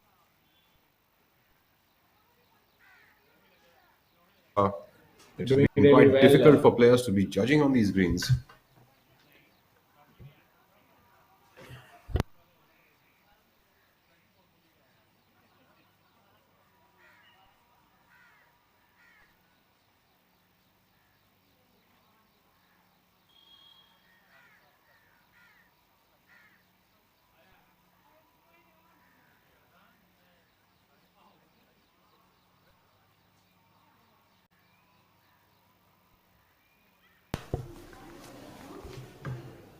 Ranjit Singh for birdie, coming from the front. Ranjit would have a 3-footer now to save his par. Making things interesting for himself, Ranjit Singh. Tie for 15th position currently at 5 over par, alongside Marimuthu, Chandrajit Yadav, and Vikrant Chopra, Shankar Das, and Akshay Sharma. Quite crowded out here on the 15th position.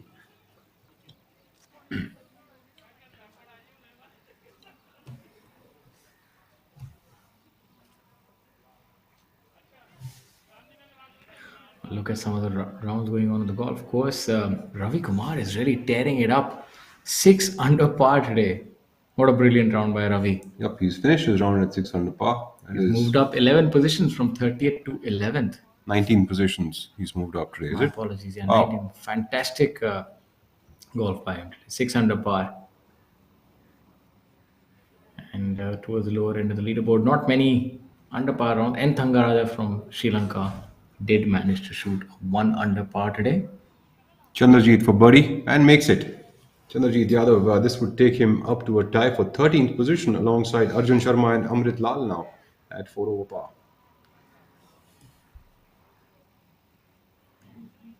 Good showing by Chandrajit.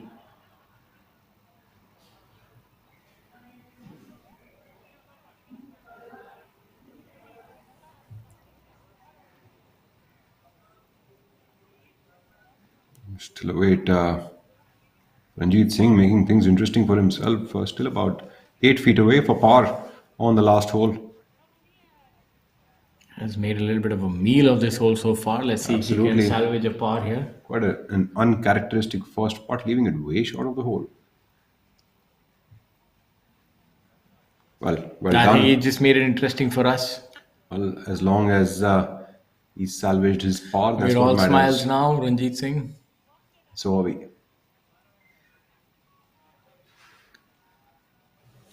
It's a nice feeling to end the last hole with a putt that goes in the hole. Makes your travel to the next tournament and your meal a lot more tastier. Absolutely, but players usually look at par fives as birdie holes, and to have an 8-footer, 10-footer to save par on the final, that is definitely not something that you wanted to do. But yes, making a putt is always a good feeling.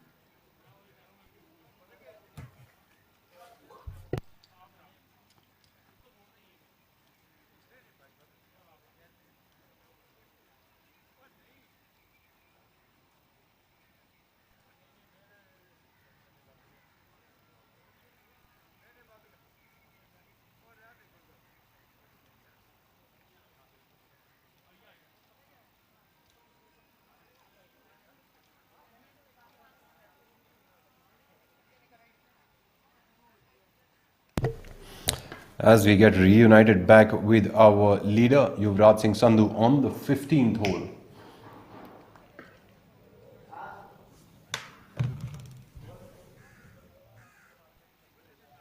He's missing that birdie putt. We'll have that coming back for his par. Yuvraj comfortably cruising currently at 14 under par for the tournament, 2 under par for the day. Just 3 more holes to go.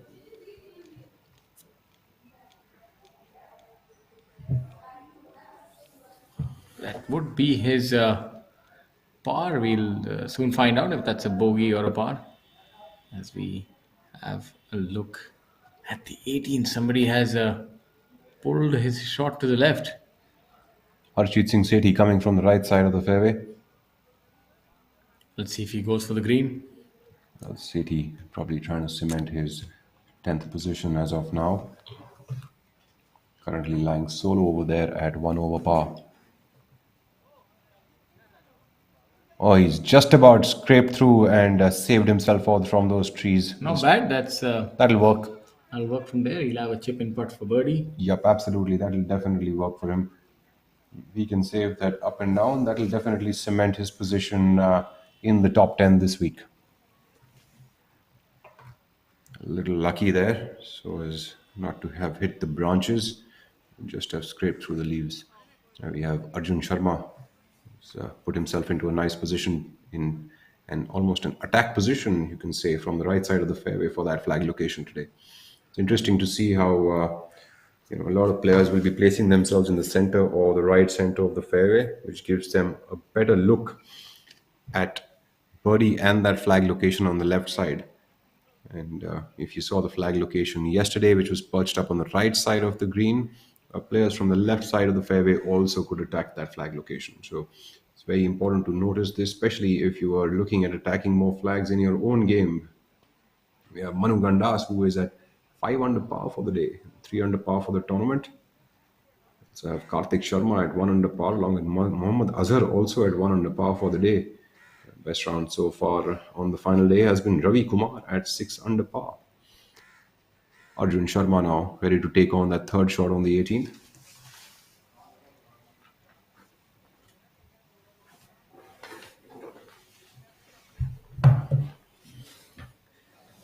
Very proficient from this range is Arjun.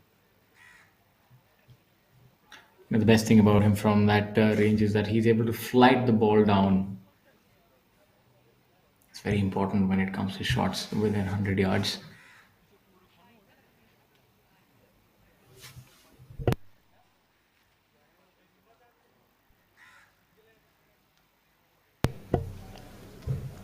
A brilliant shot right there by Arjun. Arjun has given himself a realistic look at birdie here on the last hole, and that's what really happens when you place yourselves in a good position and give yourselves the yardage that you want to give yourselves, which you're confident about. You can take on these kind of flag locations as well. Arjun Sharma, of course, has been showcasing really good iron striking over the past couple of days that we've watched him.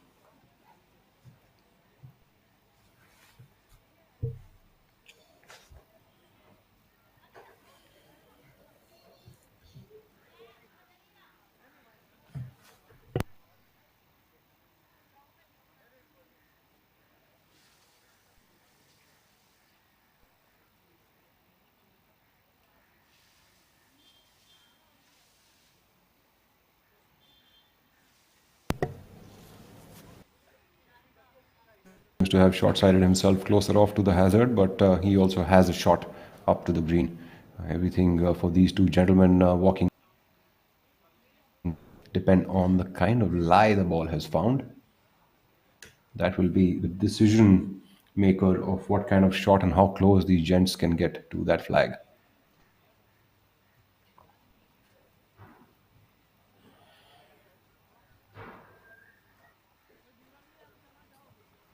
Amrit Lal on our screens, and we are back to Sethi and Mari Muthu with interesting pitch and putt chances here.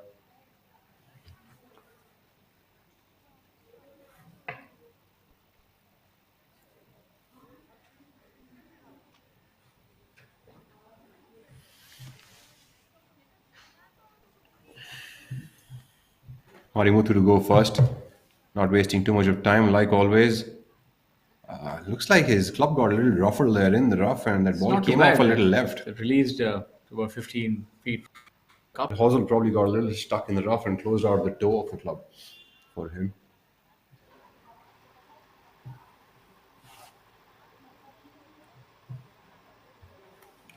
Harshdeep now.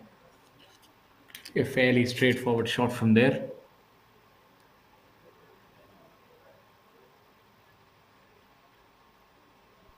He's done well. Sethi with a really nice shot there. Himself just about 3 feet for birdie on the last hole. Cement his position within the top 10 this week.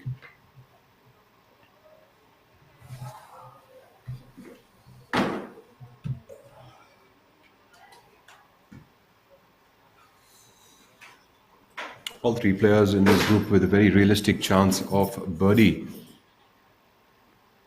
Playing in completely different styles. Two players trying to take on the green and two need to make up and downs. And Arjun Sharma, who actually tried to attack it from the fairway and managed to do a really good job of it.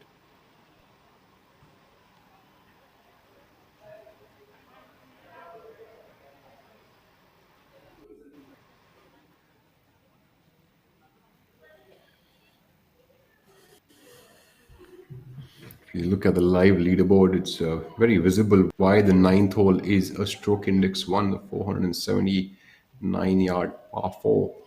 So many bogeys being made on that hole just goes to show how difficult it really is. That is why it is a stroke index 1. So the stroke index on any scorecard or any board on a par on a hole in a golf course basically showcases how difficult that hole is. Oh, lovely birdie by Marimuthu, a firm attempt there and makes it in. So the stroke index really is the measure of how difficult a hole is compared to all of the others on that course. The stroke index 1 would be the toughest, and the stroke index 18 would be the easiest hole on the golf course.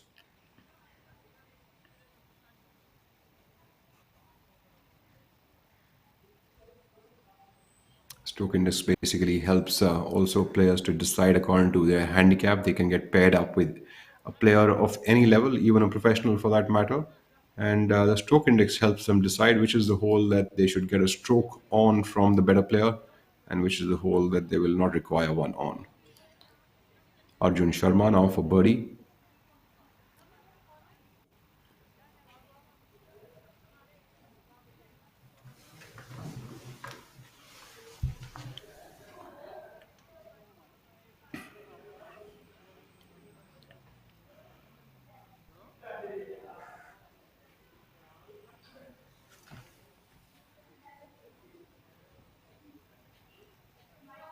Sharma seems to have misread that one. He's surprised himself. It's like that ball break a little bit extra from the right, which he didn't seem to expect. Great approach shot into this par 5, but couldn't salvage it. Next we have Harshjeet Sethi, birdie putt after a lovely chip. Sethi would make that birdie and finish even par for the tournament. That would help him cement a position within the top 10 of this tournament. Of course, the final score sheet will come out after the rest of the groups finish, but it seems like this would be very helpful.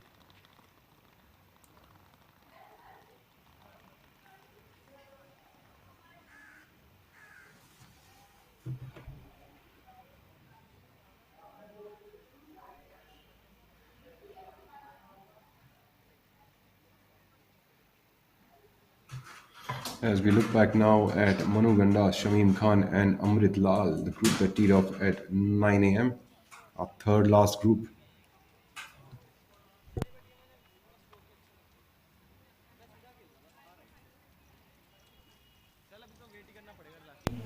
On the 17th green, Shamim Khan, money leader on the all-time earnings on the Pgti.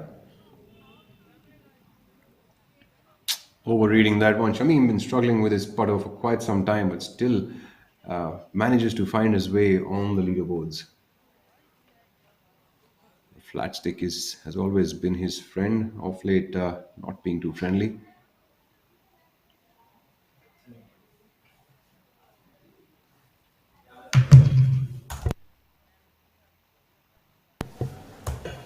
Manu Gandas eyeing that putt like a tiger.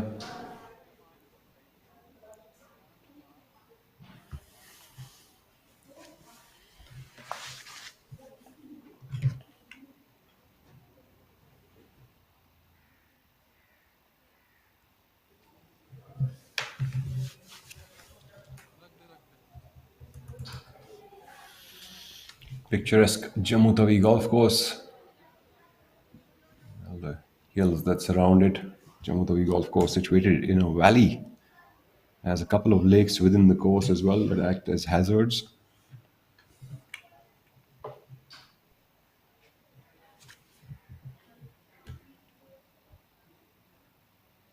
Manu Gandas trying to find himself the third position. Just dropped off to a tie for fourth as of now. Manu has jumped up 5 positions today with a score of 2 under par so far. That's Mohammad Azar sticks around at 3 under for the tournament to be at third position solo.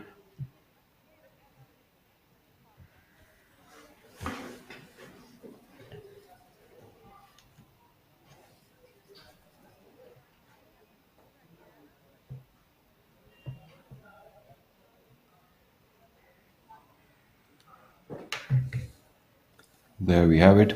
Leader separating himself from the rest of the field. The only man in double-digit underpars this week. But again, the theme continues that it's definitely becoming a young man's game.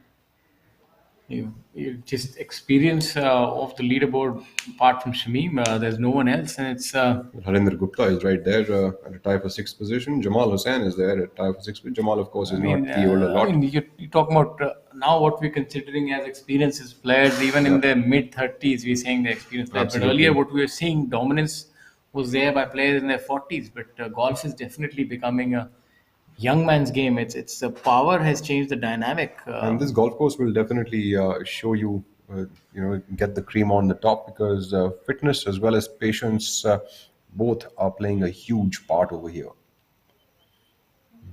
Showcases how Yuvraj Singh Sandhu has more of an all-round game. Colin Joshi, of course, not being able to reach those double digits only because the flat stick doesn't seem to be listening to him very well for the last couple of weeks.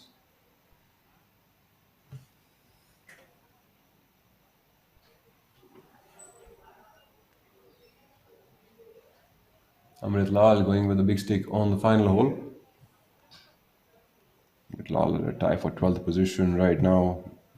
Faltered on the back nine with a bunch of drop shots there. Currently at 3 over par for the tournament.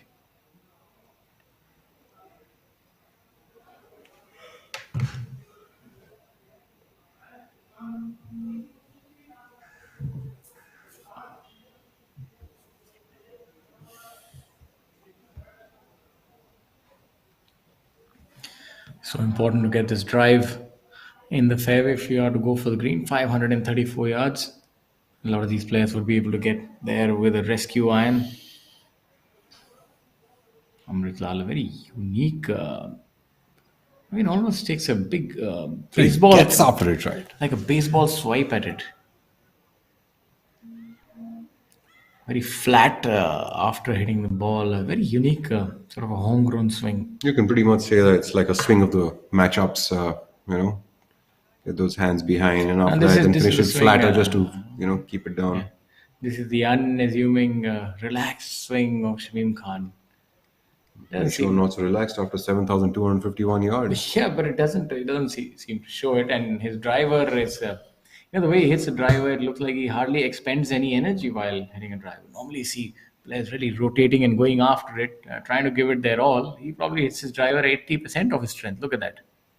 Well, he knows he's not getting there in, 2 shots. So his job is to merely keep that ball in the fairway. So he might as well just stay within his shoes and swing it like a lot of the other longer hitters, they can try to go extra at it because of that greed of sort of getting one shot, one club lesser to go into the green. Manu Gandas at 2 under par, 18th hole. Will he tie Mohammad Azar for the third position? That is like the sub tournament happening within the tournament as of now. I think that's the only tournament that's happening now. The winner has long been decided. Credit to you, Raj, for showcasing this level of golf. I think we've not seen somebody, with these kind of performances on the PGTI, at least to my memory, with this kind of domination at such a young age. It's really fantastic what he's doing. Manu looks a little concerned with where that has gone.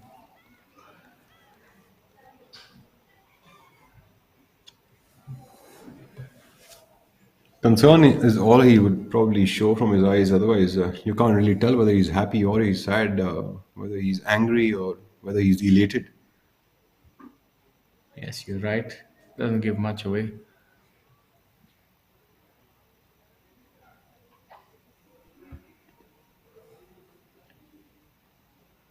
Beautiful setting indeed. I think for anyone who wants to pick up the game of golf, and if you're visiting this part of the country, I would say definitely go and play around a golf here at Jambutawi Golf Course.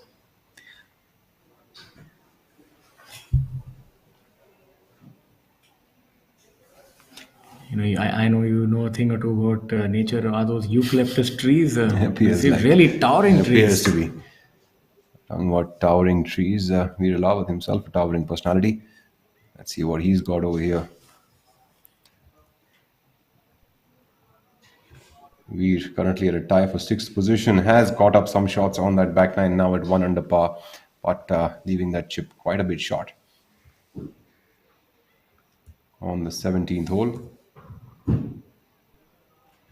Veer has gone from a 2 over on the front nine and made a double bogey then on the 11th, and then 3 birdies on 12, 14 and 15 to be down to 1 over for the day and 1 under for the tournament. Really tough scoring conditions out here at the Jambutawi Golf Course. I think if you're really looking at checking your skills of golf, I might want to pay a visit here.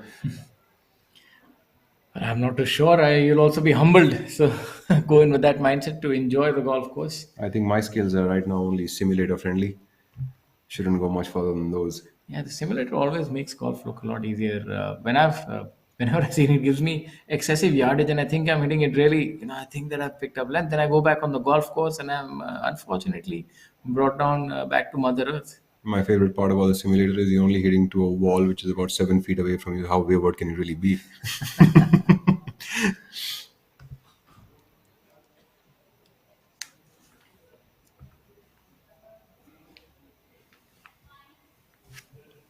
Karthik Sharma. Karthik Sharma at a tie for fourth position at 2 under par alongside Manu Gandas. Current score, today's score is 1 under par. Sharma on the 17th, putting for birdie. Very peculiar looking putting stroke there. I'll ask him one day what is it that he works and focuses on that. Really something that I've been thinking of. Going according to plan here. That'll be a tap in par for Karthik. And tap in par it is.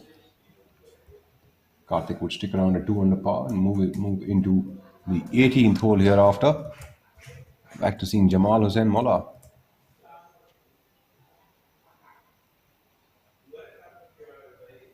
Jamal also at a tie for sixth position along with Veer Lawat at 1 under par.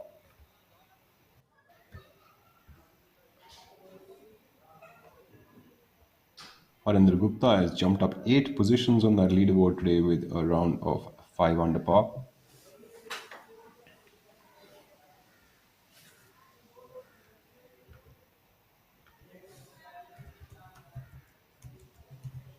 Shamim Khan coming up from the left side of the fairway.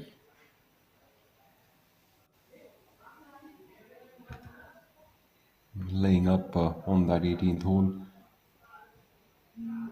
Shamim currently at even par. Will he make a birdie on the last and jump up a little bit on that leaderboard? That'll take him 3 positions up. A birdie would do that to him.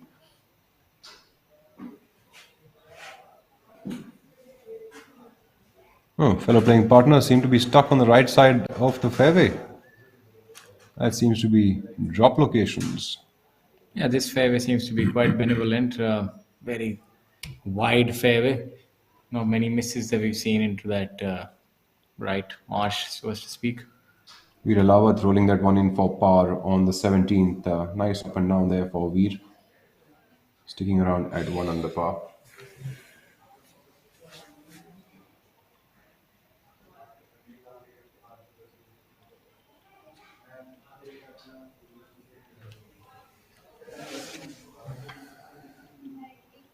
Moving off to the 18th hole now. Jamal Hussain.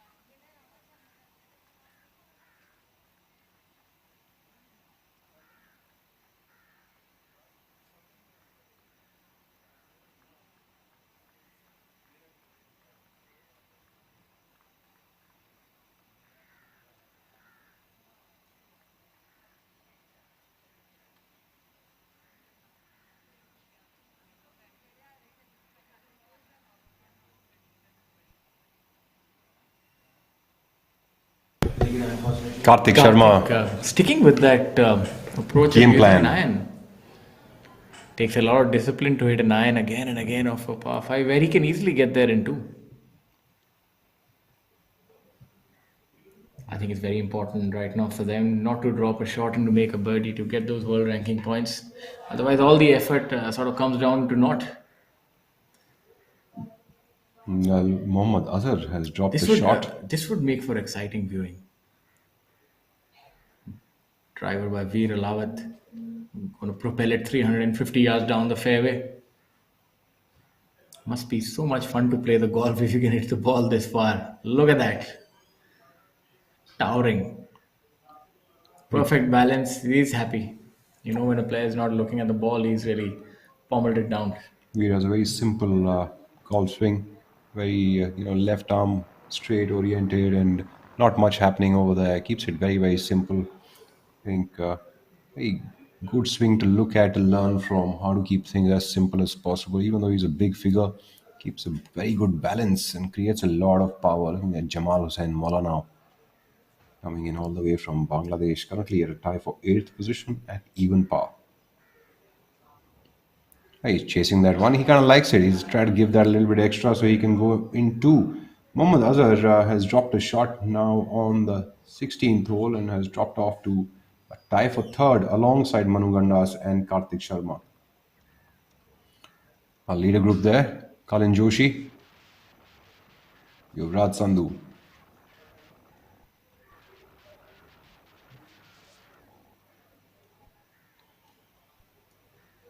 On the final hole, you've seen Amrit Lal is now out of the rough and back in the fairway. He'll probably be hitting his 3rd or the 4th shot. We will apprise you of the exact score very soon. Lal is back in the fairway though now to hit his next shot onto the green. At Lal with a bunch of drop shots on the back nine, currently at 3 over par for the event.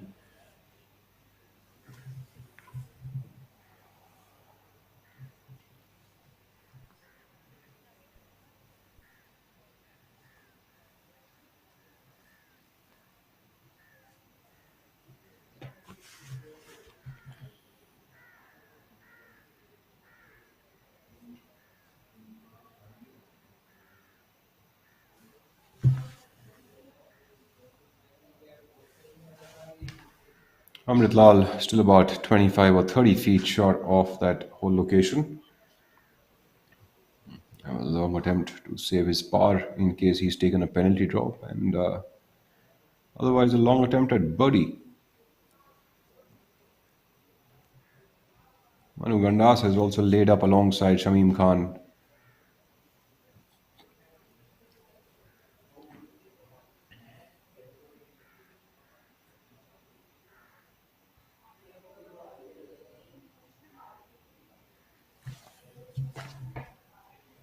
Shamim, a drawer of the golf ball, should have a good shot at shaping this one towards the flag location.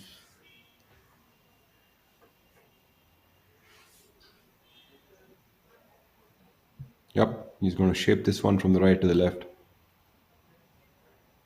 There you have a little extra flip out of the wrists just in the end, but not enough juice on that ball. Almost half a club shot, both these gentlemen here on the 18th. Not their best foot forward for a par 5's approach shot.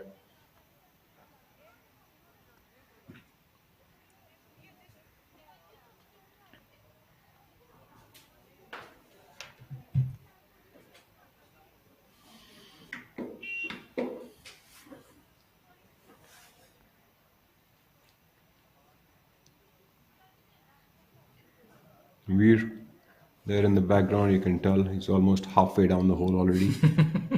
I think he's almost there where people are laying up.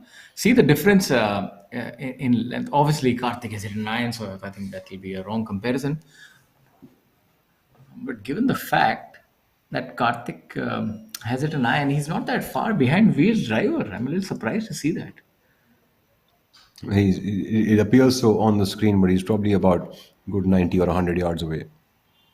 You reckon? Yeah, for sure. It just appears so, the perception of the slopes and all So can be this very difficult Manu from... would have a shot maybe at least of 80 yards to the front. Yes, I think Manu has a sand wedge in his hand, Let's see, probably let's have looking a at look, 100 yarder or so. We're kind of flying blind, but it's all right. So Manu would be going over those trees and hopefully coming down on this side. Yes, he's fine. Yep. So he seemed to have about 85 yards. Veer would have, let's say,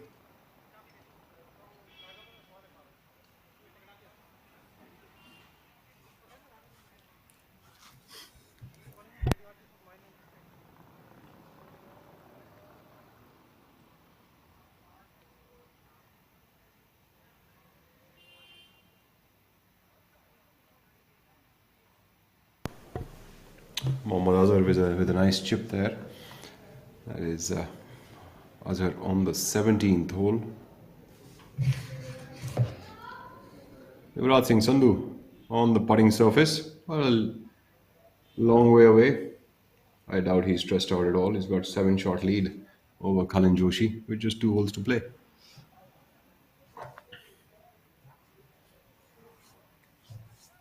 I think someone could also just hand him a pina colada. He could just cruise along the next fairway just like that. seems to be his birdie effort. 2 under today through 16 holes. Kalin Joshi not able to really mount a challenge today at 1 over through 16.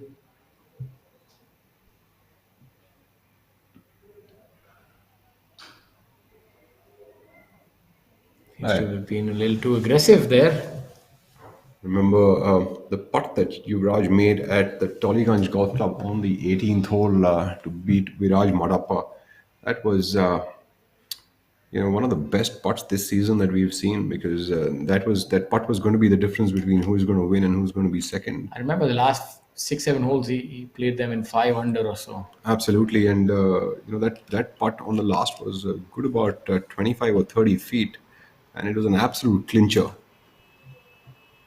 Shamim Khan putting for birdie, long way away, about 30 feet off.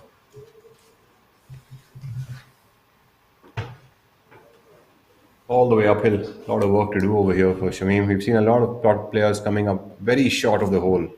And just let's see if Shamim gets it right. Manu Gandas with not so great effort, missing the green on his approach shot.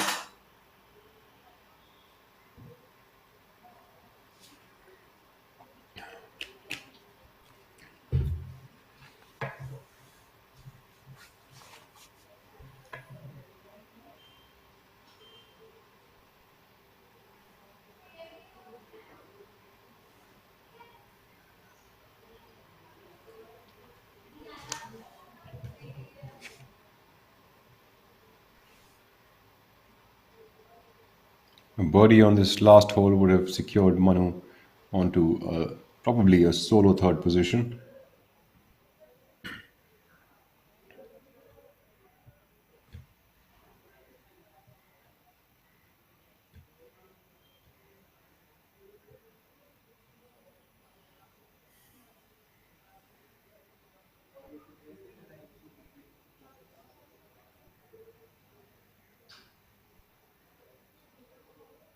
As he got it, Manu Gandas, what a birdie on the last hole, chips it in from the back of the green to finish at 3 under par. And a round of 5 under today. That would take Manu to solo third position with Karthik Sharma and Mohammad Azar yet to finish.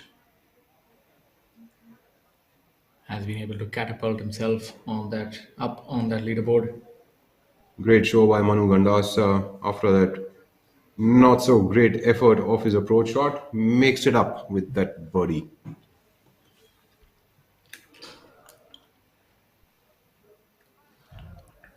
Machine Khan now.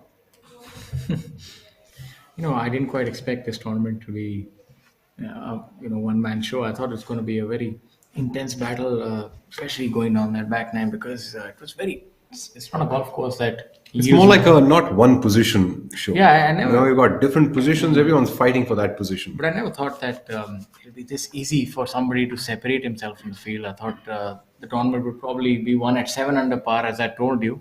Your prediction was 14.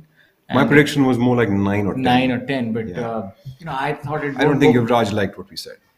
I didn't expect anyone to go beyond 7. So you're seeing the second position is at 7 under par. I was expecting everybody to be bunched up, but honestly, Yuvraj, he's in rarefied air. The way he's playing, his ball striking, his putting, his demeanor, his fitness, everything is obviously coming together. And I feel this is the opportune time for him to play more abroad. He really needs to play on the international tours and compete as much as he can, because as they say, make hay while the sun shines, and this is the time. I feel he's really primed for the big stage. I think Yuvraj did spend some time in the off season going out and playing. I'm not so certain how his performance was, but I think, if I'm not wrong, he did step out and played a few events there in Asia. He should do a lot more of that, because he's a very special talent.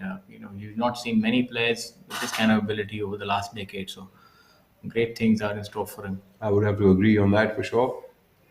In fact, I feel like a couple of guys out there, Yuvraj, Cullen, Manu, Veer, all these players have got some superb game on them, and they should be playing a lot of competitive events nationally as well as internationally, for that matter. We have some great golf courses here also today, and good competition as well.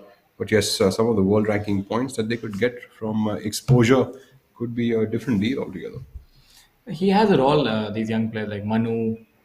Manu also, when he's on, he really wins them outright, and doesn't quite stop. That's what is different in this generation of players. They're able to build on good performances. Don't quite settle for anything less than the best, and that's a really telling factor of this generation. So let's see what success has in store for them. I'm pretty certain that they'll be winning on the PGA and even European Tour soon. Sure, you wouldn't be surprised. Shamim there with a formality of a putt, but as we've seen on this golf course, it does spring up a surprise on these short putts.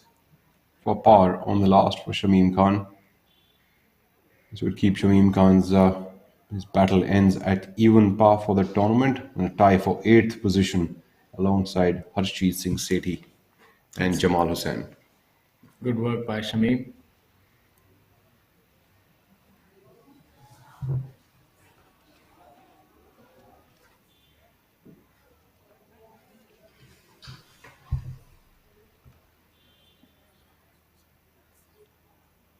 Amrit Lal ending his campaign at a tie for 12th position, the par on the last 3 over for the tournament, 3 over for the day. Veer Lawat going for the green on the 18th. What a posture there. Absolutely towering on top of that ball, putting himself into a position where he can really swing it strong from. Look at that. What a golf shot. That's what we call a champion golfer. Terrific shot from there, Veer Lawat, putting himself up on the green in 2 shots, putting for eagle. Making short work of this hole. That's what good ball striking does for you. Makes things easy. Now we have Karthik who laid up on this hole. Let's see. Doesn't seem to be the ideal place to lay up. Well, Karthik would need a birdie over here if he wants to stick around at 3rd position along with Manu I Gandas. don't think he can go for that side of the green from here. He would be aiming towards the center of the green. So it will be a little more difficult to turn Yes. that ball from right to the left for him because he's coming from the rough and exactly that, 60 feet away now for birdie. That's going to be a tough one. Kalin Joshi and Yuvraj Singh Sandhu dropping a shot now. Yuvraj at 13 under and Kalin at 6 under par. But these gentlemen are not ready to give us any sort of drama whatsoever. Let's that's over. Now let's let him just have his great victory walk and end in style as we go back to the tee. I think an exhibition of eagles and birdies on the last hole Yeah, could I just think, make for great viewing in terms of 2 good drives, like we've already seen. Viraj. My apologies. Veer hit a brilliant shot. Let's see if these two can do the same.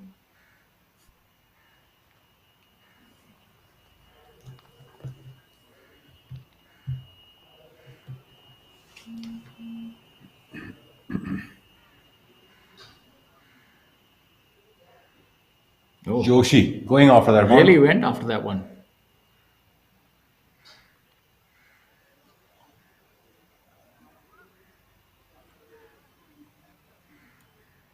He really gives it all, doesn't he? Take 200% of me, that you golf ball.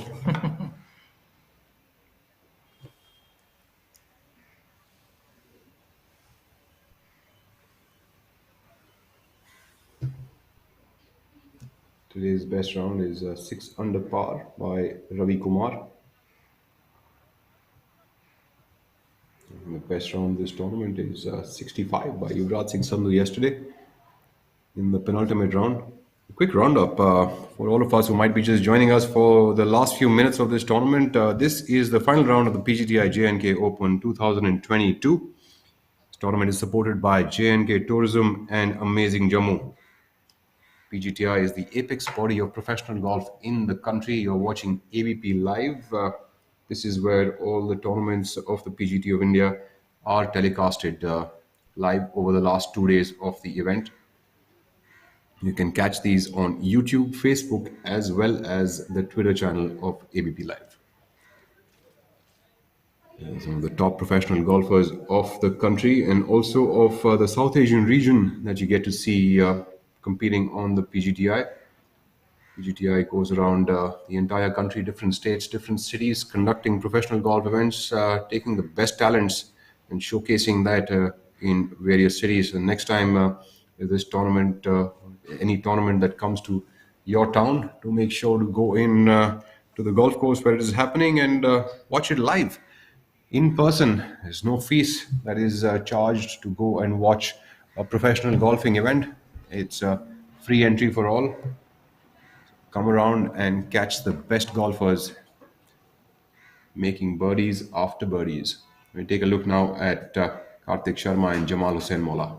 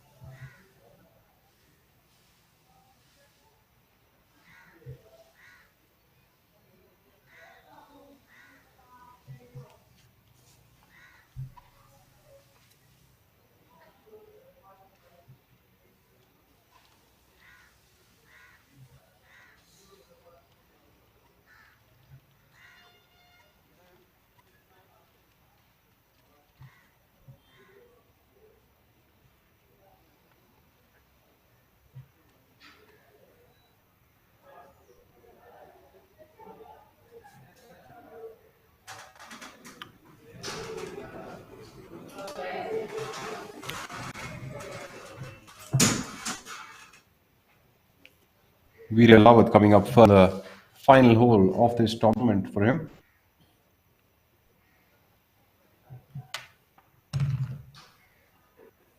Spot to make eagle on the last 60 feet away from the hole. Giving that a good run. That's a pretty nice putt by Veer Lawat. That'll leave him with just about a tap in from 2 feet away for birdie on the last. Two great shots to get up onto this 18th hole. Tough flag location to attack today. Karthik Sharma for birdie.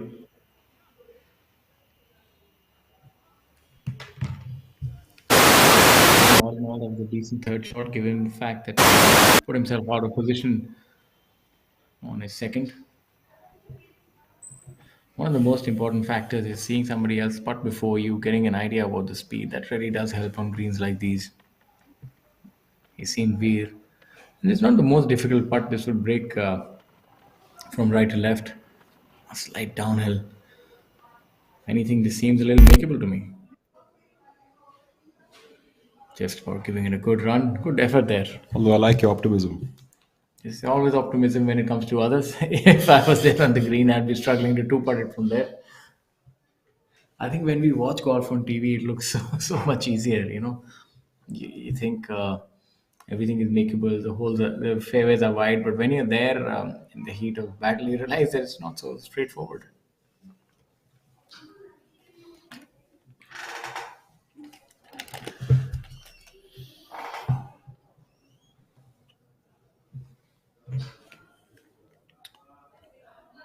Jamal Hussain from Bangladesh now will be putting for birdie on the last. Currently at a score of even par and a tie for 8th position. This to finish in red numbers for the week.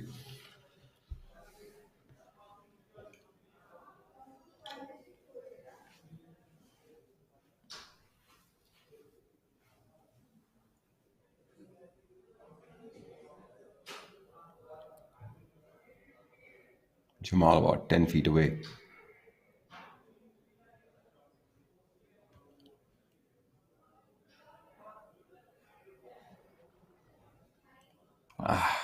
Unfortunate miss there. That seemed like a little bit of a pull, was it? Yeah, I think it's the fag end of the round, and focus tends to wane. Maybe not. Not for these gentlemen, though. Maybe get a little tired in your decision making. It's Guys all- like Jamal and all who are such top class competitors, they're not really getting mentally tired coming when out. there's in the not much end. to when there's not much to play for. Well, there is actually, because he's in the top 10, he would have jumped up 2 positions had he made that putt. 3, in fact. Well, he won't know that when he's on that putt. You would be surprised. Missing that putt. Karthik now for par. Got stuck a little bit on the left side of the fairway where he wasn't really in an attackable position for this flag.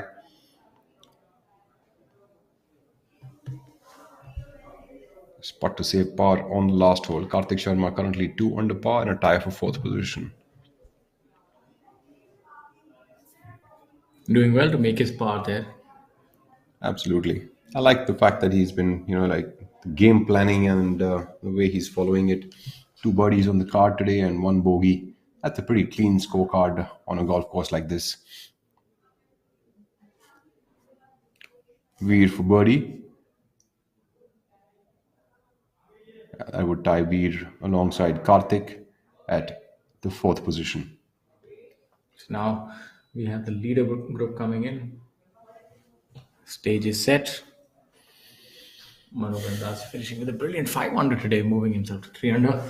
Karthik Sharma in a tie for 4th alongside Mohammad Azar, who is in that final group. Rest of the players, Veer Alawat also now finishing at 2 under par. So I think 2 under par is going to be the number at which the world ranking points, the 4th position will be tied at.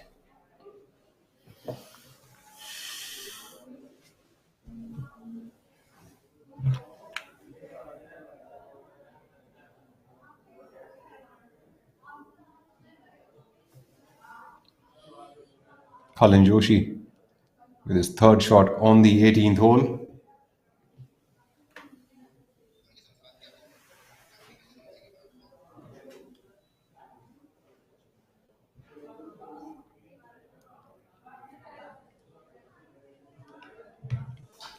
Look for this to be close. Let's see if he's finished in style.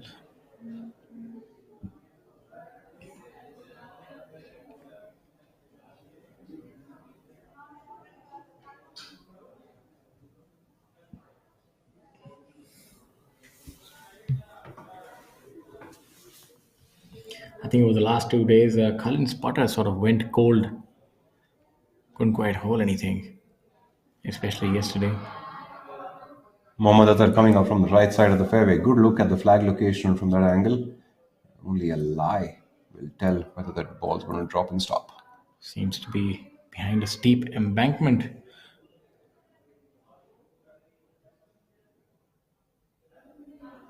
Locals are out there in full flow, enjoying the golf happening in their city. Mohammad Azar not really taking on the flag, leaving himself in the middle of the green. Decent effort from him.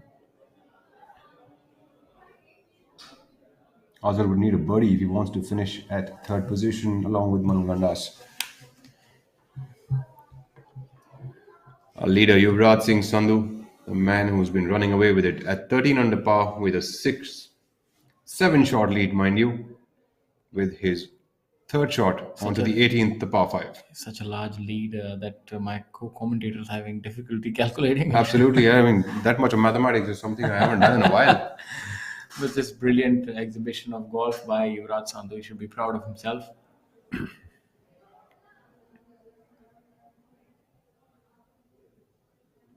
Oh, that was a La Tiger Woods. Nice. I like that. It's sort of something that disturbed him, and he. I think he's just adding a little bit of excitement for us. That, For a moment, I thought that screen had paused. Yes, exactly. I think he's just making it interesting. He's saying, "Sorry, guys, I've made it a runaway tournament. Now I'll give you a little bit of entertainment." Thank you, sir.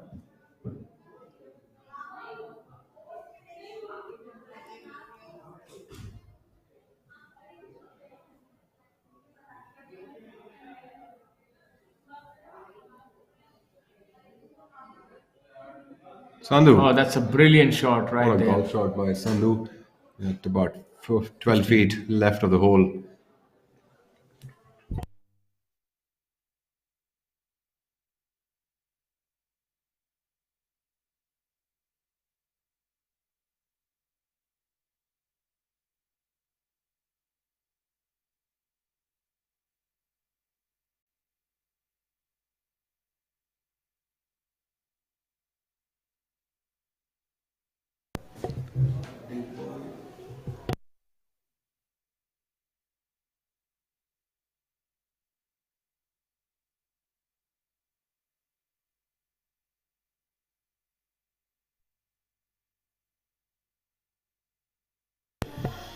Ladies and gentlemen, that is the final group of the final day. Yuvraj Singh Sandhu, Kalin Joshi and Mohammad Azar making their way onto the 18th green. The first tournament, first professional golfing event at the Jammu Tawi Golf Course. This is the Pgti J&K Open 2022. The leader, Yuvraj Singh Sandhu, on the last hole about 12 feet away for birdie. Currently leading by 7 shots. That tournament pretty much is a sealed deal. Colin Joshi at 6 under par. And Manu Gandas, who is not in this group, is currently solo at 3 under par unless Mohammad Azar drains that putt from about 50 feet away for birdie.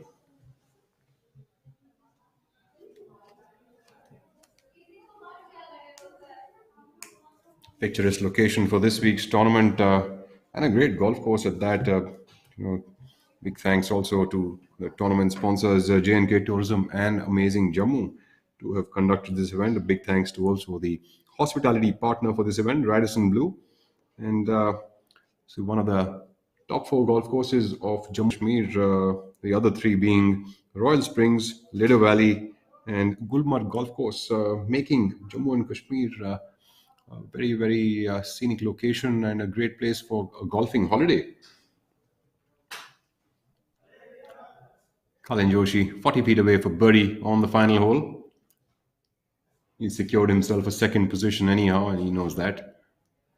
He give us a piece of some entertainment and give that a good shot at birdie.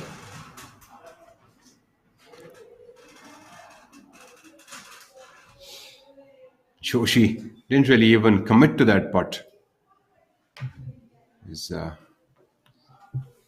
quite and very unlike him to have hit that kind of a putt there.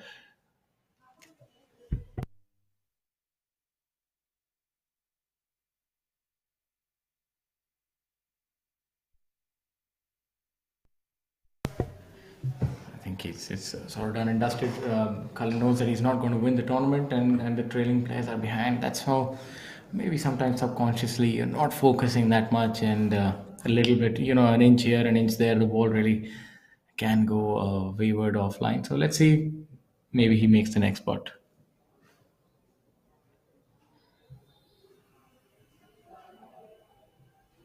Very interesting flag pin position today, though. Take a look now at Mohammad Azar coming up from the middle of the green.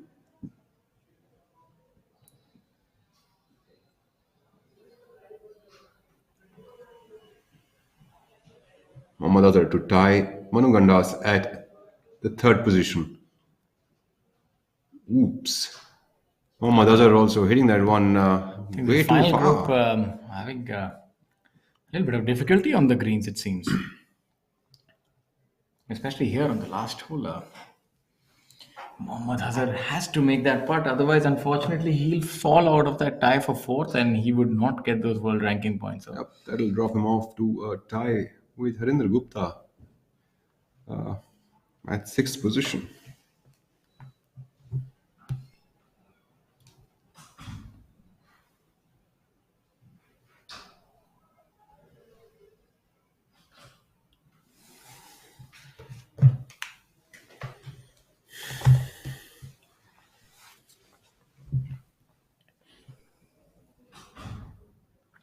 Joshi has decided to go first and leave Yuvraj to try to make birdie for his podium finish. A quick mention to some of the good rounds today. Harinder Gupta with a 5 under par, Manu Gandas with a 5 under par, Ravi Kumar with a 6 under par. Colin Joshi now putting from 6 feet away for par on the final hole.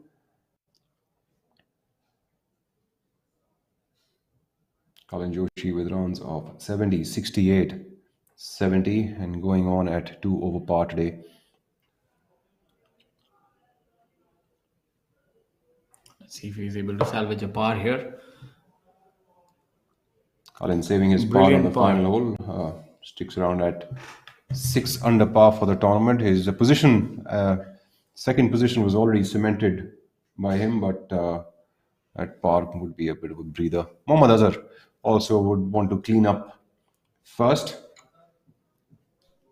so that they can leave the green free for Yuvraj Singh Sandhu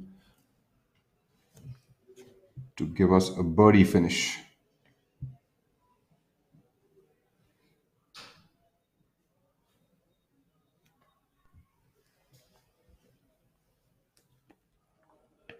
Mohammad Azar putting for par to stick around at 2 under for the tournament.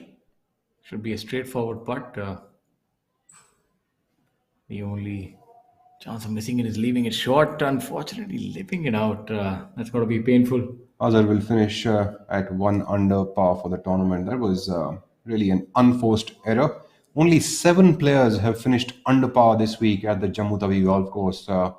Really one of the toughest courses that we have seen on tour. If not the toughest course, to be honest. Now the stage is set for the champion.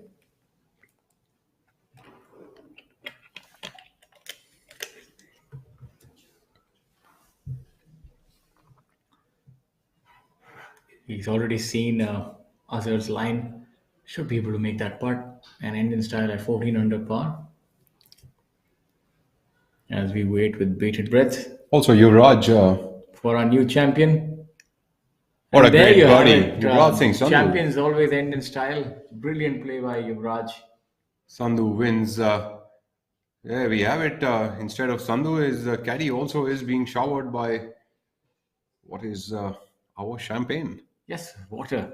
So for a moment, I was confused. I was like, that doesn't look like Yuvraj. What just happened? So I mean, just for the knowledge of all the viewers who are with us, that is Yuvraj's father. Um, he is the only player in the field this week who has shot 4 rounds, all in red figures. Except him, no one in the field has finished with 4 under par rounds this week. So commendable performance by Yuvraj Singh Sandhu to win the inaugural event at the Jammu Tawi Golf Course, the J&K Open 2022, presented by J&K Tourism and Amazing Jammu. Thank you so much for all of the sponsors and all of the viewers. Thanks for sticking by and watching this golf tournament. Please do stay with us, as in just a few short moments, we will be showcasing the prize presentation ceremony right here on this channel live.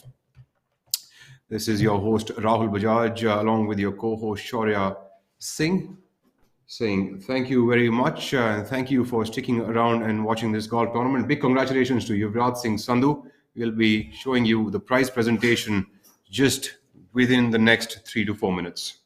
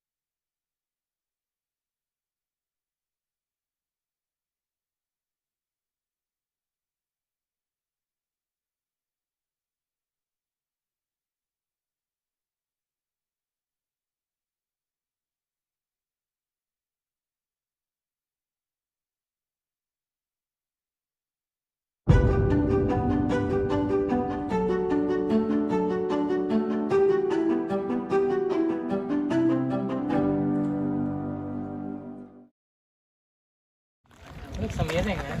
Yeah, it does. Yeah.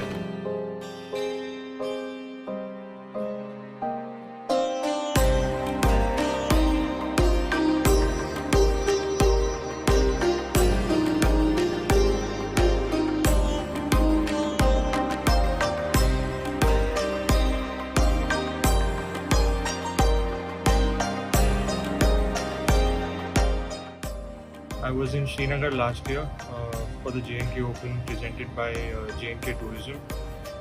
So on behalf of all the players, I'd like to thank them for hosting this event. I think it's a wonderful place to be in and to play.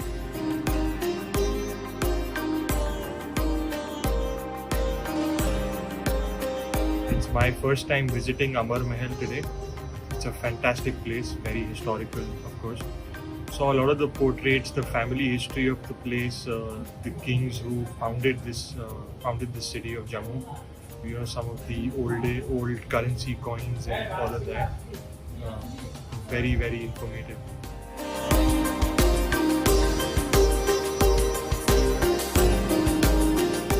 I feel really happy that J&K Tourism has brought the event to Jammu, my first time. It's a wonderful golf course. A very difficult golf course, but beautiful. Today we are here at Amar Mahal to explore the palace. It's a beautiful palace. We went inside, we got to know a lot more about the history of J&K.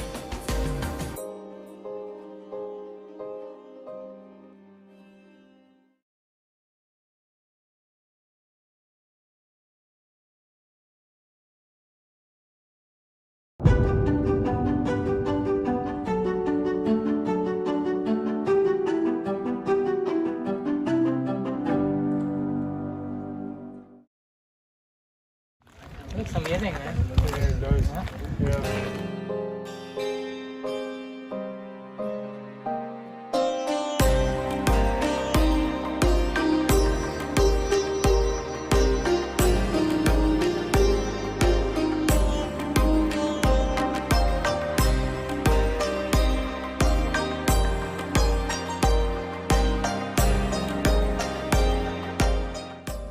I was in Srinagar last year for the J&K Open presented by J&K Tourism.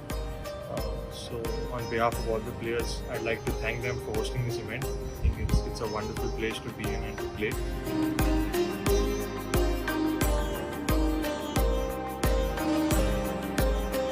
It's my first time visiting Amar Mahal today.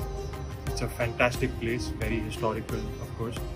Saw a lot of the portraits, the family history of the place, the kings who founded this city of Jammu. You know, some of the old currency coins and all of that.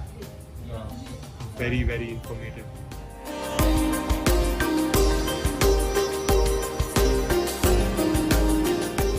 I feel really happy that J&K Tourism has brought the event to Jammu, my first time.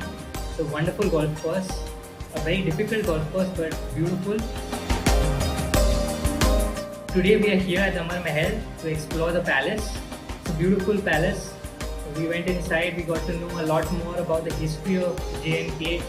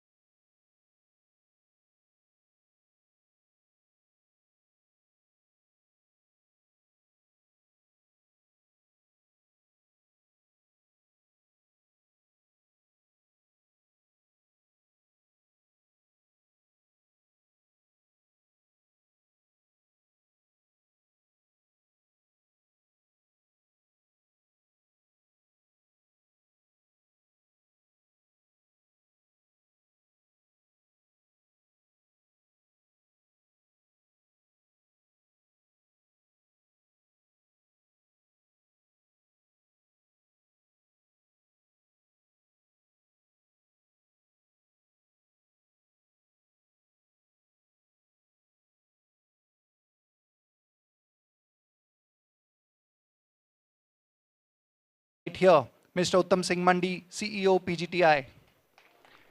Mr. Rajiv Rai Bhatnagar, Advisor to Lieutenant Governor Jammu and Kashmir. Mr. Sarmad Hafiz, Secretary Tourism, Youth Services and Sports, Government of Jammu and Kashmir. Mr. Vivekanand Rai, Director Tourism. And Mr. Manav Gupta, Secretary Jammu Tawi Golf Course.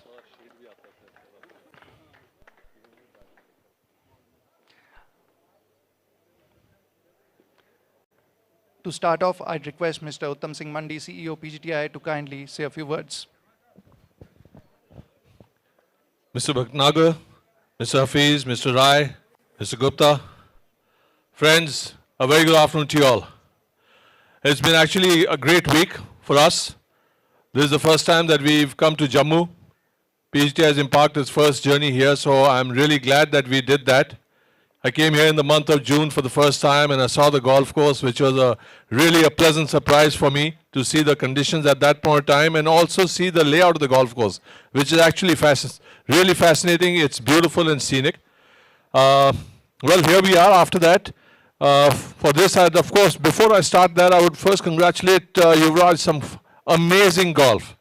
I mean, seeing the toughness of the course, the conditions, I think was just amazing. Well done, my friend. Cullen, some great golf. I guess there have been some good scores that have come in spite of the toughness, I would say, of the course. But incredible play. Wish you all the very best for the future. There are many, many tournaments to go coming down all the way till mid-December. To start with, I would, of course, like to first thank Bhatnagar Sahab. Thank you very much, sir, for all your help. I guess the whole initiative started when we were talking about a tournament in Srinagar. And, but more importantly, I also like to thank Mr. Sarmad Hafiz, Secretary Tourism, for playing host and being a partner for this and again sponsoring this event, sir. So thank you very much. Means a lot to all the professionals. And we look forward to a continuous yearly ritual for us.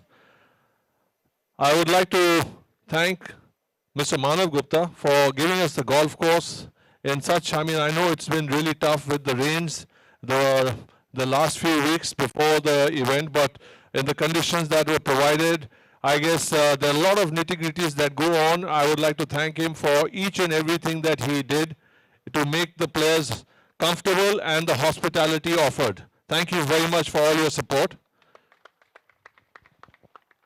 The media has played a huge role. I guess, you know, we always say that the media's role is huge in trying to elevate the sport.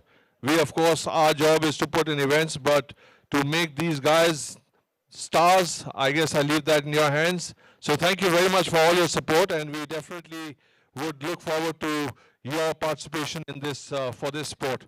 Before I sign off, there were a few other partners. I would like to thank Radisson for being a hospitality partner this week. Bhupesh, I don't know where he's here or not, but, oh, there he is. But thank you very much for your support and for partnering with us in this particular tournament. I'm sure that we look forward to such partnerships in the going future. So thank you all very much. Thank you, sir. I'd now like to request Mr. Rajiv Rai Bhatnagar, Advisor to Lieutenant Governor Jammu and Kashmir, to kindly address the gathering.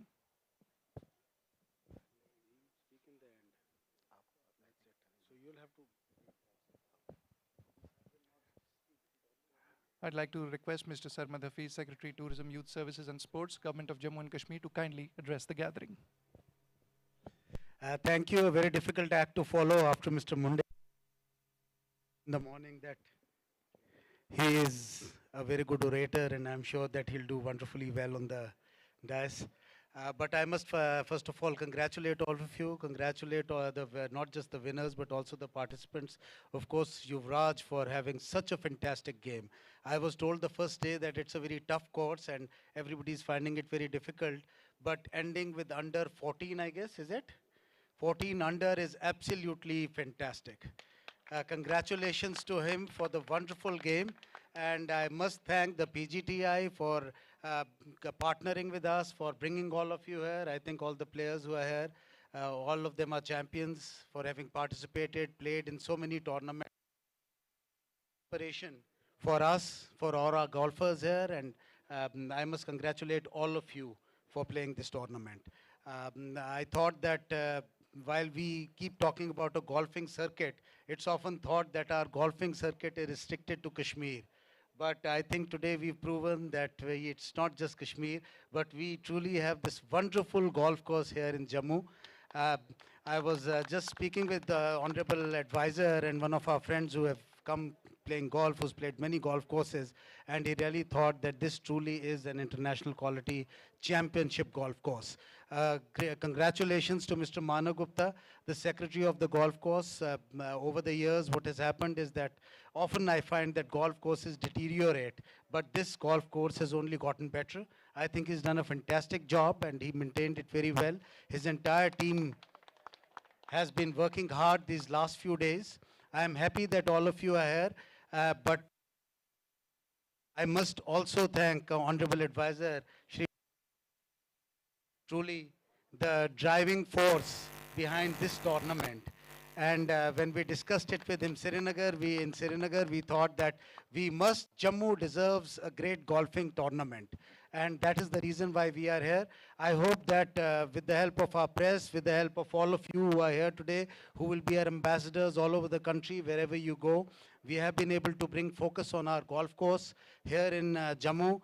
When we talk of tourism, I think that we have tremendous potential. This is one of our products, the niche tourism product of golfing, and it's really going to benefit us, and not just here, but other golf courses in Kashmir also. I hope that we have a continued relationship with Pgti, with all of you, and I invite you again and again, you please coming back to us, keep coming back to us and hold these events, hold these championship events on our different golf courses. Thanks once again. Thank you, sir. Thank you for all your support. I'd now like to request Mr. Manav Gupta, Secretary, Jammu Tawi Golf Course, to kindly address the gathering. Good afternoon, everyone. It was a great day of golfing, rather a few days of golfing. And I thank everyone, each and everyone, all of you. I thank all the golfers who have come all over the country and even from outside India to participate in this tournament. I think they are the real stars, and a big applause for them, all of them. I thank media for covering us so much in Delhi, in Jammu, covering each and every event. I thank Mr. Bhatnagar, advisor to Honorable Lieutenant Governor, for making this happen. Our Secretary, Mr. Samad Hafiz, Director Tourism, I thank all of them. Above all, I just want to thank my entire team of Jammu Tawi Golf Club. My supervisor, Kuldeep, who has worked day and night to give you the best of the golf courses. Then I thank my engineers, Marvin, Suhail, Ajay, each and everyone. The list will go on, all the boys who have worked day and night to give them the best of the course, best of the facilities. And in the last but not the least, I thank Mr. Uttam Mundi, the CEO Pgti, and his entire team for conducting this tournament and let this happen in Jammu. Thank you so much. Thank you, each and everyone. I see a lot of members standing here. I'd like to thank each and every one of them for their understanding and patience, because I know the course has been shut and I know what it takes for a golfer to be off the golf course. So thank you very much for your understanding and patience, sir. We'll be opening the course this evening. After 4 is the message from Mr. Manav Gupta. I'd now like to request Mr. Rajiv Rai Bhatnagar, advisor to Lieutenant Governor Jammu and Kashmir, to kindly address the gathering. Good afternoon, everyone. It has been a privilege to have the Pgti here, and they have, for the first time, held a professional tournament in Jammu. So I'm grateful for them to get Jammu on the golfing map, not only of India, but internationally also. As you are aware, tourism is a big draw for J&K. It is a favored tourist destination for people across the country and even internationally. And this is an effort by our tourism department in conjunction with Pgti, and this is the second chapter of the J&K Open that we started last year. So I would like to congratulate the tourism department Manav and the management of this course, the media that has come, the other people who have come to witness this tournament. I would also like to congratulate all the players, all the professional players who have come, and we have had the cream of golfing talent in India present here. And I would also like to thank especially our foreign friends who have participated in this tournament and added a new dimension to it. In the end, I would like to congratulate Yuvraj for an amazing game. He has really shown people that even this difficult course can be tamed. So hats off to him. In the end, I would like to congratulate everybody, and definitely this is the starting of our relationship with the PGTI, and we really hope that this will boost both the sports sector as well as the tourism sector in J&K. Thank you so much. Thank you, sir. We'll now begin the prize presentation, and we'll be awarding the runner-up first. I'd request Mr. Rajiv Rai Bhatnagar and Mr. Sarmad Hafiz to kindly do the honors by giving away the check to the runner-up this week, which was Khalin Joshi, with scores of 70, 68, 70, and 74 for a total of 6 under 282. He takes away a prize money check worth rupees 4 lakh. He's been a winner on the PGTI recently, just last month.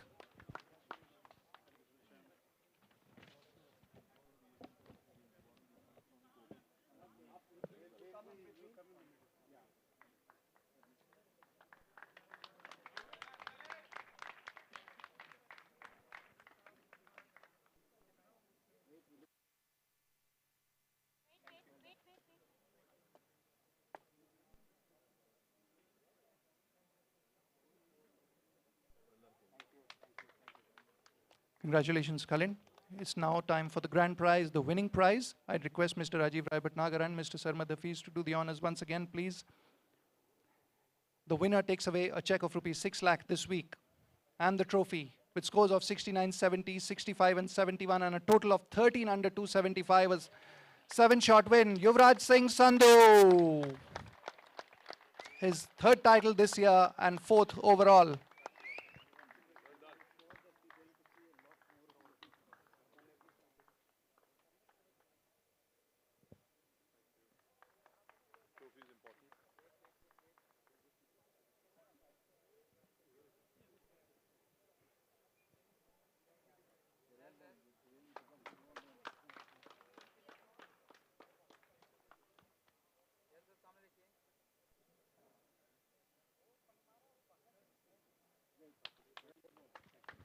It's now time for the customary winner's speech. Yuvraj, request you to kindly say a few words. Good afternoon, everybody. Coming into this week, I didn't really think that I would have been here, but this is golf. And everybody who's put up this event, Jammu Tawi Golf Club, Jammu Tourism, Radisson, PGTI, everybody who's put this event together, the greenskeepers, course manager, everybody. Bhatnagar sir, thank you so much. Would love to come back here and tee it up again. It was lovely playing in Jammu.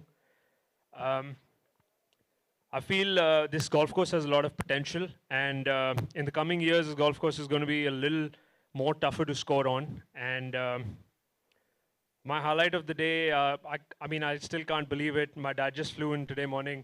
I was still warming up, going to the tee. I was nervous. I was nervous like a newborn, and my dad just came in, and everything just went away. So, Dad, this is for you. You came here, and I was like, I need to do this. I need to get the job done. Lastly, I would like to thank my sponsors, my family, Go Sports, Travis Matthew, Callaway, Mom, Dad, my sister who's not here, but always there. Thanks so much. Thank you, PGTI. Mandi sir, thank you so much. Thanks a lot. Thank you. Congratulations, Yuvraj, once again. There is another announcement to be made. There was a hole-in-one this week in round 3 by Abhinav Lohan on the 13th in round 3. He receives the check of rupees 20,000 from the PGTI. For his effort, he will be presented the check by Director Tourism, Mr. Vivekanand Rai. A hole-in-one on the 13th in round 3.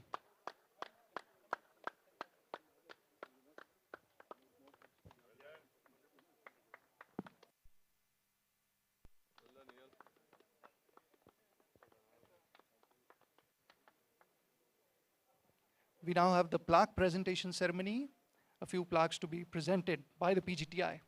On behalf of the PGTI, I'd request Mr. Uttam Singh Mandi to kindly present a plaque to Shri Rajiv Rai Bhatnagar.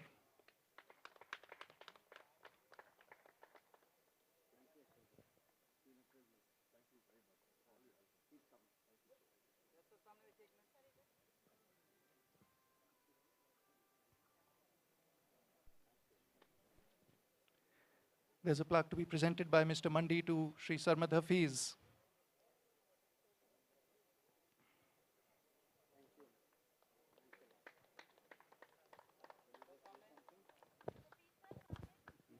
This plaque is not, although my name is written on this, but it's not just for me, but the entire team of tourism department. Jammu Tourism led by Vivekanand Rai ji and also Manav Gupta here at the golf course, their entire team. This is for them. Thank you. And finally, a plaque to be presented by Mr. Mandi to Shri Manav Gupta.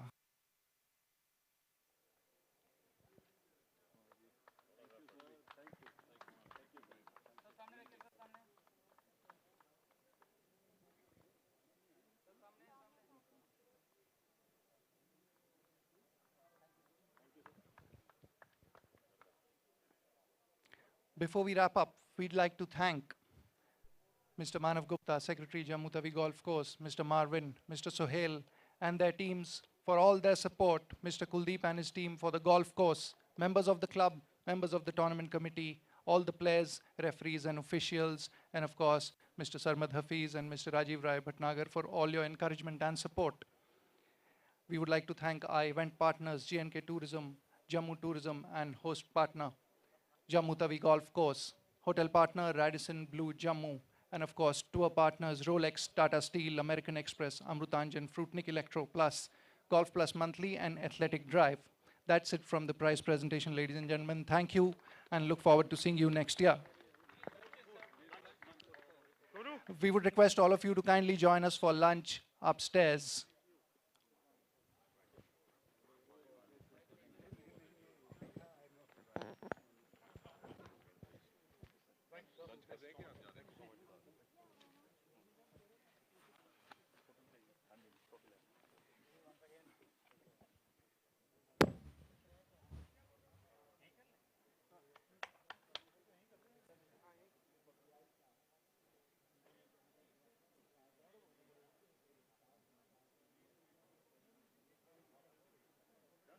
भाई जी check ले जाना।